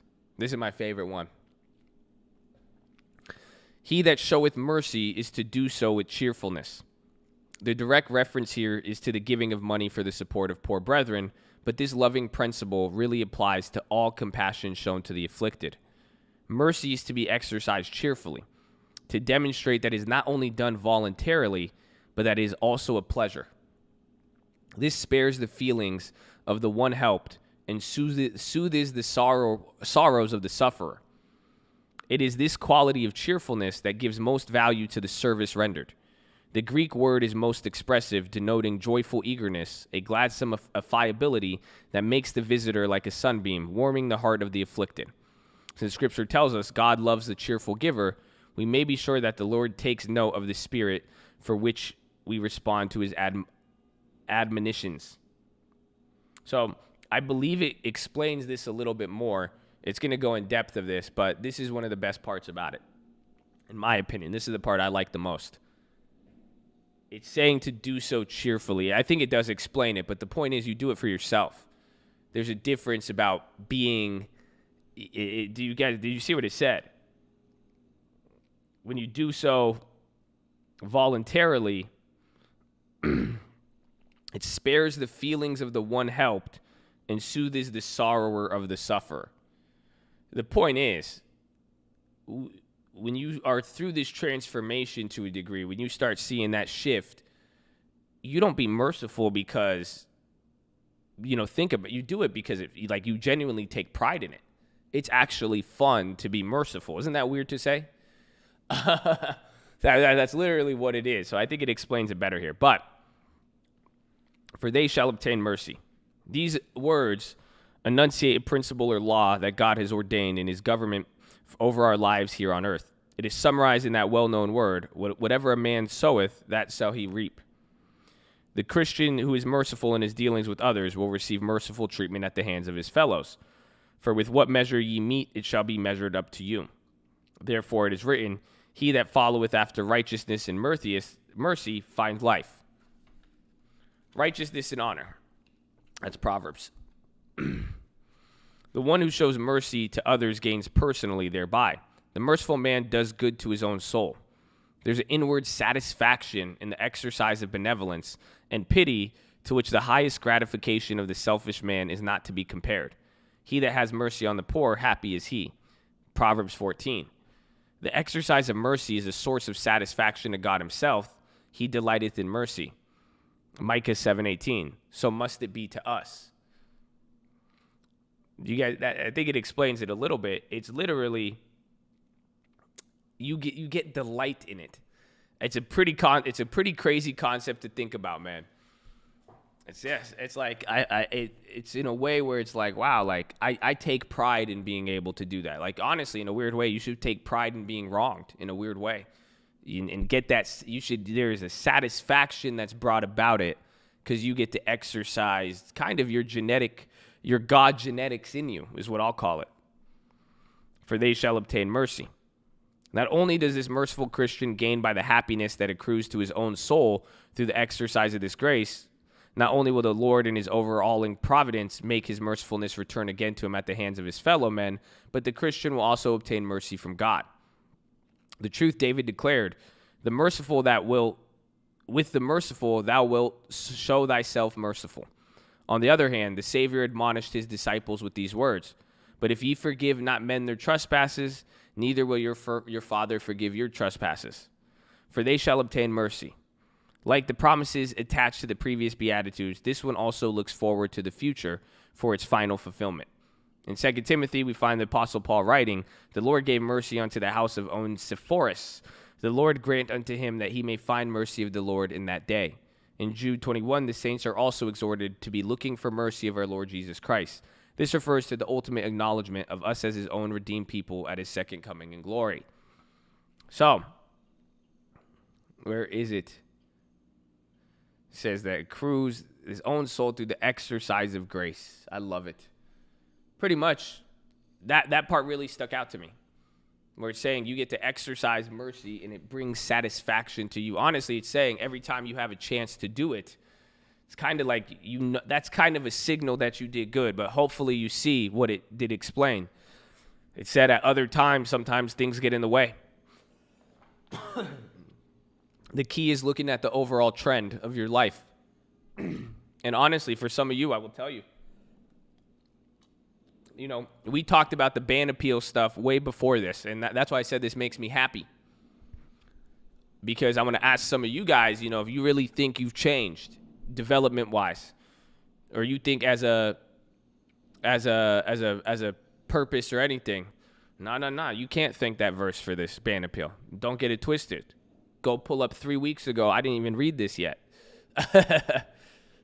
Come on, man. Don't play me. That's why I take pride in it now, because now I will take more joy in it than I would have. Honestly, if I didn't read that probably later down the road, I mean, and if I never did the other thing, it would have been different. It's not as if we did it for no reason, but that's what I'm saying. It's like,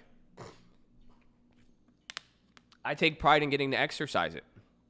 And I hope that's why I'm going to ask some of you guys, where's the overall trend in your life with it? Are you taking these opportunities to show this? And is your overall trend pointing to this? Do you have the genetics in you, is what I'm asking.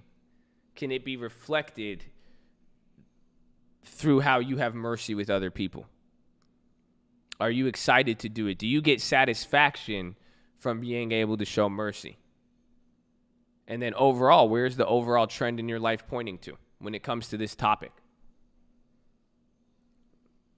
That's the key. That's why, again, the banana pill thing for me, I think God is funny. Because I'm laughing at God after I read that this weekend. Again, we had plans for the banana peel way before that, but that's why I laughed, because I said, okay, I took pride in that. I hope you take pride in it too.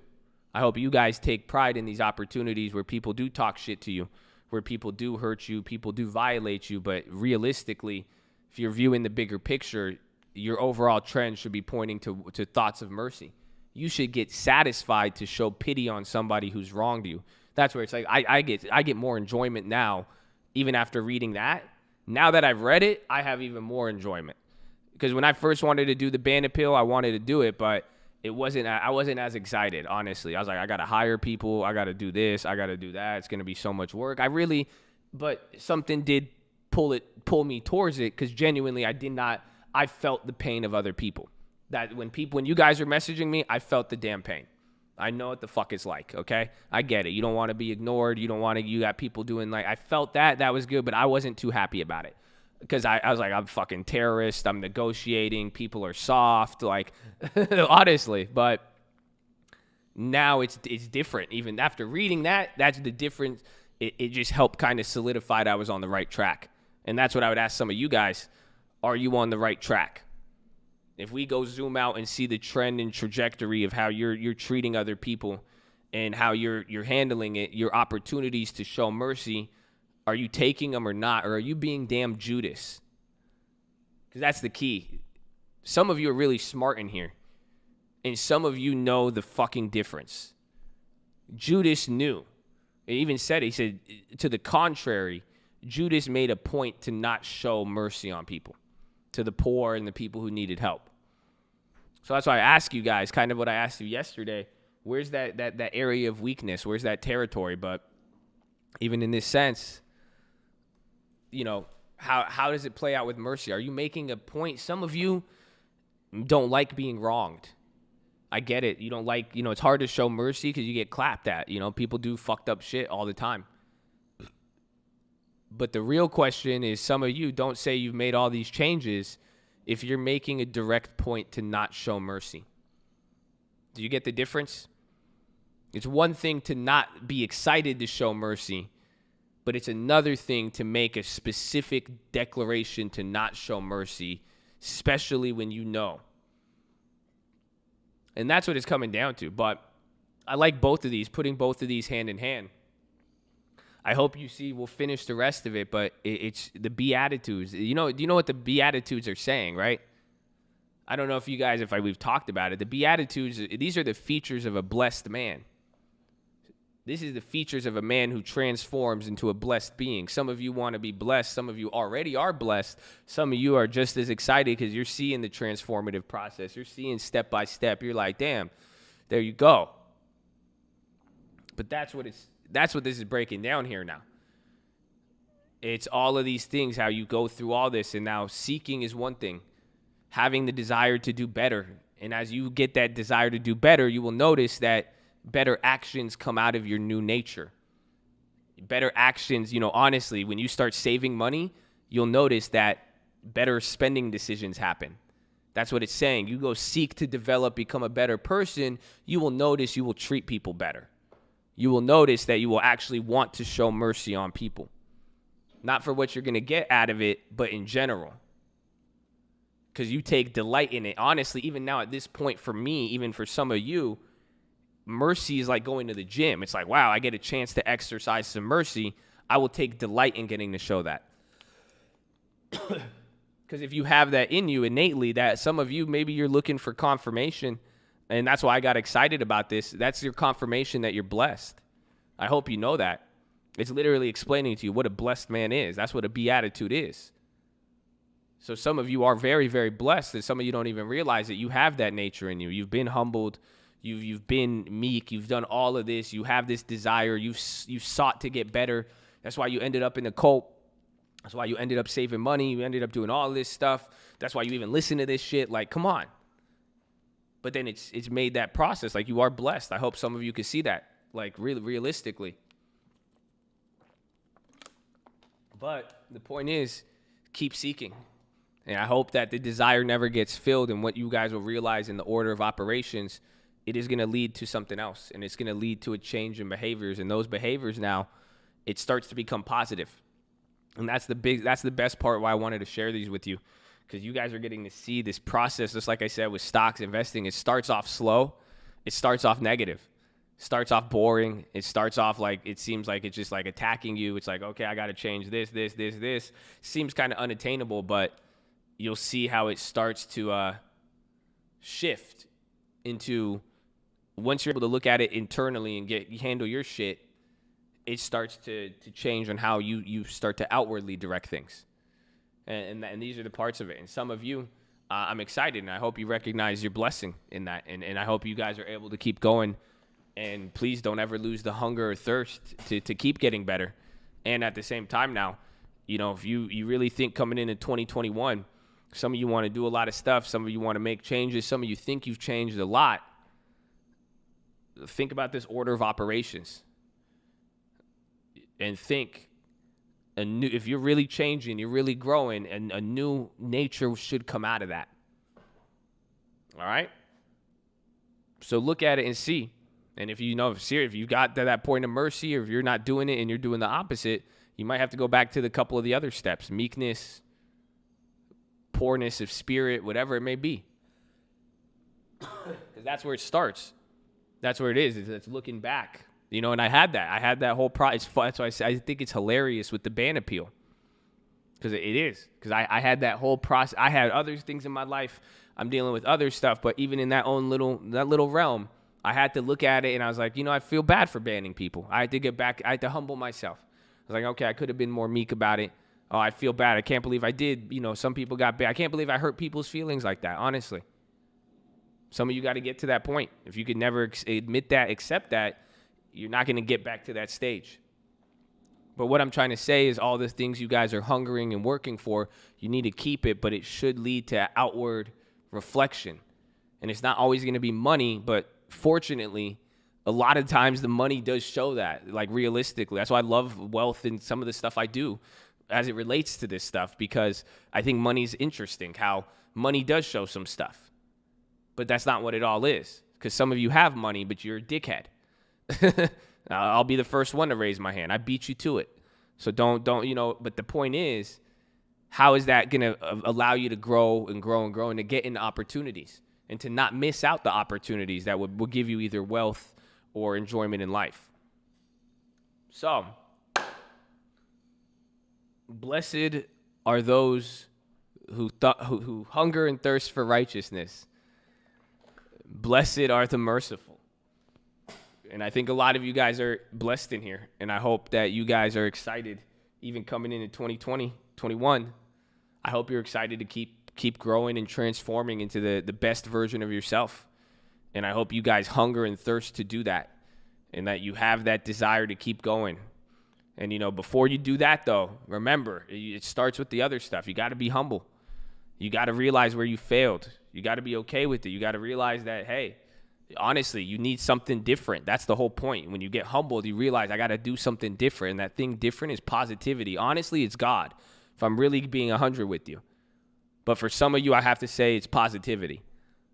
But they go hand in hand, and I'll let God do the work from there. But that's what it comes down to. Because then you'll realize it goes above and beyond you, and then you'll be able to say, you know, tap into that part of your mind and train your mind for that. But I hope you guys are ready for it, and I want you guys to do that. So Blessed are those who hunger and thirst for righteousness. Blessed are those who are merciful. And God bless the cult, baby, and God bless America. That is your philosophy, ladies and gentlemen. Make sure you guys are subscribed. We're live Monday through Friday, 30 minutes before open. Drop your thumbs up on the video. You're on mobile. Press hide chat. X out the chat. Hit the thumbs up button. Second link for the Nightly Watch, the main channel. First link for the Scribblers Bootcamp and Real Estate course. Follow me on Instagram at the Trading Fraternity. Keep it positive and respectful. New guys, don't be too shy to say hi or too high to say shy. We love you all. That's it. That's it, baby. That killed me. Is Biden still up there? Oh, man. That was good. That was good. God bless you. God bless the cult, baby. Did Biden go off?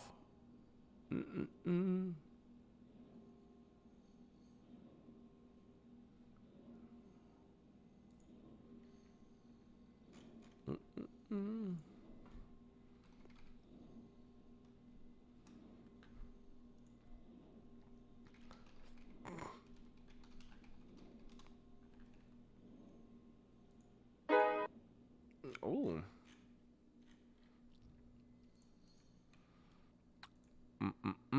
Tell me when you give your horn. You give yourself a horn, baby. You give yourself. You guys deserve a horn. I'm excited for some of y'all. Ooh. Tell me when you hear it. You want the drip, you can never back down. I navigate the road to weather, pass the map down. It's kinda hard to hear the hate cause I hit clapping. It's cold, baby.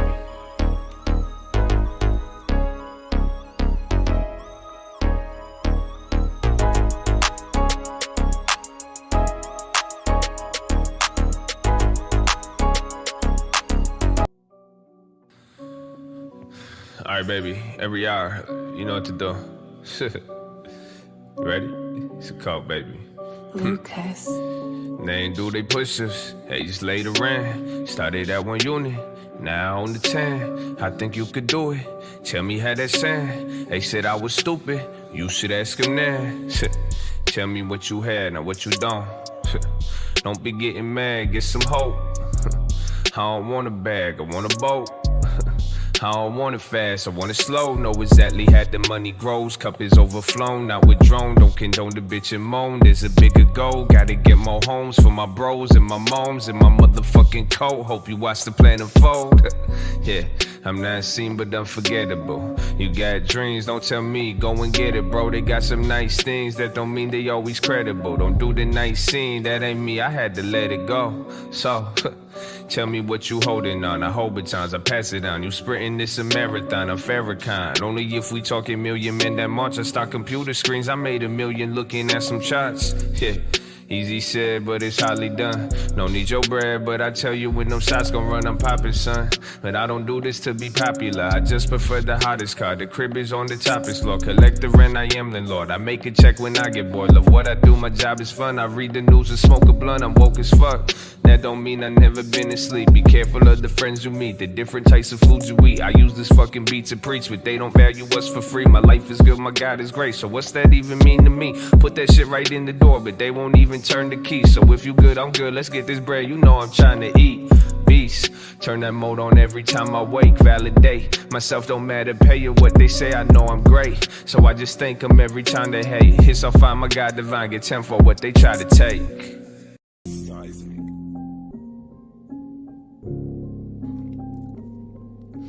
Like, for real though, what are you doing this for? Like, ask yourself that. Hey, Fly J, turn this shit up. It took a while to get here. Told the daddies take care. You could ask my mama, been hustling since daycare. So I had a lot of time to get me all these haters. Talking God in every song because he showed me favor.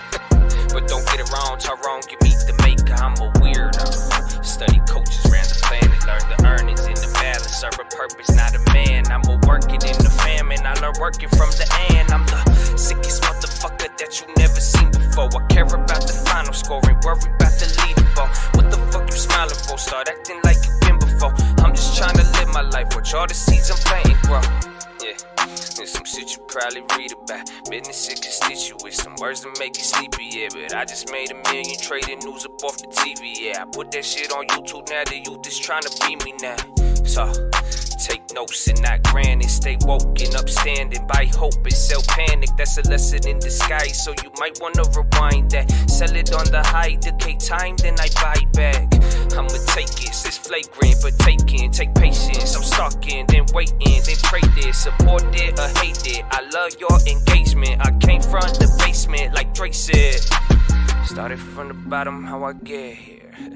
Lots of risk management, I focus on the 10-year. All that matters, what's not when, just patient till it get here. I'ma do this till I'm dead, I hope I'm making this clear. Feel me, you should kill me, otherwise pay me no mind. But if you wise, pay me your time up. Try to fly and pay the fine, do what you want, your life ain't mine. Ask my brother, ask my bitch, everything I take my time. You tryna ride, I'ma teach you how to move. When the only option losing, the environment is fools. Let me inspire what to do, give them some value, speak the truth. The shit I'm speaking, this ain't new. The way I speak it, make it cool. I dumb it down, I act a fool. I'ma kick this lesson in, this one encompass all of it. You only get one life to live. You blow it, then you dumb as shit. Money, it start coming in. Make sure you pay the government. Just learn the game, do what they say to teach you how to duck that shit. I'm talking escorts, LLCs. This a loophole melody. Feel like I'm Pablo Medellin. I gave my people what they need. I told my God I had a dream. Me like for real, you telling me you think it's coming that easy? So, yeah. Why you think I'm on my grind? I treat this life like it ain't mine. For that been beaten and despised. I've been seen, I've been admired. I've been angry all the time. I've been tired, uninspired. But that's the devil, he a lie. Wow, thank you, Uncle.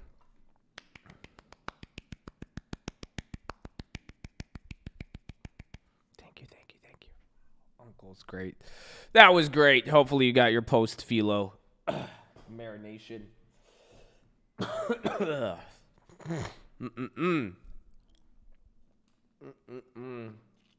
We love you, Uncle. God bless you. God bless you.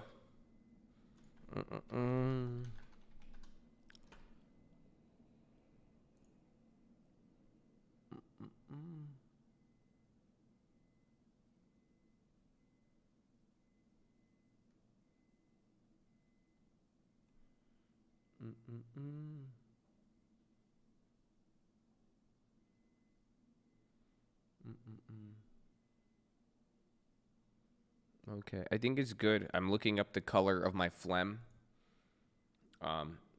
It looks like we're getting over the infection. That's good. It's good. Is it 9? No, it's not there. Nah, it's not. It's not been out there. Oh man.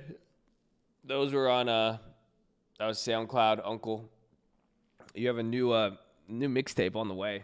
New drip tape. A new drip tape on the way. I mean, hopefully that's it. I mean, we had to delay it a little bit. I had to work on I had to get some other things set up, like the band appeal. I had some other thing. I had to get your Christmas present. I had to get you guys. I still haven't even finished I have so many other things too. Oh man, that's why. So we still got it. Uncle's gonna get so mad at me. I have to get his tape out before the end of the year. How many tracks? Probably like another 16 or something. Obviously, just an overkill. You know what I'm saying? Like we could honestly, Uncle does enough work where if he really wanted to, he could have just spaced it out for the next like 2 years for you guys, like most artists.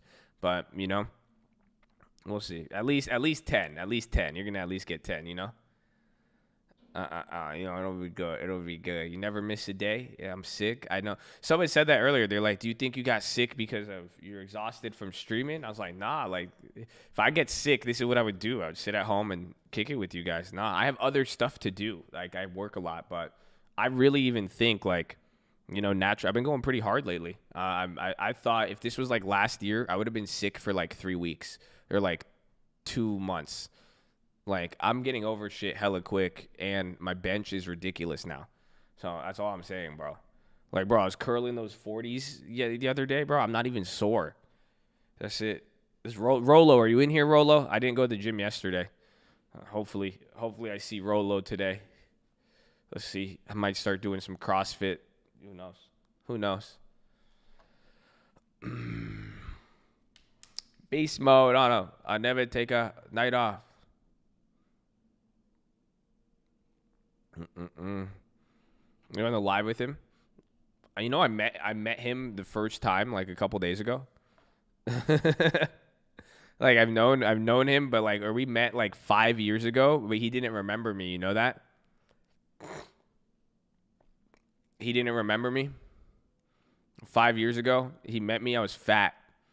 I looked so different. I was fat. I had different hair, everything. Like he literally, like, I forgot. We were telling him, his lending tips was like, bro, like you guys were like kicking it.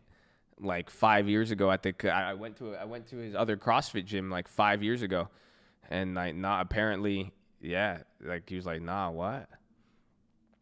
Yeah, he's dope, bro. I like it too. I like all this stuff. He was showing me some other workouts. He was doing some stuff in there. We were talking about some stuff. Good dude. And his transformation's crazy. Well, nah, we good.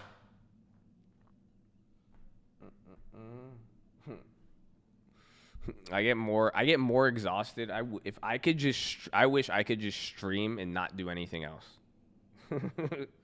Does that make sense?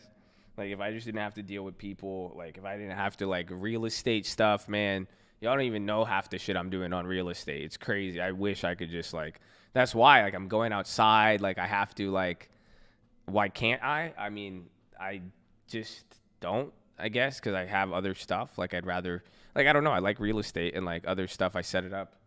Like I was going to different properties. Like that's the shit I hate. I think that's what happens too. Like lately I went to that property. I've been driving back and forth. Remember, I've been driving a lot. And then I had one property. It was an older property we got, but it was like dusty. So I think it could even be allergies.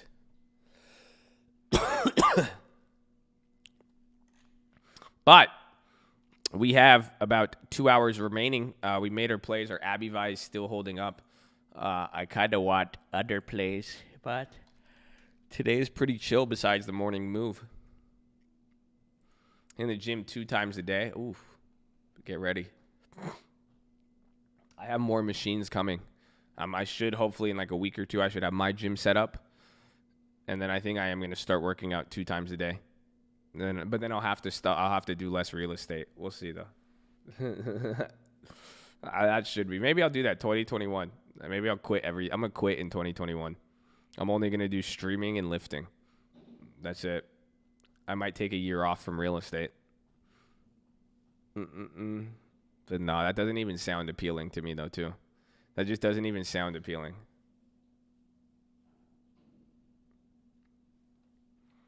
Do you talk about real estate? I used to talk a lot more about the real estate, but then I would talk about it and then people would just get weird with me on it with some of the deals. So I have to keep a lot of it private now. I just prefer to.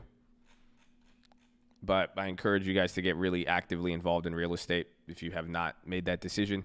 It's great for your long term. And a lot of you could leverage it very, very good.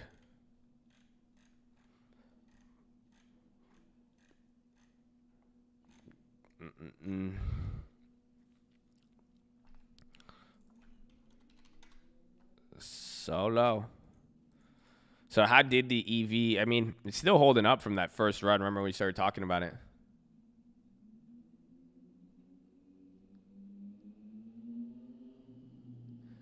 Okay, of course, right now at the call. Amen, baby. Make sure you get out there. Get out there. What do you mean, leverage? I've always this is like, bro, for all of you gamblers out there, all you degenerates, all of you who want quick money, I hope you understand the leverage 101 with real estate. You guys are trying to leverage stocks. Stocks are risky. You go to a bank with 20 grand, they will give you $200,000 for a house. Do you guys get that? So if you make 10% on 200,000, you make 20 grand. Or if you take your 25 grand and put it into a day trading account and try to fucking day trade, you'd have to make 100% on that whole account day trading to make 25 grand. Which one's going to be easier? Take your whole account up 100% or make 10% on real estate? Come on. Come on. You see, it's a leverage. The bank will give you the money, man. You know? The bank will say, hey, you want to make a gamble? Okay. You back it with a property? Okay. Got to pay the plug. Thank you. Melt up call made me a bag. Appreciate you, brother. God bless. Horn. Never tried the real estate? You should. I should. Ow. I said it. Yeah, unless you do Tesla. Tesla's a little different.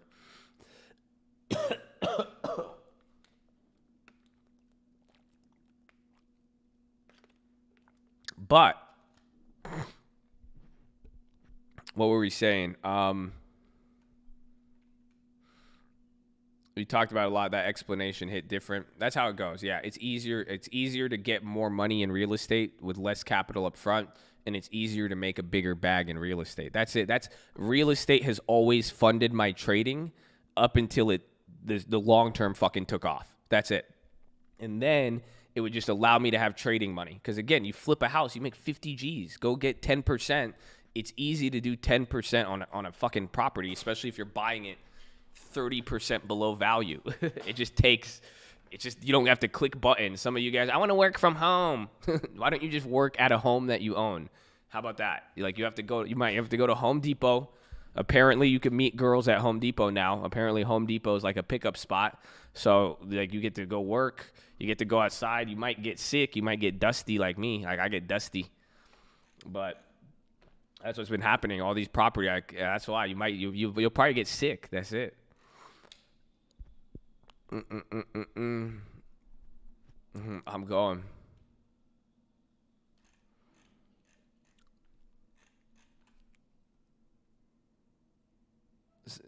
It's the dust. I think it is.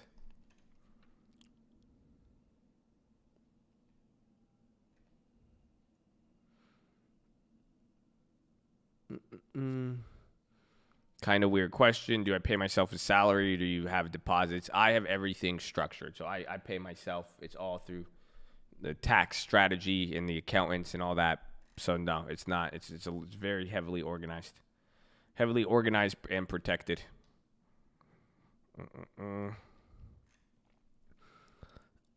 Need this sick from the sawdust. That's what I think is clapping me low key. But Home Depot, I don't know. I haven't been to Home Depot looking like that for a while. I don't know. I never see any cute girls at Home Depot. All I'm saying. That's all. I don't know. I've never understood that one. I've never understood that. That's it. But again, real estate, it allows you to put less money on it. And like I'm saying, it's good for trading. That's the whole idea. Is it's a good supplement for trading. That's why I've always done stocks and real estate hand in hand. I would never do one without the other. Like that's even what's his name? I know Royke has a killer long term now. Royke's kind of following exactly in my footsteps. I'm seeing him. He started with stocks, and then he started doing real estate one. And then Royke has his long-term setup now, and he's been setting that up for the last few years. Boom. That's all you got to do.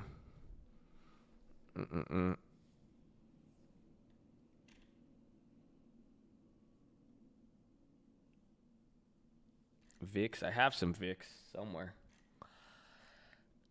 I got some Vicks calls. Okay. Get it? Like the Vicks? Like, okay.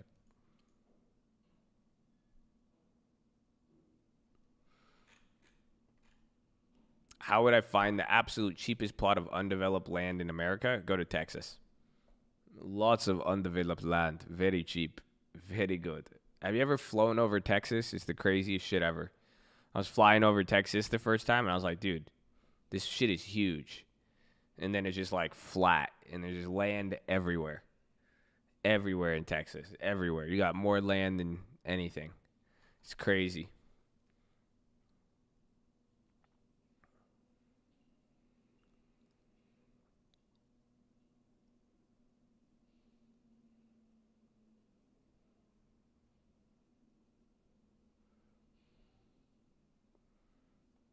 No money. Oh, but that's what I said. The goal was what's it called?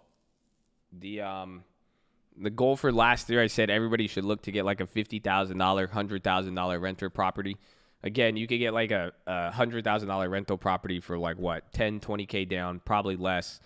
And then the mortgage payment would be like $300 a month, and they rent for like $700. So you could pretty much get a free car out of your rental property. You could turn your car into you could turn a little house into a rental property that will net you a net profit that could pay for a brand new Mercedes lease or something, if that's what you're into. But that was my goal. I made the video last year, and then this year I want you guys to build up credit. Excuse me.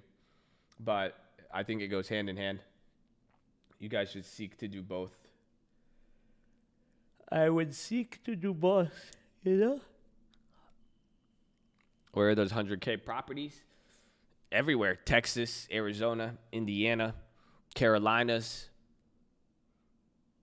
You make it sound so easy. It's like easy, but it just takes time. What's the name of that video? And I gotta find it.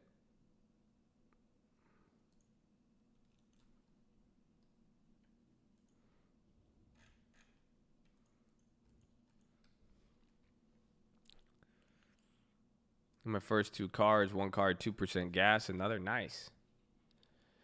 50% annual ROI on the house. It sounds sketchy. Just make sure everything's good or it won't need repairs, because it might need a lot of repairs. So then once you factor in the money for value add, that will give you a real cap rate. Well, yeah, that's why I said it. I said it on my my Instagram the other day. You guys go find houses within like 3 hours of you. So most of you guys live in places, but like if you really look outside, like even if you go within 3 hours of San Diego or LA, you can find a $200,000 house or at least a condo. And that's in Cali. So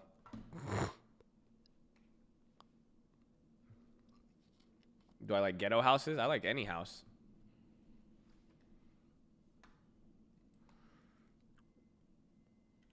A fall virus surge versus spring. What do I think about prenups? Brandon, did you get that fucking house figured out? Don't ask me about a prenup if you haven't figured out that house situation with the shared driveway. You got to get a prenup with the driveway dude first, okay? We are not talking about no prenups until you get that shit set, because the decisions you made on that property, you have me scratching my head. I was like, you really about to deal with this dude, huh? No. We'll talk about prenup. Get that fucking house figured out first, though, before that. Trust me.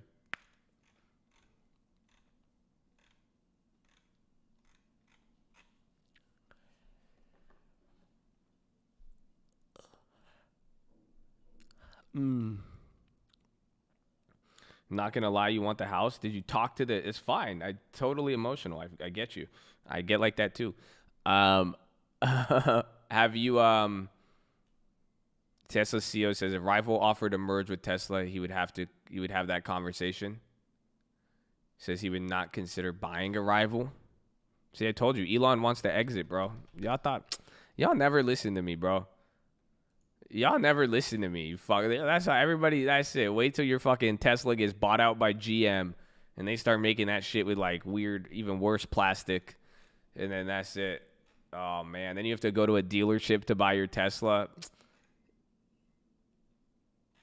He said he's saying he won't buy another company, but he said he'll talk with anybody who wants to buy him. He literally just said that.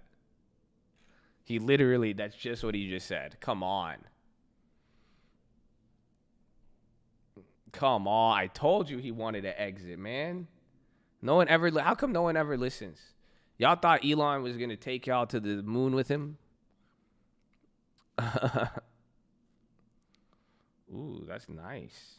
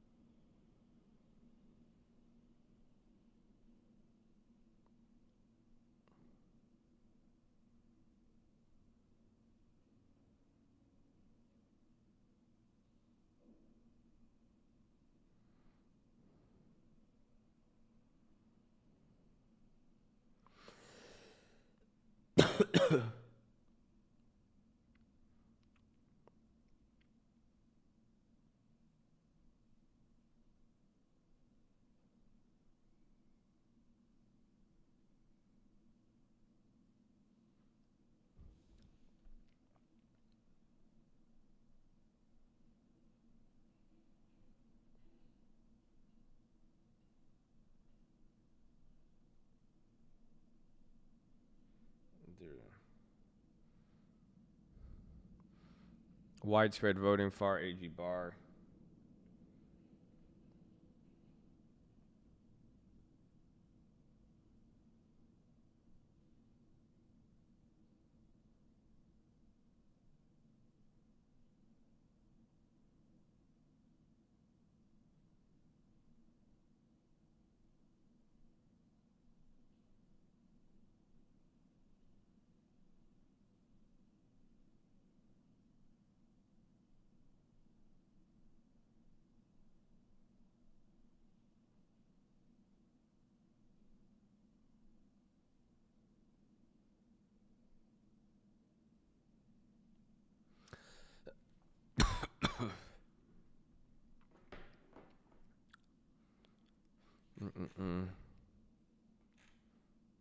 Josh becomes a shareholder. Elon wants to opt out. Illuminati.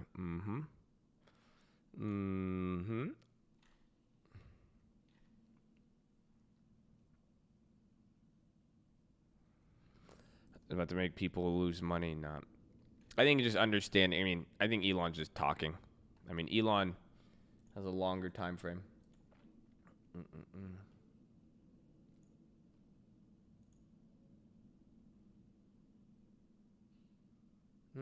Look, somebody just emailed me. Damn. What the fuck? Someone just sent me a $70,000 property in Minnesota. That shit's fly as hell. Make sure it's not a mobile home, though. It could be a mobile home. That shit look too good to be true. It's a manufactured home. If you own the land, it's straight. Yeah, that one is a manufactured home. So if you could own the land, it's straight. But if it's not and you have to pay a land lease, you're clapped. That's cool though. That's dirt cheap. Minnesota.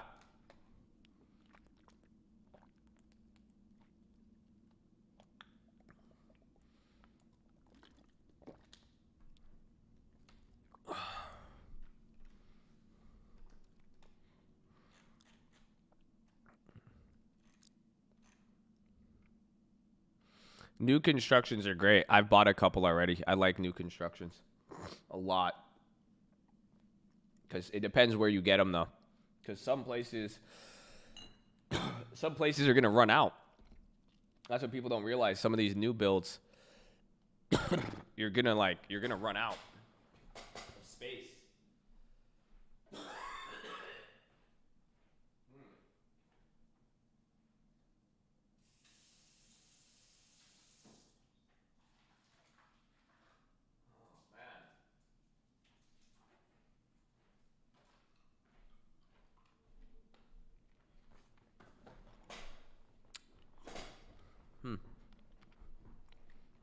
I stepped away.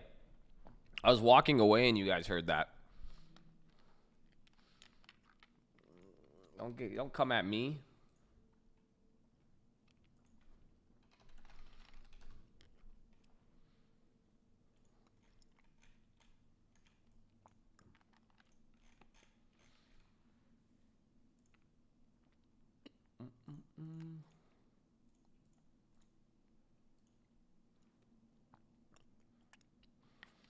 You get random people calling. No, it ended after that day, after that week.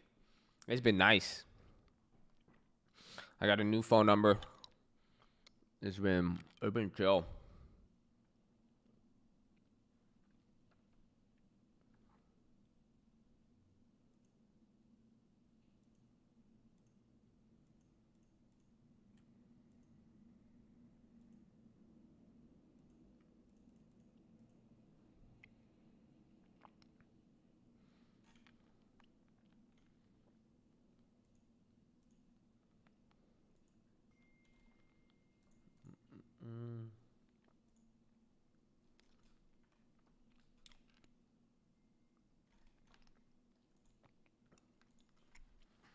I'll tell you something.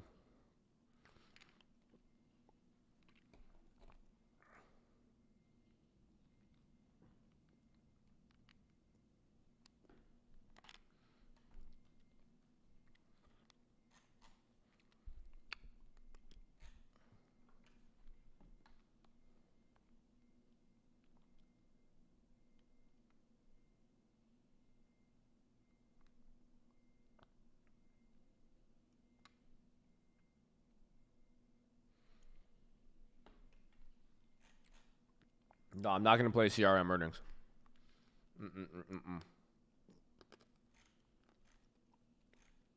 I mean, even that might sell credit spreads after seeing, what's it called? After seeing Zoom.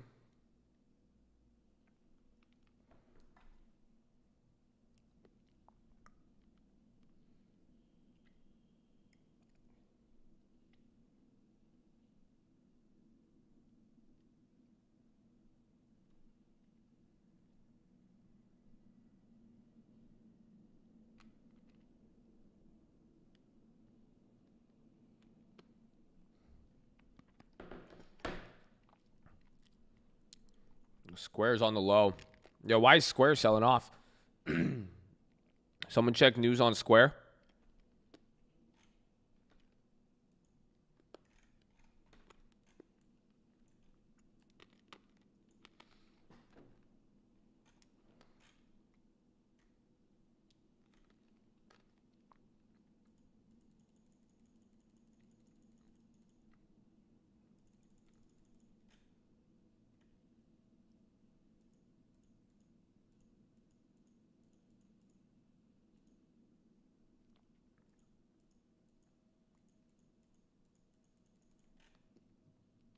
So I have to check this stuff.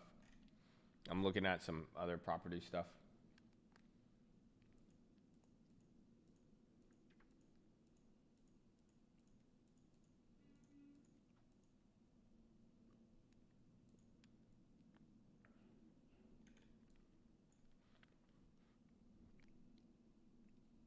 Make your 2 Tesla free. I think I get 3. But I think I'm almost at 3 free Tesla shares.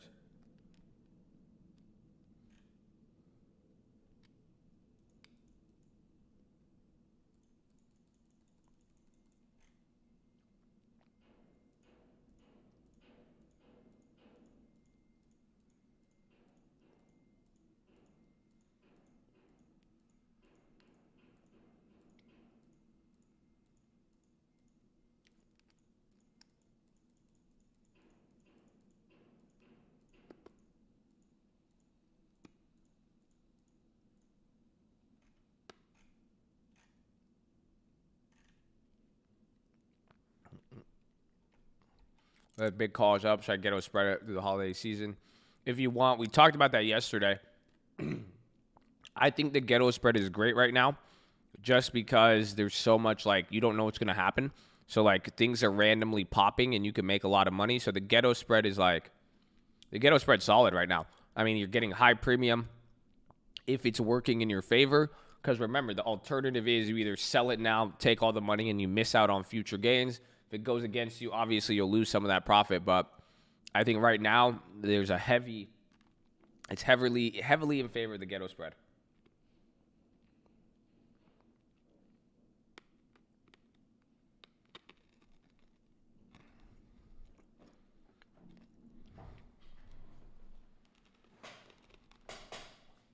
Kano says COVID and government funding will likely come in one package.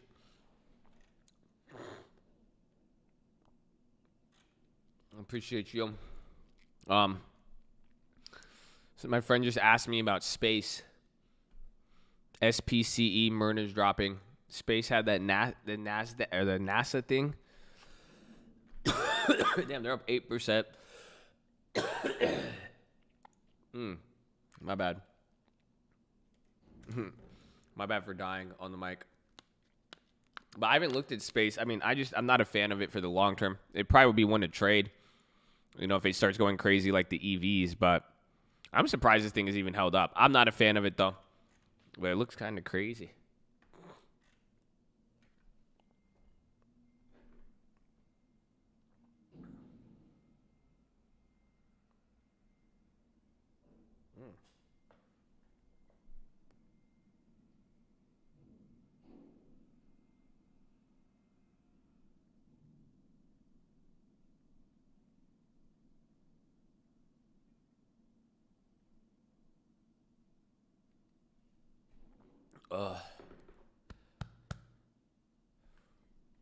Think high orbital traffic will be something in the future. It will be, but not, I mean, I'm not going to use it. But it's just, when is it going to be profitable? That's the thing. I'll do what I do. I'll just wait. That's fine, you know. As long, I would preferably rather get in on it later and pay the premium and be wrong than be wrong from the get-go, paying a huge premium without any money being made. So I just don't like the long-term perspectives. So that's why. But I can see it as a trading prospect right now. I mean, if it's going to get news, it's been holding up. It's just like I kind of place it in like the whole category with like the EVs.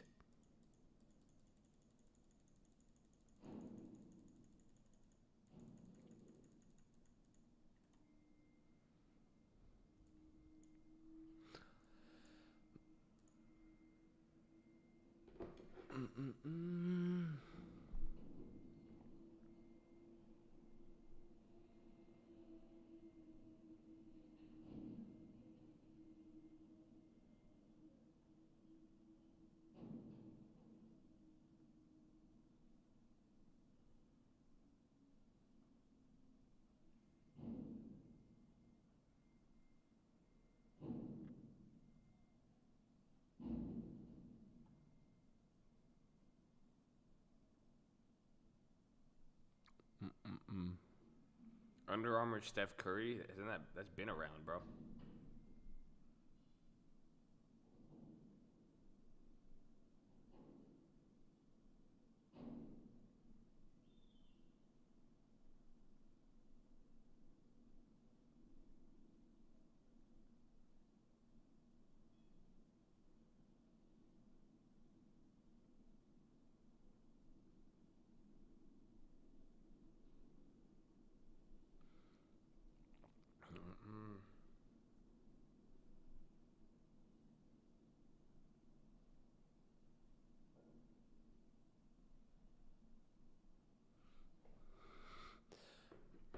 All right, give me 1 second. I'm going to the bathroom. Make sure you guys are subscribed. We're live Monday through Friday, 30 minutes before open. Drop your thumbs up on the video. You're on mobile, press high, chat, X out the chat, hit the thumbs up button. Second link for the nightly watch is the main channel. First link for the Scream Alerts Bootcamp and Real Estate course. Check out my Instagram. Follow me on there, at The Trading Fraternity. I love all of you. God bless you. But watch out for, what's it called? I forgot completely. Follow me on I have Instagram, at The Trading Fraternity. Please claim a blessing. Do what you need to do. I'll BRB.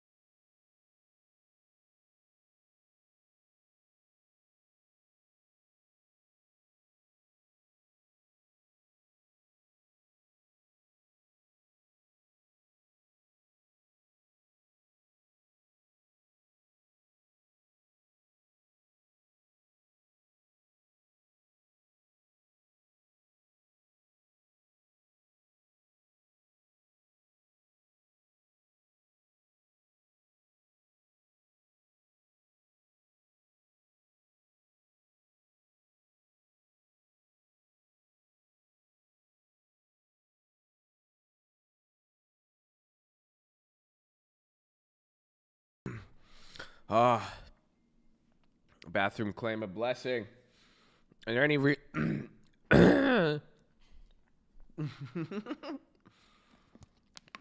I should probably sound so wild. There's some of you. Was anybody is there any LA real estate agents in here? Do I got any LA real estate agents? I don't want you to do anything for me unless you have off-market listings. I need off-market listings in LA, please. Please email me them. Okay. Tradingfraternity@gmail.com. I have a buyer ready to go, and they have exhausted all options. So they said, bring me the unlisted. Says, shake it fast. Watch yourself. Yeah,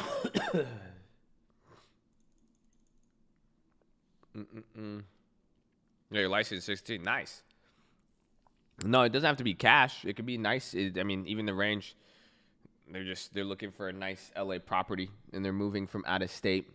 So they have a very wide, they have a wide budget, and they want, they'll take anything, but they want a view, and that's it. They just want a view. They want the LA lifestyle view. They want to be Hollywood.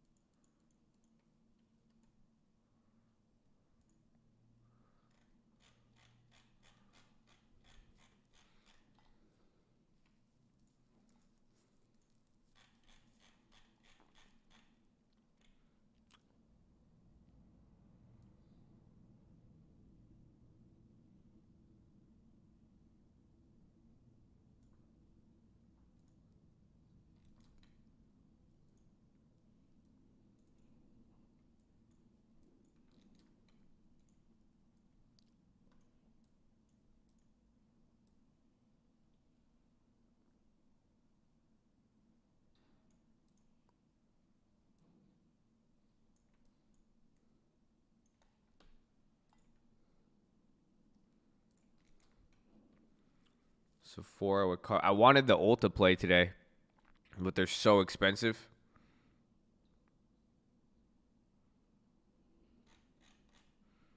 And undeveloped, is there land to be made from land? Is there money to be made from land alone? You can, but it's not as it's just not the same. Does that make sense? Like it's harder to make a lot of money on land.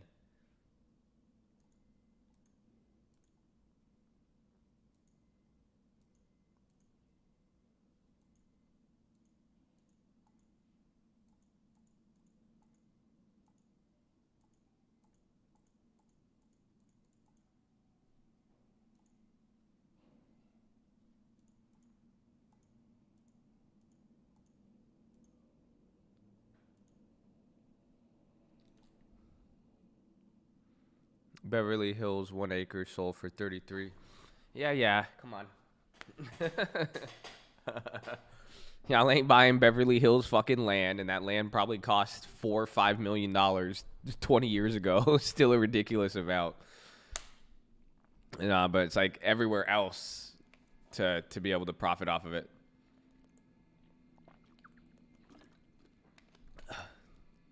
I feel like deja vu. I feel like we've had this conversation before, haven't we? I feel like we've had this exact conversation a year ago. And the same thing, LA was brought up, all of that.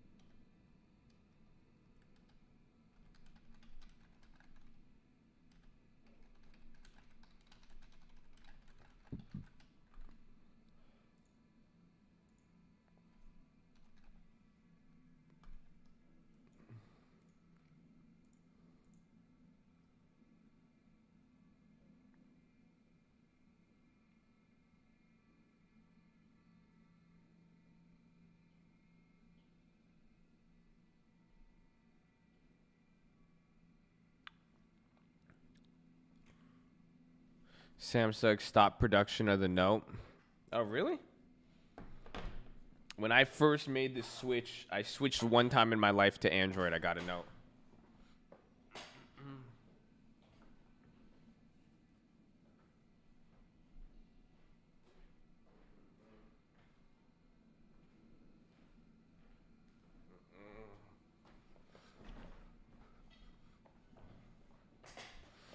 My viewer base is decreased by 70%. Damn. Well, I still feel blessed with all the people we have here. I looked at it from last Thanksgiving. You guys know when we did the Thanksgiving stream, we had like 400 to 800 people. But we used to not even pull more. I mean, day before Thanksgiving last year, within 12 months, we would top out at like 1,000 people. So amen. I love it. So, I mean, I think we're off from the highs, but we're doing pretty good. And honestly, I mean, as we've entered a mass market, as we've gotten more exposure from other people, the part I've loved the most, a lot of people don't like God. So I take pride in that, honestly. To God be the glory, baby. To God be the glory. Up or down, not about the numbers. It's about the impact in human lives that we affect and reach, baby. So I'm honored. I'm honored, baby. And we've still done, we've done well. We've done well. So make sure you like the video.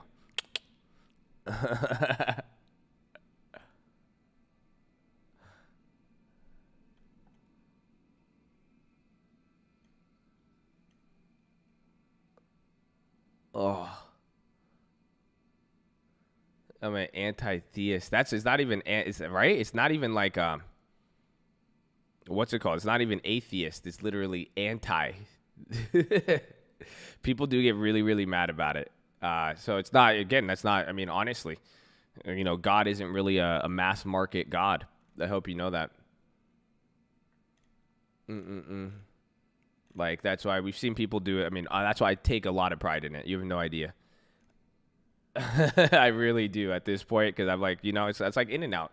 It's like In-N-Out. It's like Chick-fil-A.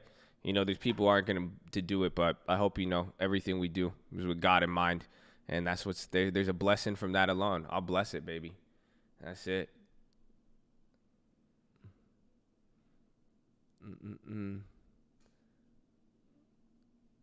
I don't know what's happening with Square. It should drop. It's been dropping for the last 30 minutes.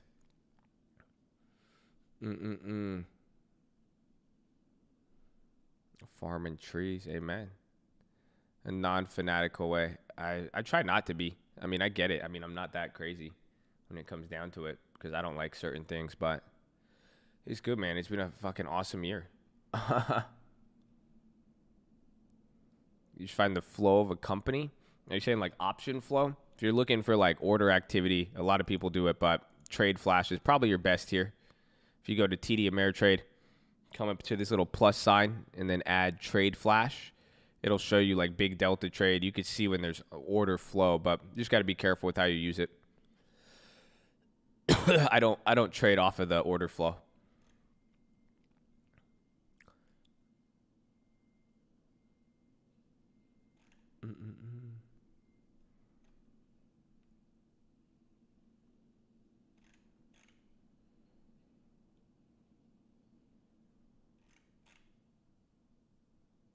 Touched by an Angel. Oh my God, I remember that show, bro. That was a classic. With CAS, I let it ride long term and drop. What do they do? What's CASS or CAAS? China Automotive. So I don't invest in China. No. It looks. What do you mean? Wait, well, this looks like it's killing it. How are you? You probably just bought it high. I need to be careful about it.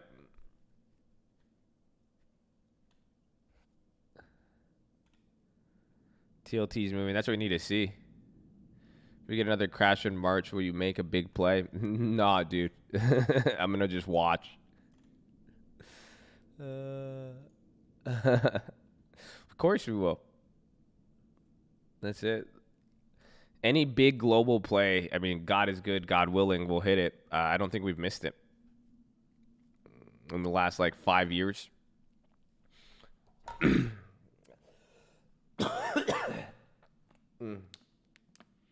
You know, we don't always pump Palantir when it's already up 100%, but we did get into Palantir day one.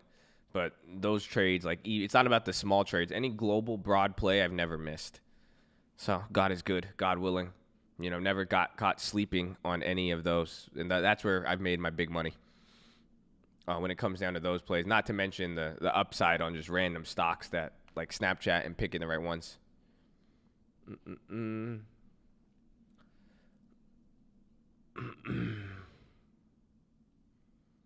Airline puts back in February, yeah. I want to go big with Josh, next big play. Well,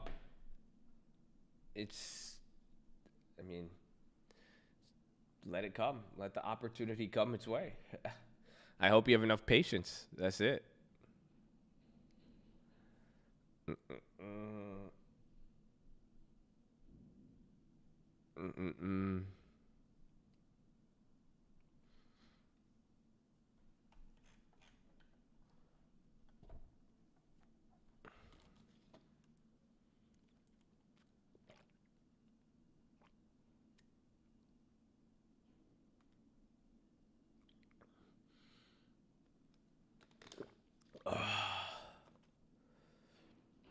What day my true calls?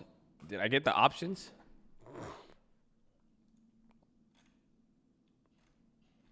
True, I thought I just bought the shares.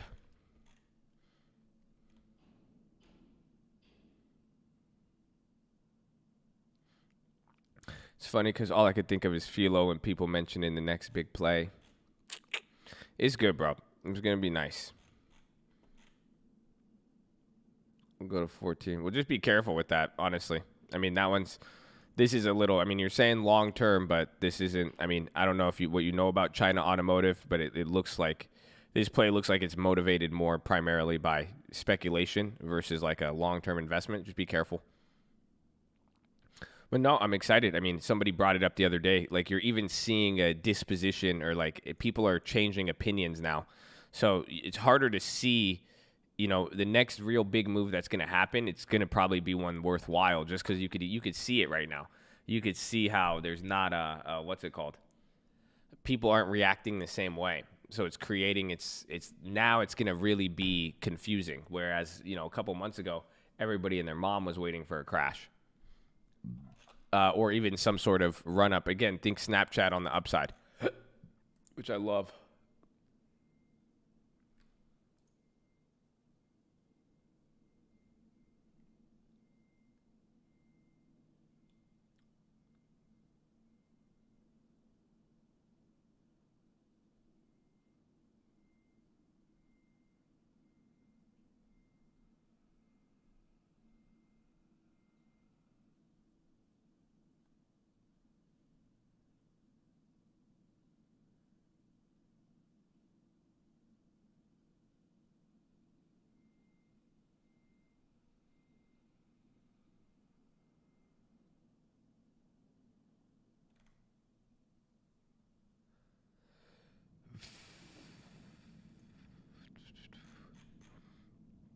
So it's live what CRM is pricing in. Yeah. Let's go. So you could always come to TD Ameritrade, enter in the ticker up here. You're going to see two numbers, or one up here in yellow, MMM, pricing in $14. Go to the date, plus or minus. It's kind of telling you, factoring in the date and IV. So it's pricing anywhere between $14 and $17. Another way you could do that, take the at-the-money strike prices and add them up. So $7 here, $8 here. It's about $14.70, right? Or 17? No, 14. 7, 8, 9, 10, 11, 12, 13, 14.70. Yeah. So it's falling right in the middle of there. So it's priced about $14. In that case, just under 10%. It's like 6-7%. And the stock's at 241. So it's decent. It's actually pricing in a decent amount. I don't know. CRM might get a little bit muddy. I said that yesterday, just because of the deal with work. So we'll have to see. Are you hypothesizing CRM is going to announce it? The buyout? Because I don't know. We'll see. We can see what the option chain is like. I don't think I'm going to play it. I just don't. I'd rather just play other stuff. Like, I want to set up more Santa Claus rally and all that. How do you know the big play event? I just use macroeconomic analysis. That's why. That's why I've never missed them. It's just very easy to see when the iceberg is in front, if that makes sense. That's all. As long as you could wait for that. I mean, if you could get one little mini correction hit on the head a year or like every 2 years, you can make it. You can make a living off that. But you have to not burn your money in the meantime.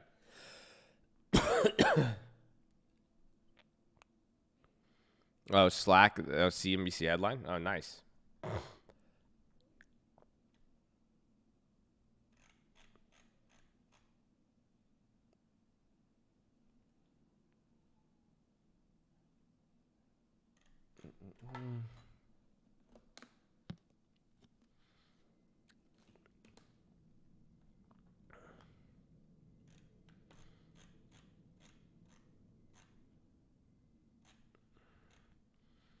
You say it's the big play. I try to give some guidance on it. I could usually tell. Obviously, there's risk. But the last TLT, I literally labeled the video and the thumbnail play of the month. Ended up turning into the play of the year or century, but still. Yeah, we've tried to. Any decent, like, if you're heard of Snapchat, I've talked about Snapchat a lot too. Not to mention the other plays, but that's not macro. I'm just messing with you with the Snapchat. I'm wondering how can the Fed, it's hard for them at this point. Maybe with what we heard today with that again, we're heading towards a cliff. It's a fiscal cliff in a weird way. It's not one fiscal cliff with the budget, but there was a lot.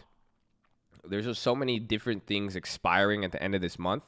So that could lead to Powell losing control of that. Because like they said, what would happen is it will lead to a lack of, they brought that up during that meeting today. They said it will lead to a lack of funding in markets. If markets get upset, markets get flipped out, it could lead to difficulties in certain markets. And one of those would be the bond market. That's government funding.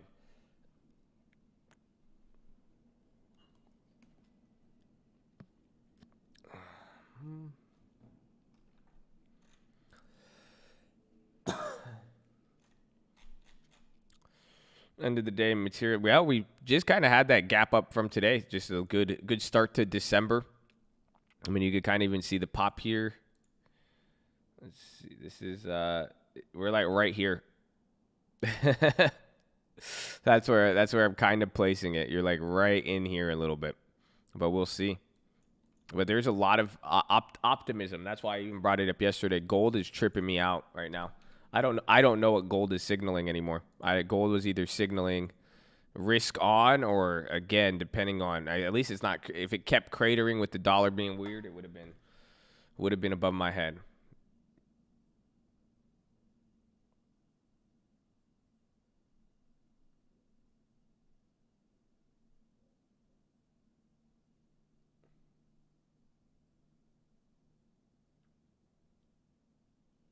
Oh my gosh. Bro, my friend who asked me about fucking space, he reserved a flight. That's funny. He was listening because I was like, I'm never getting on one of those fucking planes. He was like, dude, you barely get on normal planes. And then, yeah, he has a reservation. He said he reserved an orbit flight for 1,000. And if any, he would be the type of dude to do it. How much is it? Yeah, right. It's a $100K ticket, I think. $1,000 down. Damn. So are they collecting pre-orders? Are they doing the Elon mode?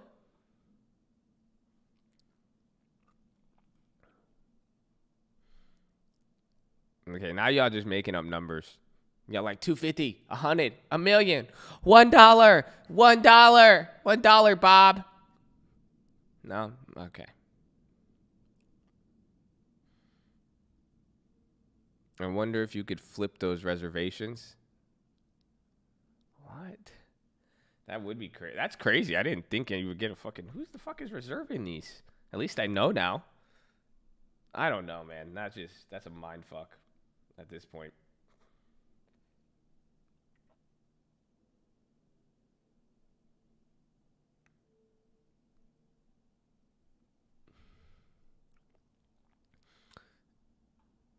We think we could flip everything. That's the problem. Bro, it's not even like that's the problem with 2020. The internet in 2020 has just put in this idea in everybody's head that they could flip everything. That's the problem. It's the problem. Everyone literally is trying. They don't even care if a factory could reproduce it.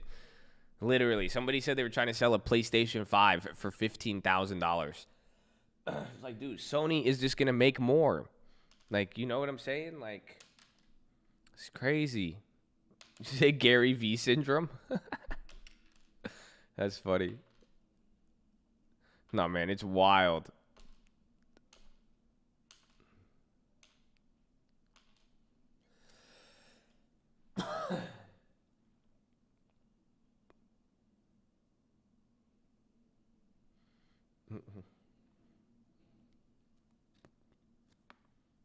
Oh no, man, it's crazy.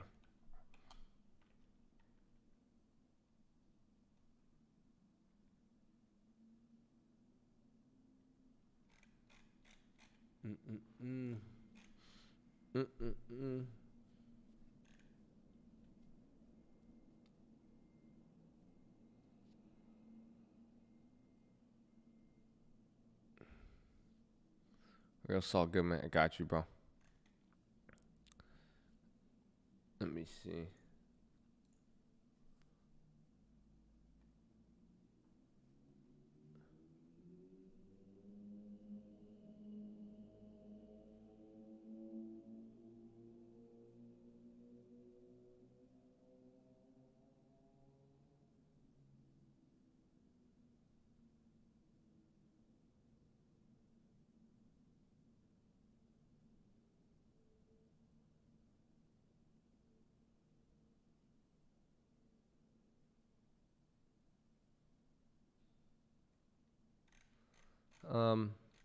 I wouldn't trip on it too much.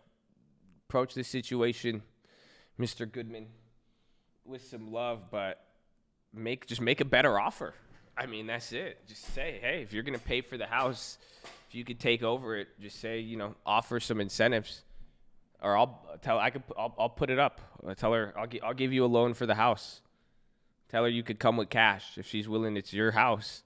But no, that would be the foolish. I would not rent it out to somebody you don't know, especially if it's somebody you know. Or I wouldn't rent it out to somebody you know with the intention that they probably will mess up the house, realistically. But I would just come with an offer. Come with you could get. There's so many things about it.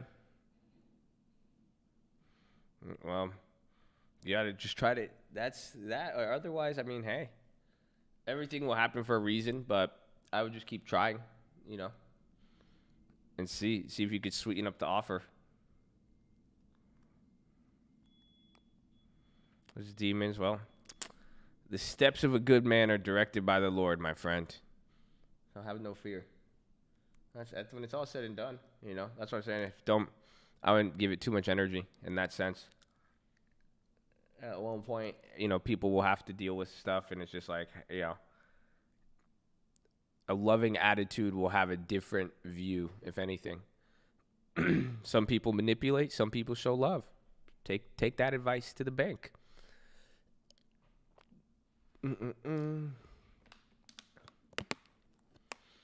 Whoever said the grass was greener must have never seen the other side. Would I consider today a pullback? No way. We jumped up. Today is an advancement, if anything. I would consider today as advancing for the the upside.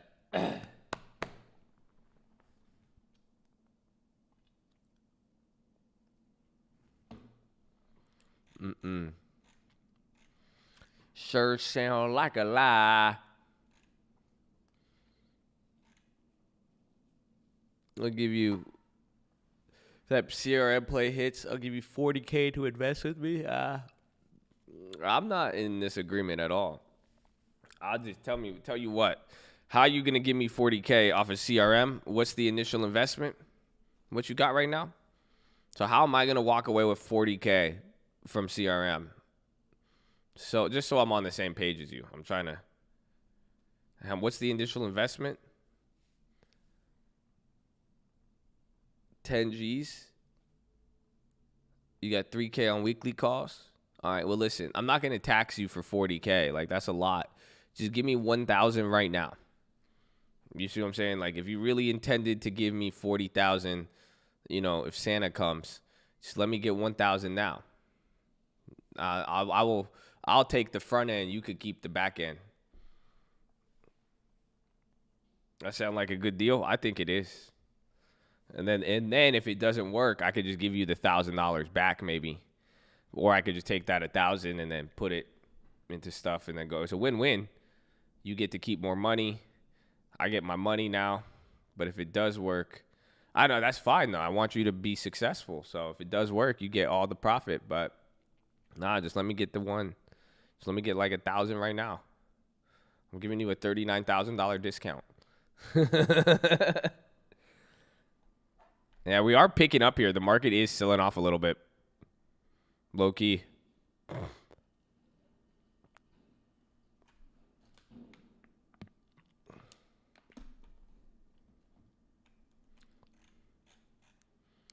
How do you have E-Trade on more than one monitors? You could take the charts and then you could pull them out and then run them to the other monitor and then they'll stay there.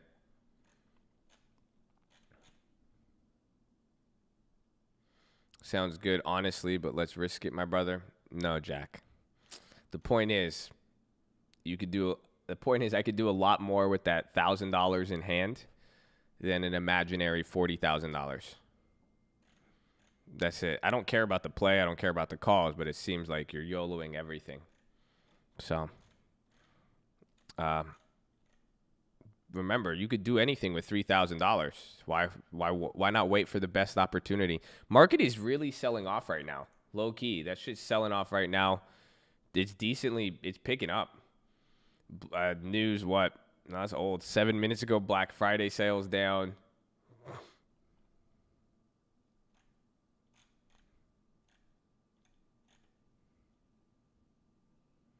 Why the Zoom play has gone up? Because they're really far out the money and not a lot of time. And we said it yesterday, Zoom was pricing in a lot.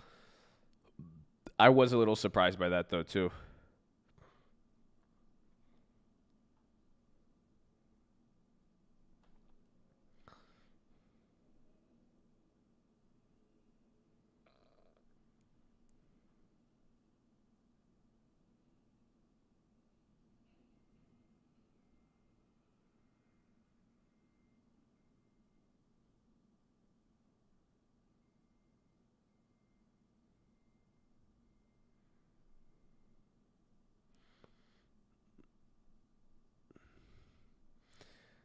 I'll just take everything out and YOLO into Palantir calls. Are you bored today or what? Not because of the plays, but you're giving like fake scenarios and like, I don't know. Like, I'm not even giving you like a real reaction too. I'm just hoping you're dumb enough to give me a bunch of money. Feel like I don't know what's happening, bro. What's wrong? What you got? He's like, so Josh. Okay. No. Check this one out. Okay, what if I did this instead? No. Okay. No. I'm gonna do this one instead. Yeah, we bounced. I was getting a little aggressive there.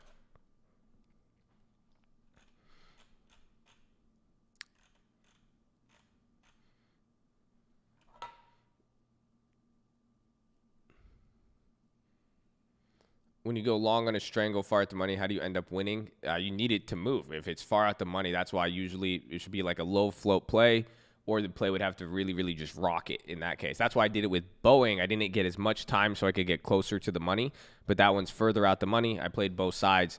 The only way you win on a strangle is if it goes past that and it has to make back what you did. So the best part about strangles, though, if you're able to get it cheaper, that's even better. Schumer's live? It could be that. It could be related to the stimulus stuff.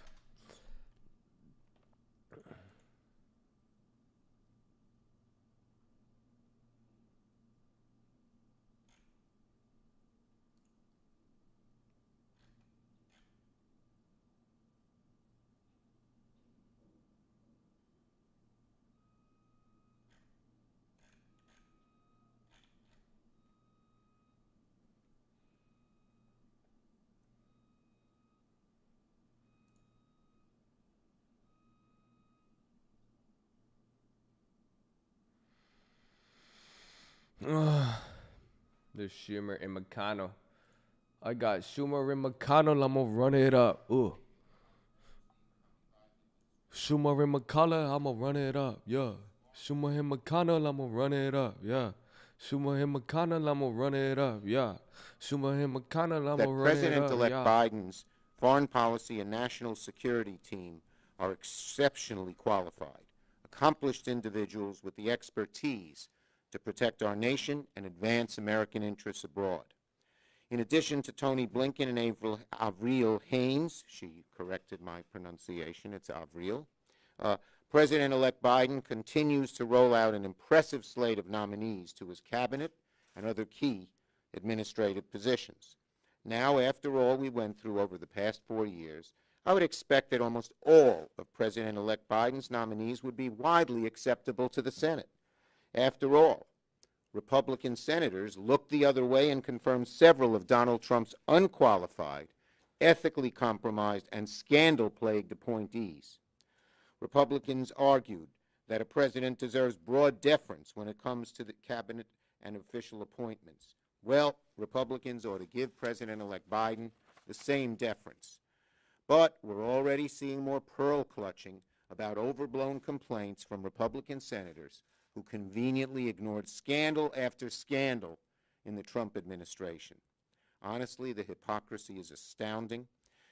After spending 4 years pretending they didn't see the latest insane tweet from President Trump, Republican senators have just found the passwords to their Twitter accounts, since they're now suddenly concerned about what's being said about them on Twitter. But after the caliber of nominees that this Republican majority confirmed over the past 4 years, it would be impossible to take them seriously. The Senate committees should prepare to hold hearings on President-elect Biden's nominees in January, immediately after the Georgia elections. That's what the Senate did for President Trump and for President Obama. That's what the Senate must do for President-elect Biden as well. Our nation's facing unprecedented crises. We need the next administration to hit the ground running to tackle these multiple challenges. That means ensuring that on January 20th, 2021, President Joe Biden and Vice President Kamala Harris have much of their team in place. I hope my Republican colleagues will look at Joe Biden's nominees based on their merits and their impressive credentials and not let petty political animus get in the way. Senator Menendez. Well, thank you, Mr. Leader. Look, I want to echo, particularly in the national security front, the leader's comments. This is about our nation's security and prosperity. It shouldn't be about politics. There's no question that the slate of nominees, particularly in the State Department, UN ambassador, and elsewhere, put forward by the President-elect are capable and qualified. Now, does the Senate have to do its due diligence and vet them? Of course. Do we have to understand their thinking and ask them about their views? Of course. That's part of advice and consent. But there's a difference between that and some who are already suggesting that they seek to weaponize the confirmation process and seek to turn it into a political wrecking ball. Those who ultimately, for their own purposes, as they may aspire for future election to the presidency of the United States, wants to use the vetting process in a way that undermines the very essence of what we need our nation to be able to do on day one, is that the American people deserve to have a government that not only looks like America, but that is up and running from day one to deal with the pandemic and the economic wreckage that has come from the pandemic, and to pursue our interests and extend our values around the globe. Today, I was on a panel with European parliamentarians, and the cry from all, and these are all people from the European Union, elected, different countries, different political beliefs and whatnot, but the one thing they want to see is America be back and engaged in the world. That takes a Secretary of State.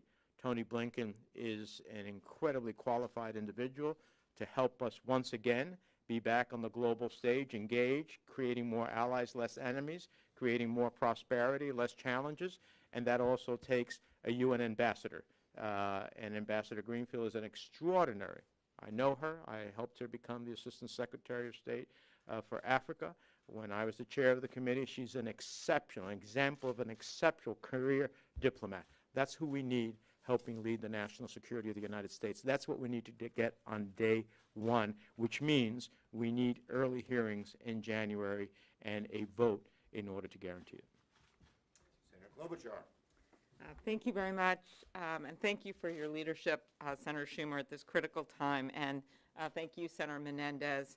I think that really President-elect Biden has set the tone here when he said this should not be a partisan moment, this should be an American moment, and we just don't have time to mess around. We have, as Bob has pointed out, security threats across the country, we've got across the world, we've got incredibly qualified nominees, which really are in keeping with the tone that the president-elect set from the minute the president would not concede this election. President-elect Biden took the stage and said, you know what? Give me a chance, people that voted for Donald Trump, and I'll give you a chance. He set that tone, and now you see that tone in these nominees, in people like Tony Blinken, in people like someone who won't come before us for confirmation, but I must mention because he's from Minnesota and used to work for me, Jake Sullivan. You see people that are well respected, including Treasury Secretary-to-be Yellen. And so he has really lived his words in who he has nominated, and it's our job to get it done. And the last thing I would add is that we are in the middle of a pandemic right now. I don't have to tell you that. And one of the things that we need right now is stability for the rest of the world and for our own country. And I am been pleased that my colleagues are moving ahead with some bipartisan negotiations. Obviously, that's not done. We know we haven't heard good words from Leader McConnell on this, but that doesn't mean that we cannot keep moving ahead, because we cannot have no leadership for America in place when we want to lead the world when it comes to this vaccine. That's going to mean funding to get this vaccine out. If I said at home, you just can't drop a bunch of vaccines in the middle of Laverne, Minnesota, and think they're just going to magically show up there. It takes coordination on infrastructure, on storage, and the like. And to do that, we need Joe Biden to be able to put a leadership team both internationally and domestically. So I'm excited to work on this. I think we have had great nominees come forward, and give the vaccine to Amazon and let them today it. And us to work together to get them confirmed immediately. Thank you, Senator Klobuchar. Yes, yes, ma'am. Questions. You sent a proposal to Leader McConnell on COVID relief last night. What was in it, and are you let going of the $2 trillion demands that you previously had? And also, I'd like you to respond to Attorney General Bill Barr saying there was no widespread fraud, please. Well, in response to Attorney General Bill Barr, I guess he's the next one to be fired, since he now, too, says there's no fraud. Trump seems to fire anyone in that regard. In the first, Speaker Pelosi and I sent yesterday a proposal to Leader McConnell in an effort to get things moving. I'm not going to get into the details. It was a private proposal to help us move the ball forward. But let's make no mistake about it. I just heard Leader McConnell say he's going to put another partisan proposal on the floor. He's going to talk to McCarthy and Trump and put something on the floor. The obvious fact of the matter is the biggest impediment to getting an agreement is the Republican leader refusing to negotiate in a bipartisan way. He knows darn well the House is Democratic majority. He knows darn well he needs Democratic votes in the Senate to get anything done, since a number of his people won't vote for any proposal. And yet he continues to negotiate in a partisan way. Speaker Pelosi and I sent him the proposal in a good faith effort to start to get him to negotiate in a bipartisan way. I always welcome and encourage my Democratic members to talk to Republican members, and there's another proposal that way. All are in efforts to get Leader McConnell to stop being so partisan, because the needs of people are desperate, desperate, desperate during this Christmas season and later. He indicated that he wants to add it to the must-pass government government funding bill. Are you worried about getting jammed and that you've lost your negotiating power and you're going to have to accept whatever he comes up with the president? Let me just say, I hope McConnell will start doing things in a bipartisan way. Every time he's tried to do it in a partisan way, it has failed. Leader Schumer, it seems like there's a debate within the caucus about holding committee chairmanships and leadership positions. How do you plan to proceed as leader on this issue? Look, I think the bottom line is every 2 years, we have a robust discussion in our caucus about the caucus rules and what should be changed and what shouldn't be changed. And we're going to have another good discussion in the next few weeks. This morning, there was a $900 billion bipartisan proposal proposed. What do you think of that proposal specifically? Is your letter more than that or around the same? Again, our letter was done in a private way to get McConnell and maybe the White House to move. So I'm not going to get into its details. The bottom line is that it's an effort to get things moving forward. As for the proposal that the bipartisan group of senators announced, as I said, I've always encouraged our Democratic senators to sit down with Republican senators and negotiate. And this is a good effort. I haven't seen all the details. They haven't come out with the details yet. But when Democrats and Republicans can get together, that's a good thing. And I hope Leader McConnell will heed that call. Yes. So I'm assuming by this that Leader McConnell hasn't responded to your letter Not in yet. any sort We of hope way. he will. It was just What sent about yesterday. Secretary Mnuchin? Did he respond when he spoke? We on just, not yet. We hope they will give us a real response so we can get something done. Does this that he's putting up Next question. Yep, go ahead. He's not engaged on this? Let's hope he'll negotiate in a bipartisan way. Thus far, every time he's done it in a partisan way, it hasn't worked. There's a Democratic House. They need Democratic votes in the Senate. I know that you've said you encourage your members to meet with Republicans, but this proposal they've put forward is a full $1 trillion less than what you all are proposing. So is it something that you all think as a Look, and conference we have get to see behind? the details. Bipartisan proposals, again, are what is needed to get things done. Can I just say one more thing? Yeah, go ahead, Amy. Yeah. I just, one thing I note about the earlier question about McConnell and whether he'll jam us and those things, do remember there were Republicans in that group, right? And while it is not nearly what we had asked for, there were Republicans that stood up and said they wanted this amount of money. So I wouldn't assume that everyone's just going to go down the path with Mitch McConnell this time when you have states like in Maine that have had so many small businesses close. There was a Yelp study out recently that showed 800 small businesses are closing a day. We have restaurants that have tried to hang in and can't do it anymore. We've got a vaccine around the corner, light at the end of the tunnel, but if we don't put the funding into it to get the distribution going and the storage going, we're not going to be able to recover like we want to. We've got the head of the Federal Reserve under Donald Trump, his appointment, Jerome Powell, saying it would be a tragedy if we didn't get something done. So I wouldn't just assume that everyone's going to go down his path this time. And I think that this bipartisan negotiation, while of course just a start and is significant to show that some people are willing to cross over to get something done, which Senator Schumer has been calling for from the beginning. Okay, last one. Joe Biden said that on his first day of office, he will give transgender students access to sports, bathrooms, and locker rooms in accordance with their gender identity in all federally funded schools. Do you think he has the ability to do this, and do you agree with this decision? I agree with the decision, and I know he'll check things out thoroughly legally. Thank you, everybody. Said eloquently. Said eloquently. I'm sure he'll do the right thing. They never said that with Trump once.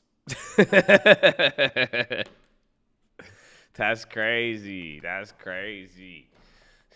That's crazy, man. So, I don't know. That's maybe because Trump may not do the right thing. Or maybe they just, is by it. I don't know. That's the problem. That's the problem. You don't know if it's Trump or are they being fair. That's just the problem. All right? But clearly, what that even showed right there, it's highlighting another point. She brought up Powell too, man. It has to all do with, there's a bunch of fiscal cliffs coming. I think people are assuming it's not going to have a big deal, but I also am believing that I think it's really, really, I think that's what we're approaching. That if in the next few weeks, if we start to not see any developments with any of this stuff, then everything's going to get clapped. It's not good.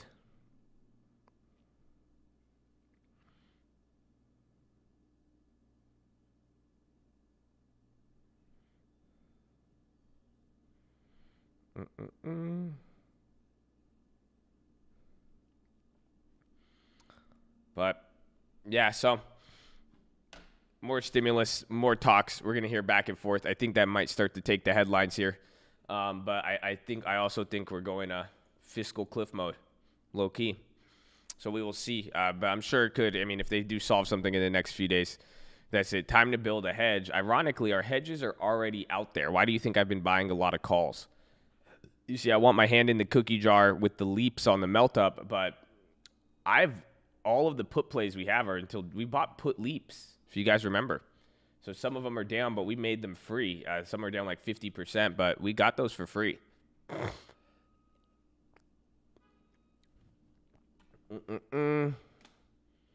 Well, pretty much it's a game of chicken, a fiscal cliff. One has to do with the budget. F is for fiscal cliff. But it's like the budget, that's the original quote-unquote fiscal cliff. But think of a chicken. Actually, anybody remember this movie? Hold on, let's see the culture in some of you guys. Does anybody remember the movie High School High? Any of you grow up watching that? I grew up watching that movie. You remember that movie, High School High, with the teachers in that one school? That's an old one. That's a good movie. Oh, it's a great movie. I love that movie. John Lovitz. Yep.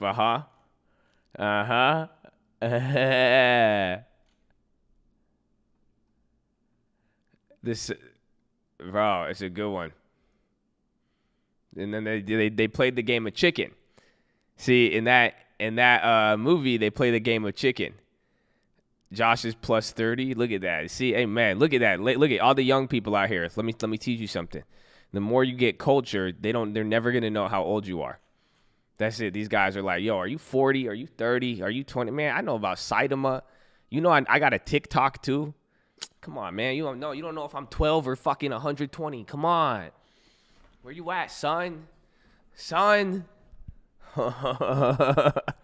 Nah, but in that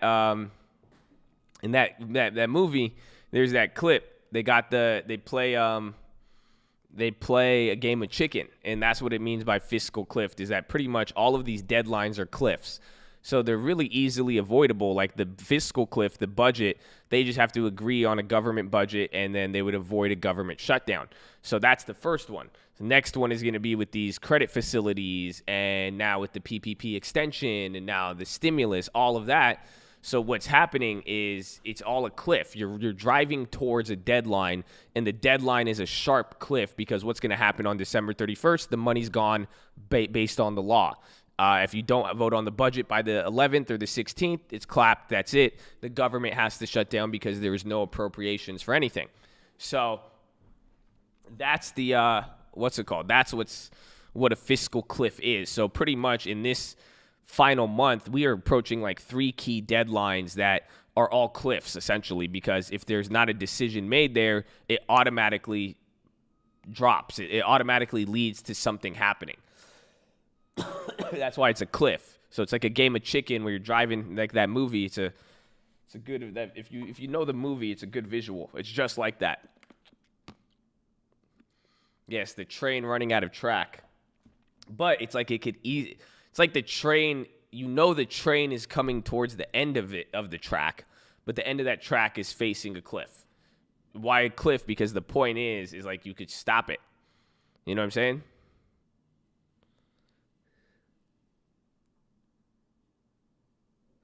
These aren't lyrics. These are lessons. Uncle is old and Josh doesn't answer. All right. Thanks. They either have to switch tracks or they just have to hit the brakes. They just have to stop bitching and agree on something. And then if everybody agrees, the train will stop. But if they want to keep talking, the train must keep going. And then the only way to keep talking is if it flies off the cliff. That's the only way. If you want to keep pressing the gas, you want to keep talking and negotiating, you're going off the cliff. That's it. But if you just say, okay, we're done, you stop, everybody stops, the game of chicken, boom, you're done, and that's it.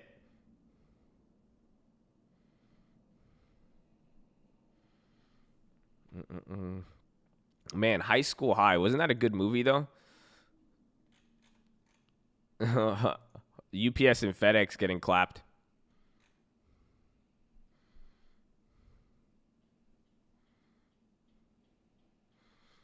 On CNBC, they said a lot of option traders are optimistic about CRM.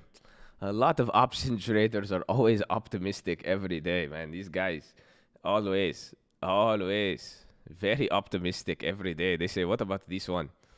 Very optimistic, very optimistic until they become pessimistic. It's very funny how it works.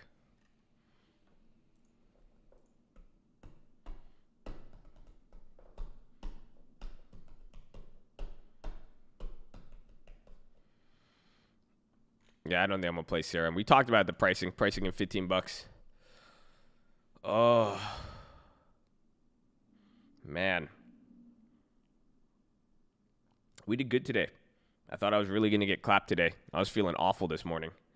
So it's good. We're here. We still made some good plays. We made the Myrna Ghetto Spread saved us. Honestly, today, this is going to be the month of the Ghetto Spread, I'd say. Because it's going to allow you to capture the hype, get the upside, and then still be kind of hedged if anything happens. I mean, most of these plays, we should just Ghetto Spread them.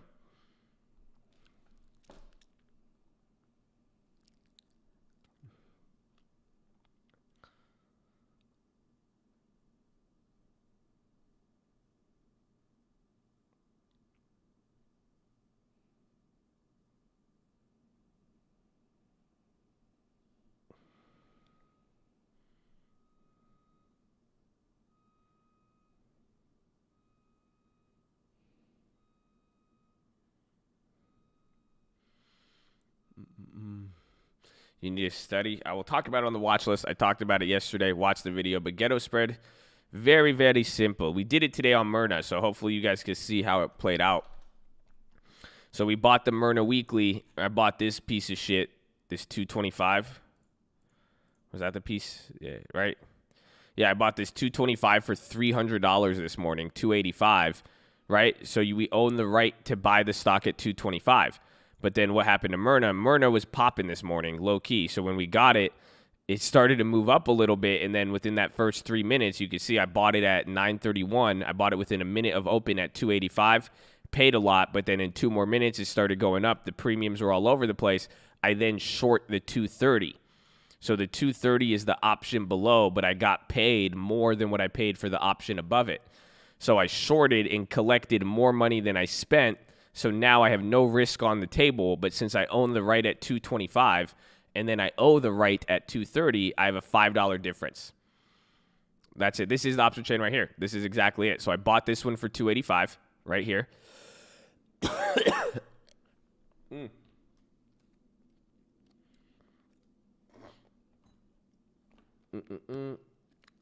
Notice it was going up. Well, quick, I made $15 profit. Noticed it was going up. I was like, I paid a lot of money for that trade. So then I shorted it by doing the Ghetto Spread here on the 230, and then boom, we walked away. I made $15 profit, but let's say tomorrow, by some odd reason, Myrna shoots up, I can still profit off of this. But I have no risk on the table because I spent $285. I got $3 back. That's it. I need rest. I have rest every day. I feel good. I feel great, honestly. I'm ready. I think I'm going to actually hit the gym today. If Rolo will let me.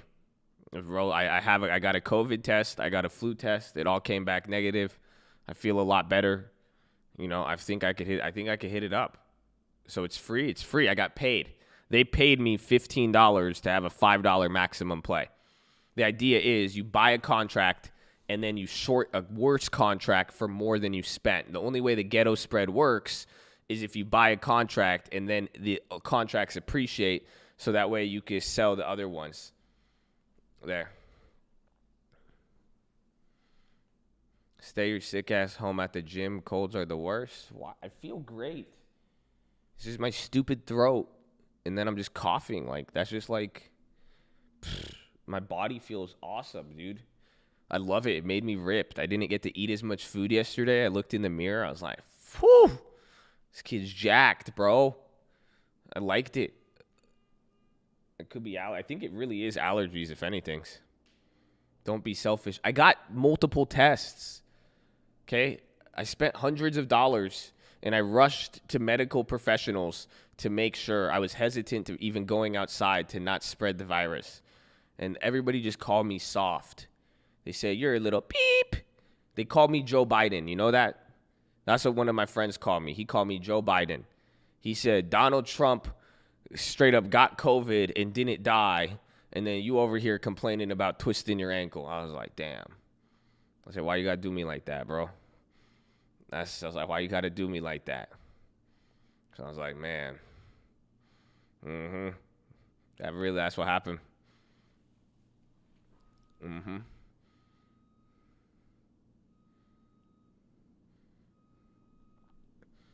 What happens if Myrna passes the strike? I would make $500. There's no way I could lose because I own the right at 225. If they cough, they're going to be an angry mob. Nah. Don't be risky. Go volunteer your family. Yeah, come on. You want to be a tough guy? Huh? You want to be a tough guy? You should be volunteering with your family. If you want to go outside. Huh? I'm a volunteer at the gym. You know, you want to go to the gym, tough guy? Okay. Huh? You should volunteer with your family. McConnell rejects plan. Watch market. How do you know if you overpaid for a contract? It's really hard. I mean, usually you could tell by looking at the other contracts or if it's like really far at the money. A good indicator to see if you overpaid for a contract is when you buy it and then the stock moves in your direction, but then the contract doesn't go up a lot in value because then that means you kind of caught the pricing in on it. Okay, I got to get back to work.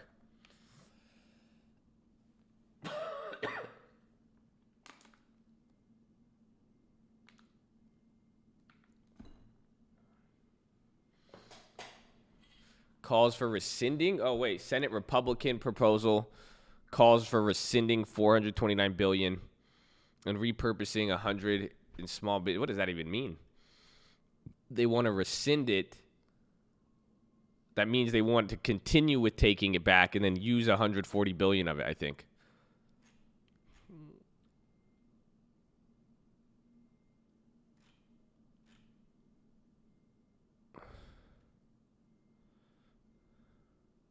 Republican proposal, second round. I think you're getting some stimulus news coming out right here.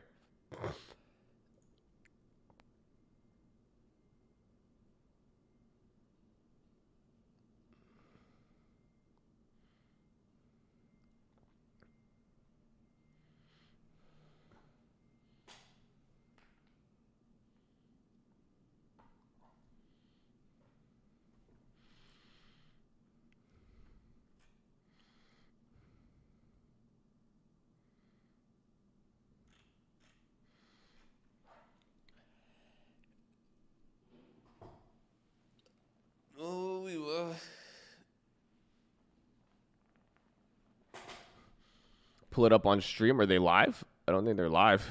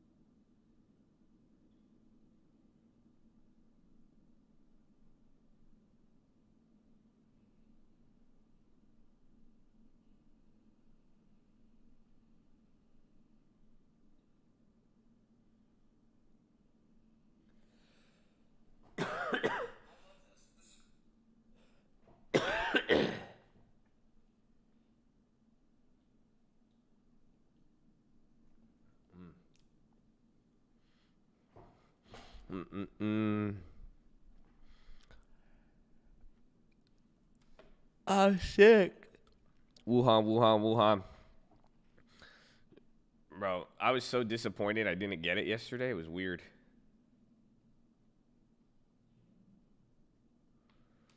Like, that's it. I was like, okay, I feel so bad. I was like, I have to have had it. But nah. This whole time, I still haven't got it. I even took a flu test. I took a separate flu test.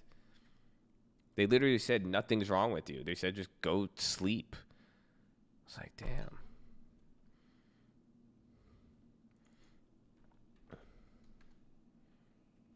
Can I taste? Yeah, this mucus tastes disgusting.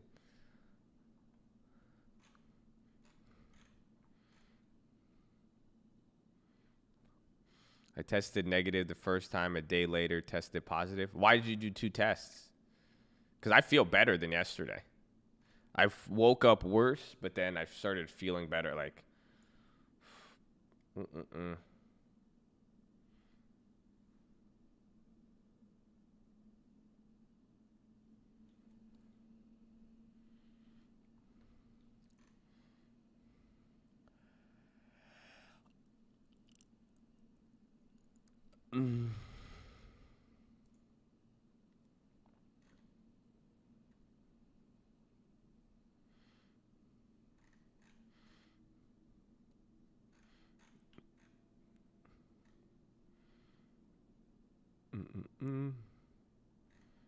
Does your account need to be able to sell naked calls? Well, no, because it's not a naked call.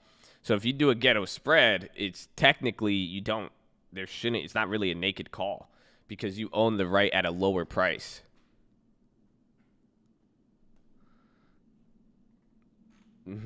Jack, do you have a job, Jack? This is my YOLO guy, bro. I told you he was bored today. I told you, man. What's happening?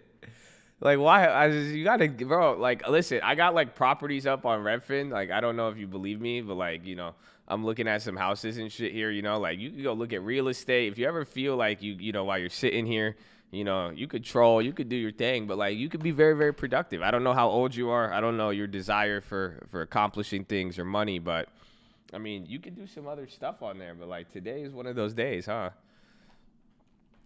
Nah, it's cool though. I mean, as I feel like. I'm having empathy. I'm trying to feel like I get it. I get it, you guys. Trust me. That's why I hope you apply yourself.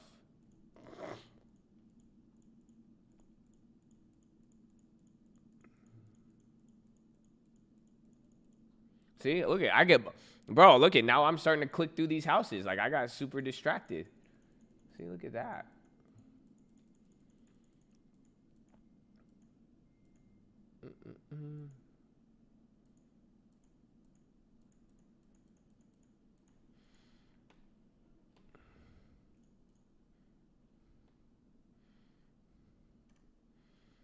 Is it normal sometimes I slam my desk when you do a horn? Yeah, it's pretty normal.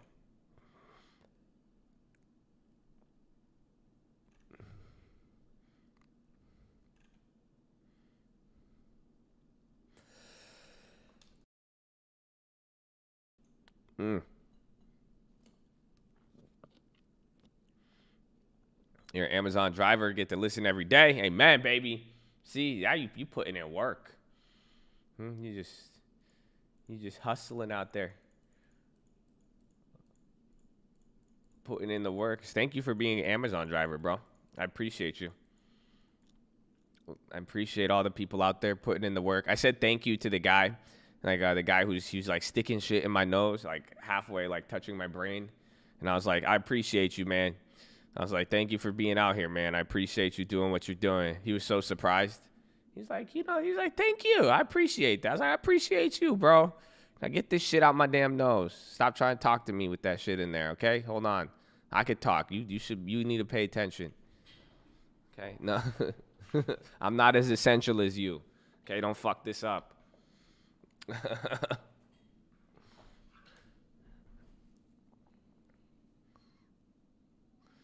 Bro, not only do they scrape it, they keep it up there for like 10 seconds, bro. And like, it's wild. Would it be wise for people to start seeking tax advice before end of the year? Lots of new traders tend to put money away, not to put money away, only to lose it in the next fiscal year.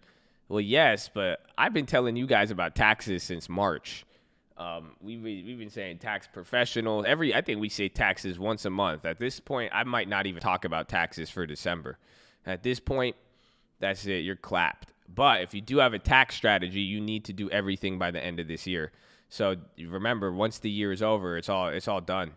Like, that's it. Like, I have to finalize everything. Like, I have to decide what I'm going to do with, I'm either going to have to, look at my finances. It's either I'm going to make a few more outlays by the end of the year, or I will have to take whatever is else there and see what my tax obligation is going to be.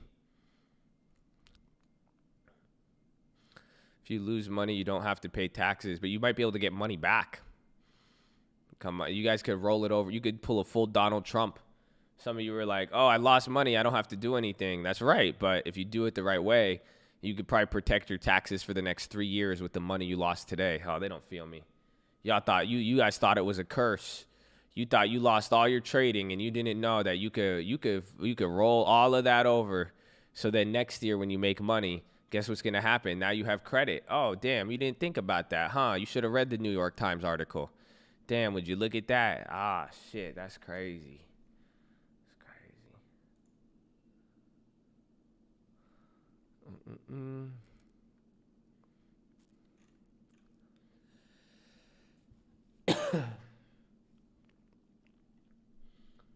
Only $3K per year allowed. It depends. You got any property?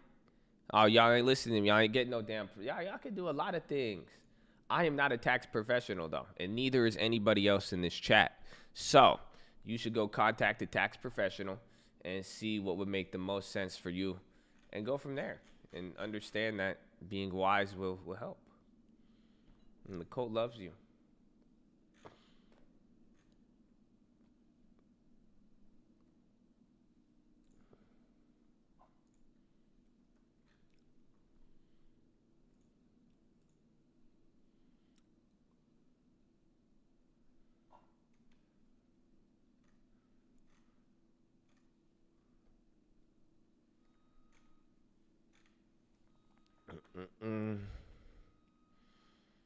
H&R Block isn't too bad.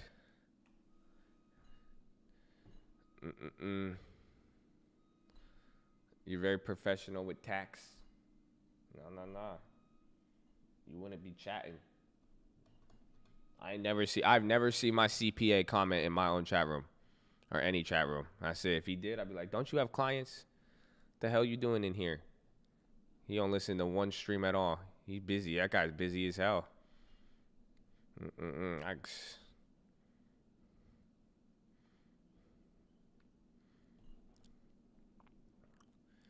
3 hours. It's all mobile homes. Are those good investments? If you own the land, you could do it, but check condos too, if anything.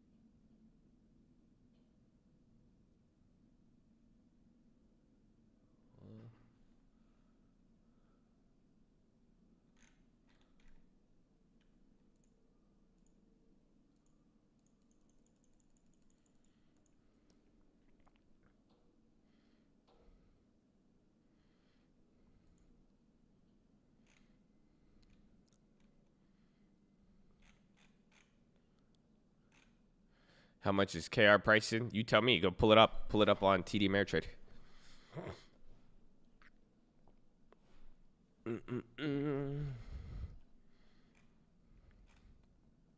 160 condo, $1,250 a month.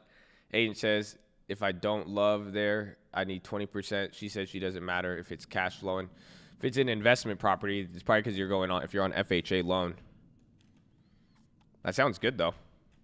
160 cash flowing to 1250. That's great.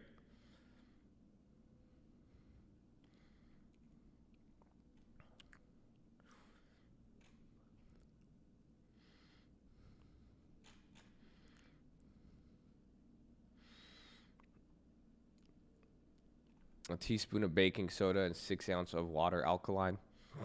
I just don't have these things. Like somebody told me, they're like, put onions in your socks. And I was like, I don't have onions in my house. Like, I don't have baking soda. Like, I don't have alkaline water just sitting there. I knew I should have bought into that MLM. I knew I should have got a Kangen water. Damn it.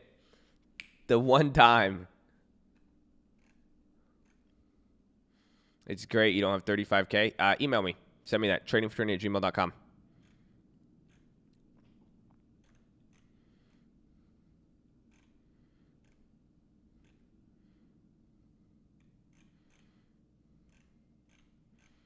I think what's his name did that. I think Lending Tips did that at one of his old houses. This was like way back in the day. One of Lending Tips' old houses, this dude wired alkaline water through his whole house. His damn shower was spitting out alkaline water. I was like, dude, you're bored. I'm like, all right, bro. It was very intense. I was like, how much did you spend on that? I was like, all right, dude. Dude, thank.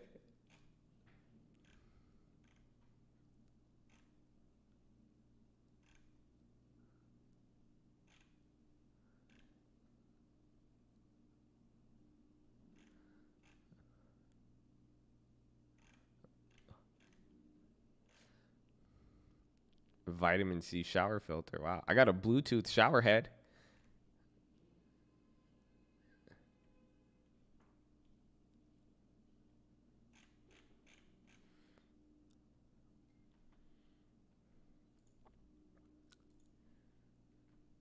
No, I don't know what a vitamin C. I think he was trolling.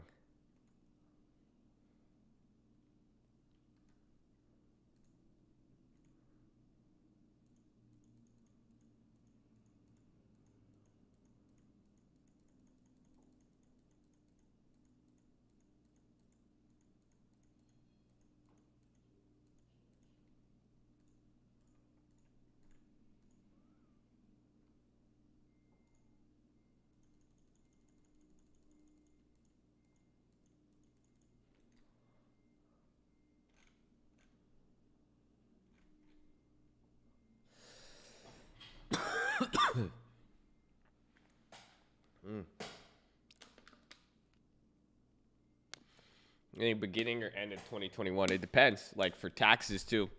So a lot of the people I have hitting me up for houses right now, like good friends of mine and clients like that I've just worked with in the past, like they're just, I mean, I'm just referring the agent commission to them, but they want me to pick the house, if that makes sense. That's what I do for some rich people. I say, okay, I say I'm going to refer you to an A. They don't care. But they have to do it for taxes. So end of the year, they're looking to,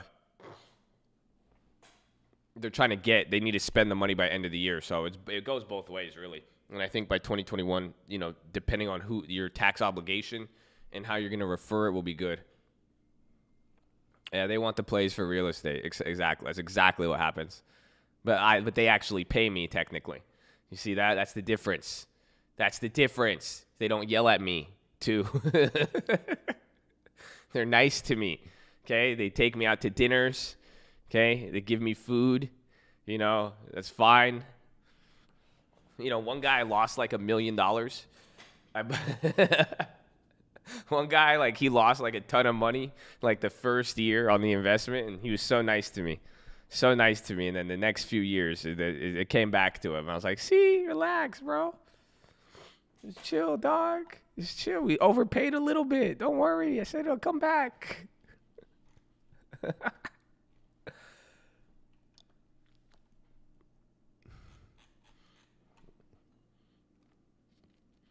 you got to pick and choose.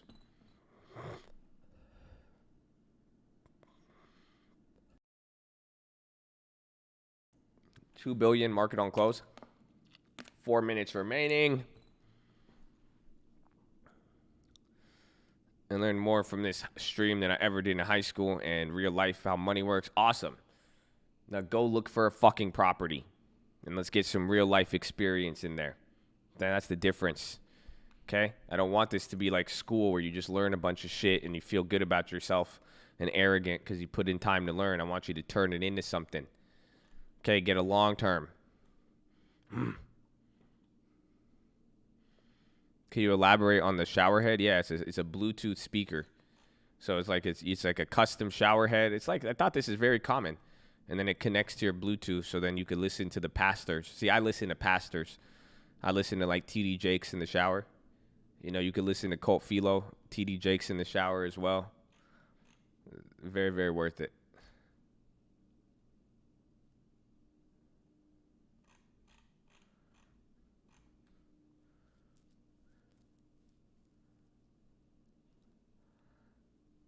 So just for long term, we'll see. We're going to have some tomorrow. We will have to make our decisions very soon. A boogie with the hoodie. I love a boogie with the hoodie. In a weird way, I feel like I relate to him the most. In the weirdest way, because we're not really relatable, but like I feel like I relate to Boogie like so heavy. It's wild. I love him. I don't know why. Like all the shit he says, like I relate to some of what he says way too heavy, bro.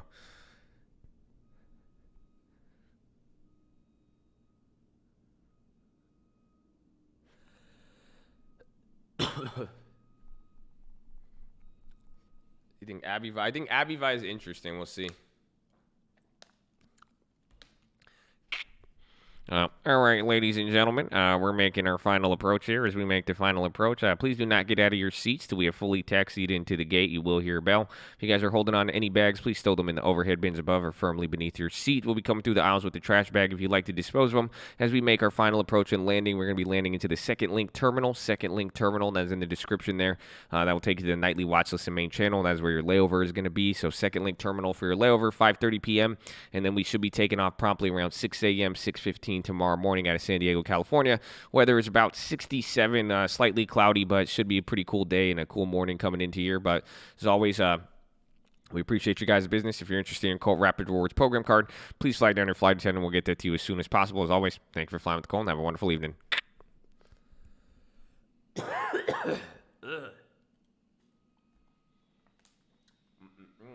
Let's run it, baby. 1 minute!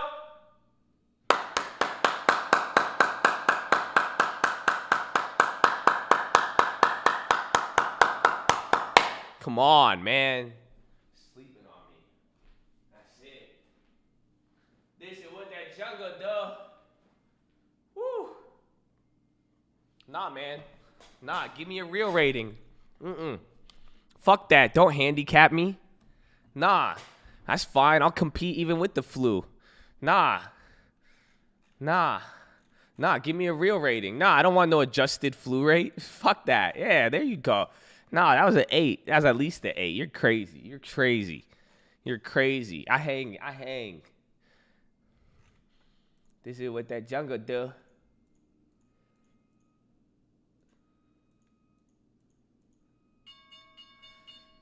Ding ding ding ding ding ding ding ding ding ding ding ding ding ding ding ding ding.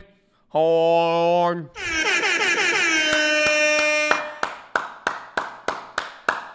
Yes. We did it. We made it. We did it. We made it. Congratulations, ladies and gentlemen. That is all for today. We finished it. I mean, pretty crazy day so far. Actually, very, very relaxing. We got from Powell. We got some updates. But that is it. Before you go, I have a few things. If those of you who have not got the ban appeal form, where is the ban appeal form, please? Let me see it real quick. Please, ladies and gentlemen. Okay. Here it is. Please check the chat. So if you've been banned and would like to get unbanned.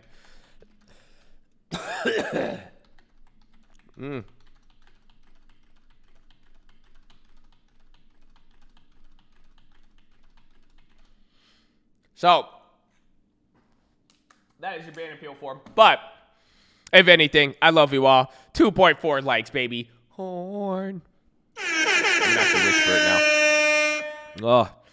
I had to fight today, baby. We had to fight. The voice is getting clapped. I love you all. So please, please, please, before you head out, we have a lot of important links, but let me just say thank you to all of you who are being here. I appreciate all of you guys. You guys are the best. You guys are amazing. I hope you're ready for the end of the year. So thank you for being here. I appreciate the opportunity, whether you like me or not. We had an opportunity to have your ear for a little bit, so thank you. Shout out to all my people who are positive, respectful, all the people who have stuck with it and have chosen positivity and let positivity kind of just transform them into their own way of living, baby. We love you. So thank you. And shout out to all the members. Shout out to people on the stream alerts. First link in the description. But we appreciate all of you and all the people, whether you've supported or donated any way, shape, or form. We appreciate you, but above all else, your time. We see the time commitment, and we appreciate all of you. So thank you. Check out all the other links. Second link for the nightly watch list. We're going to go over the plays. We still made some plays today. Don't let the sickness fool you. Surprisingly, I've made more plays when I was sick than when I wasn't this last, 4 weeks. So hopefully you're paying attention with the watch list. Hopefully you're watching along. And I think that's pretty much it. I think that might be pretty much it. I had one more thing on the watch. Oh, the Ghetto Spread. We're going to talk about that a lot. But check that out. Follow me on Instagram at the Trading Fraternity. There's Colt PHILO as well. Colt Real Estate. Check out all the other channels. But that is pretty much it. Finally, there is the prayer request wall too. Me and my mom like to pray for you. So I need water, dude. I need water.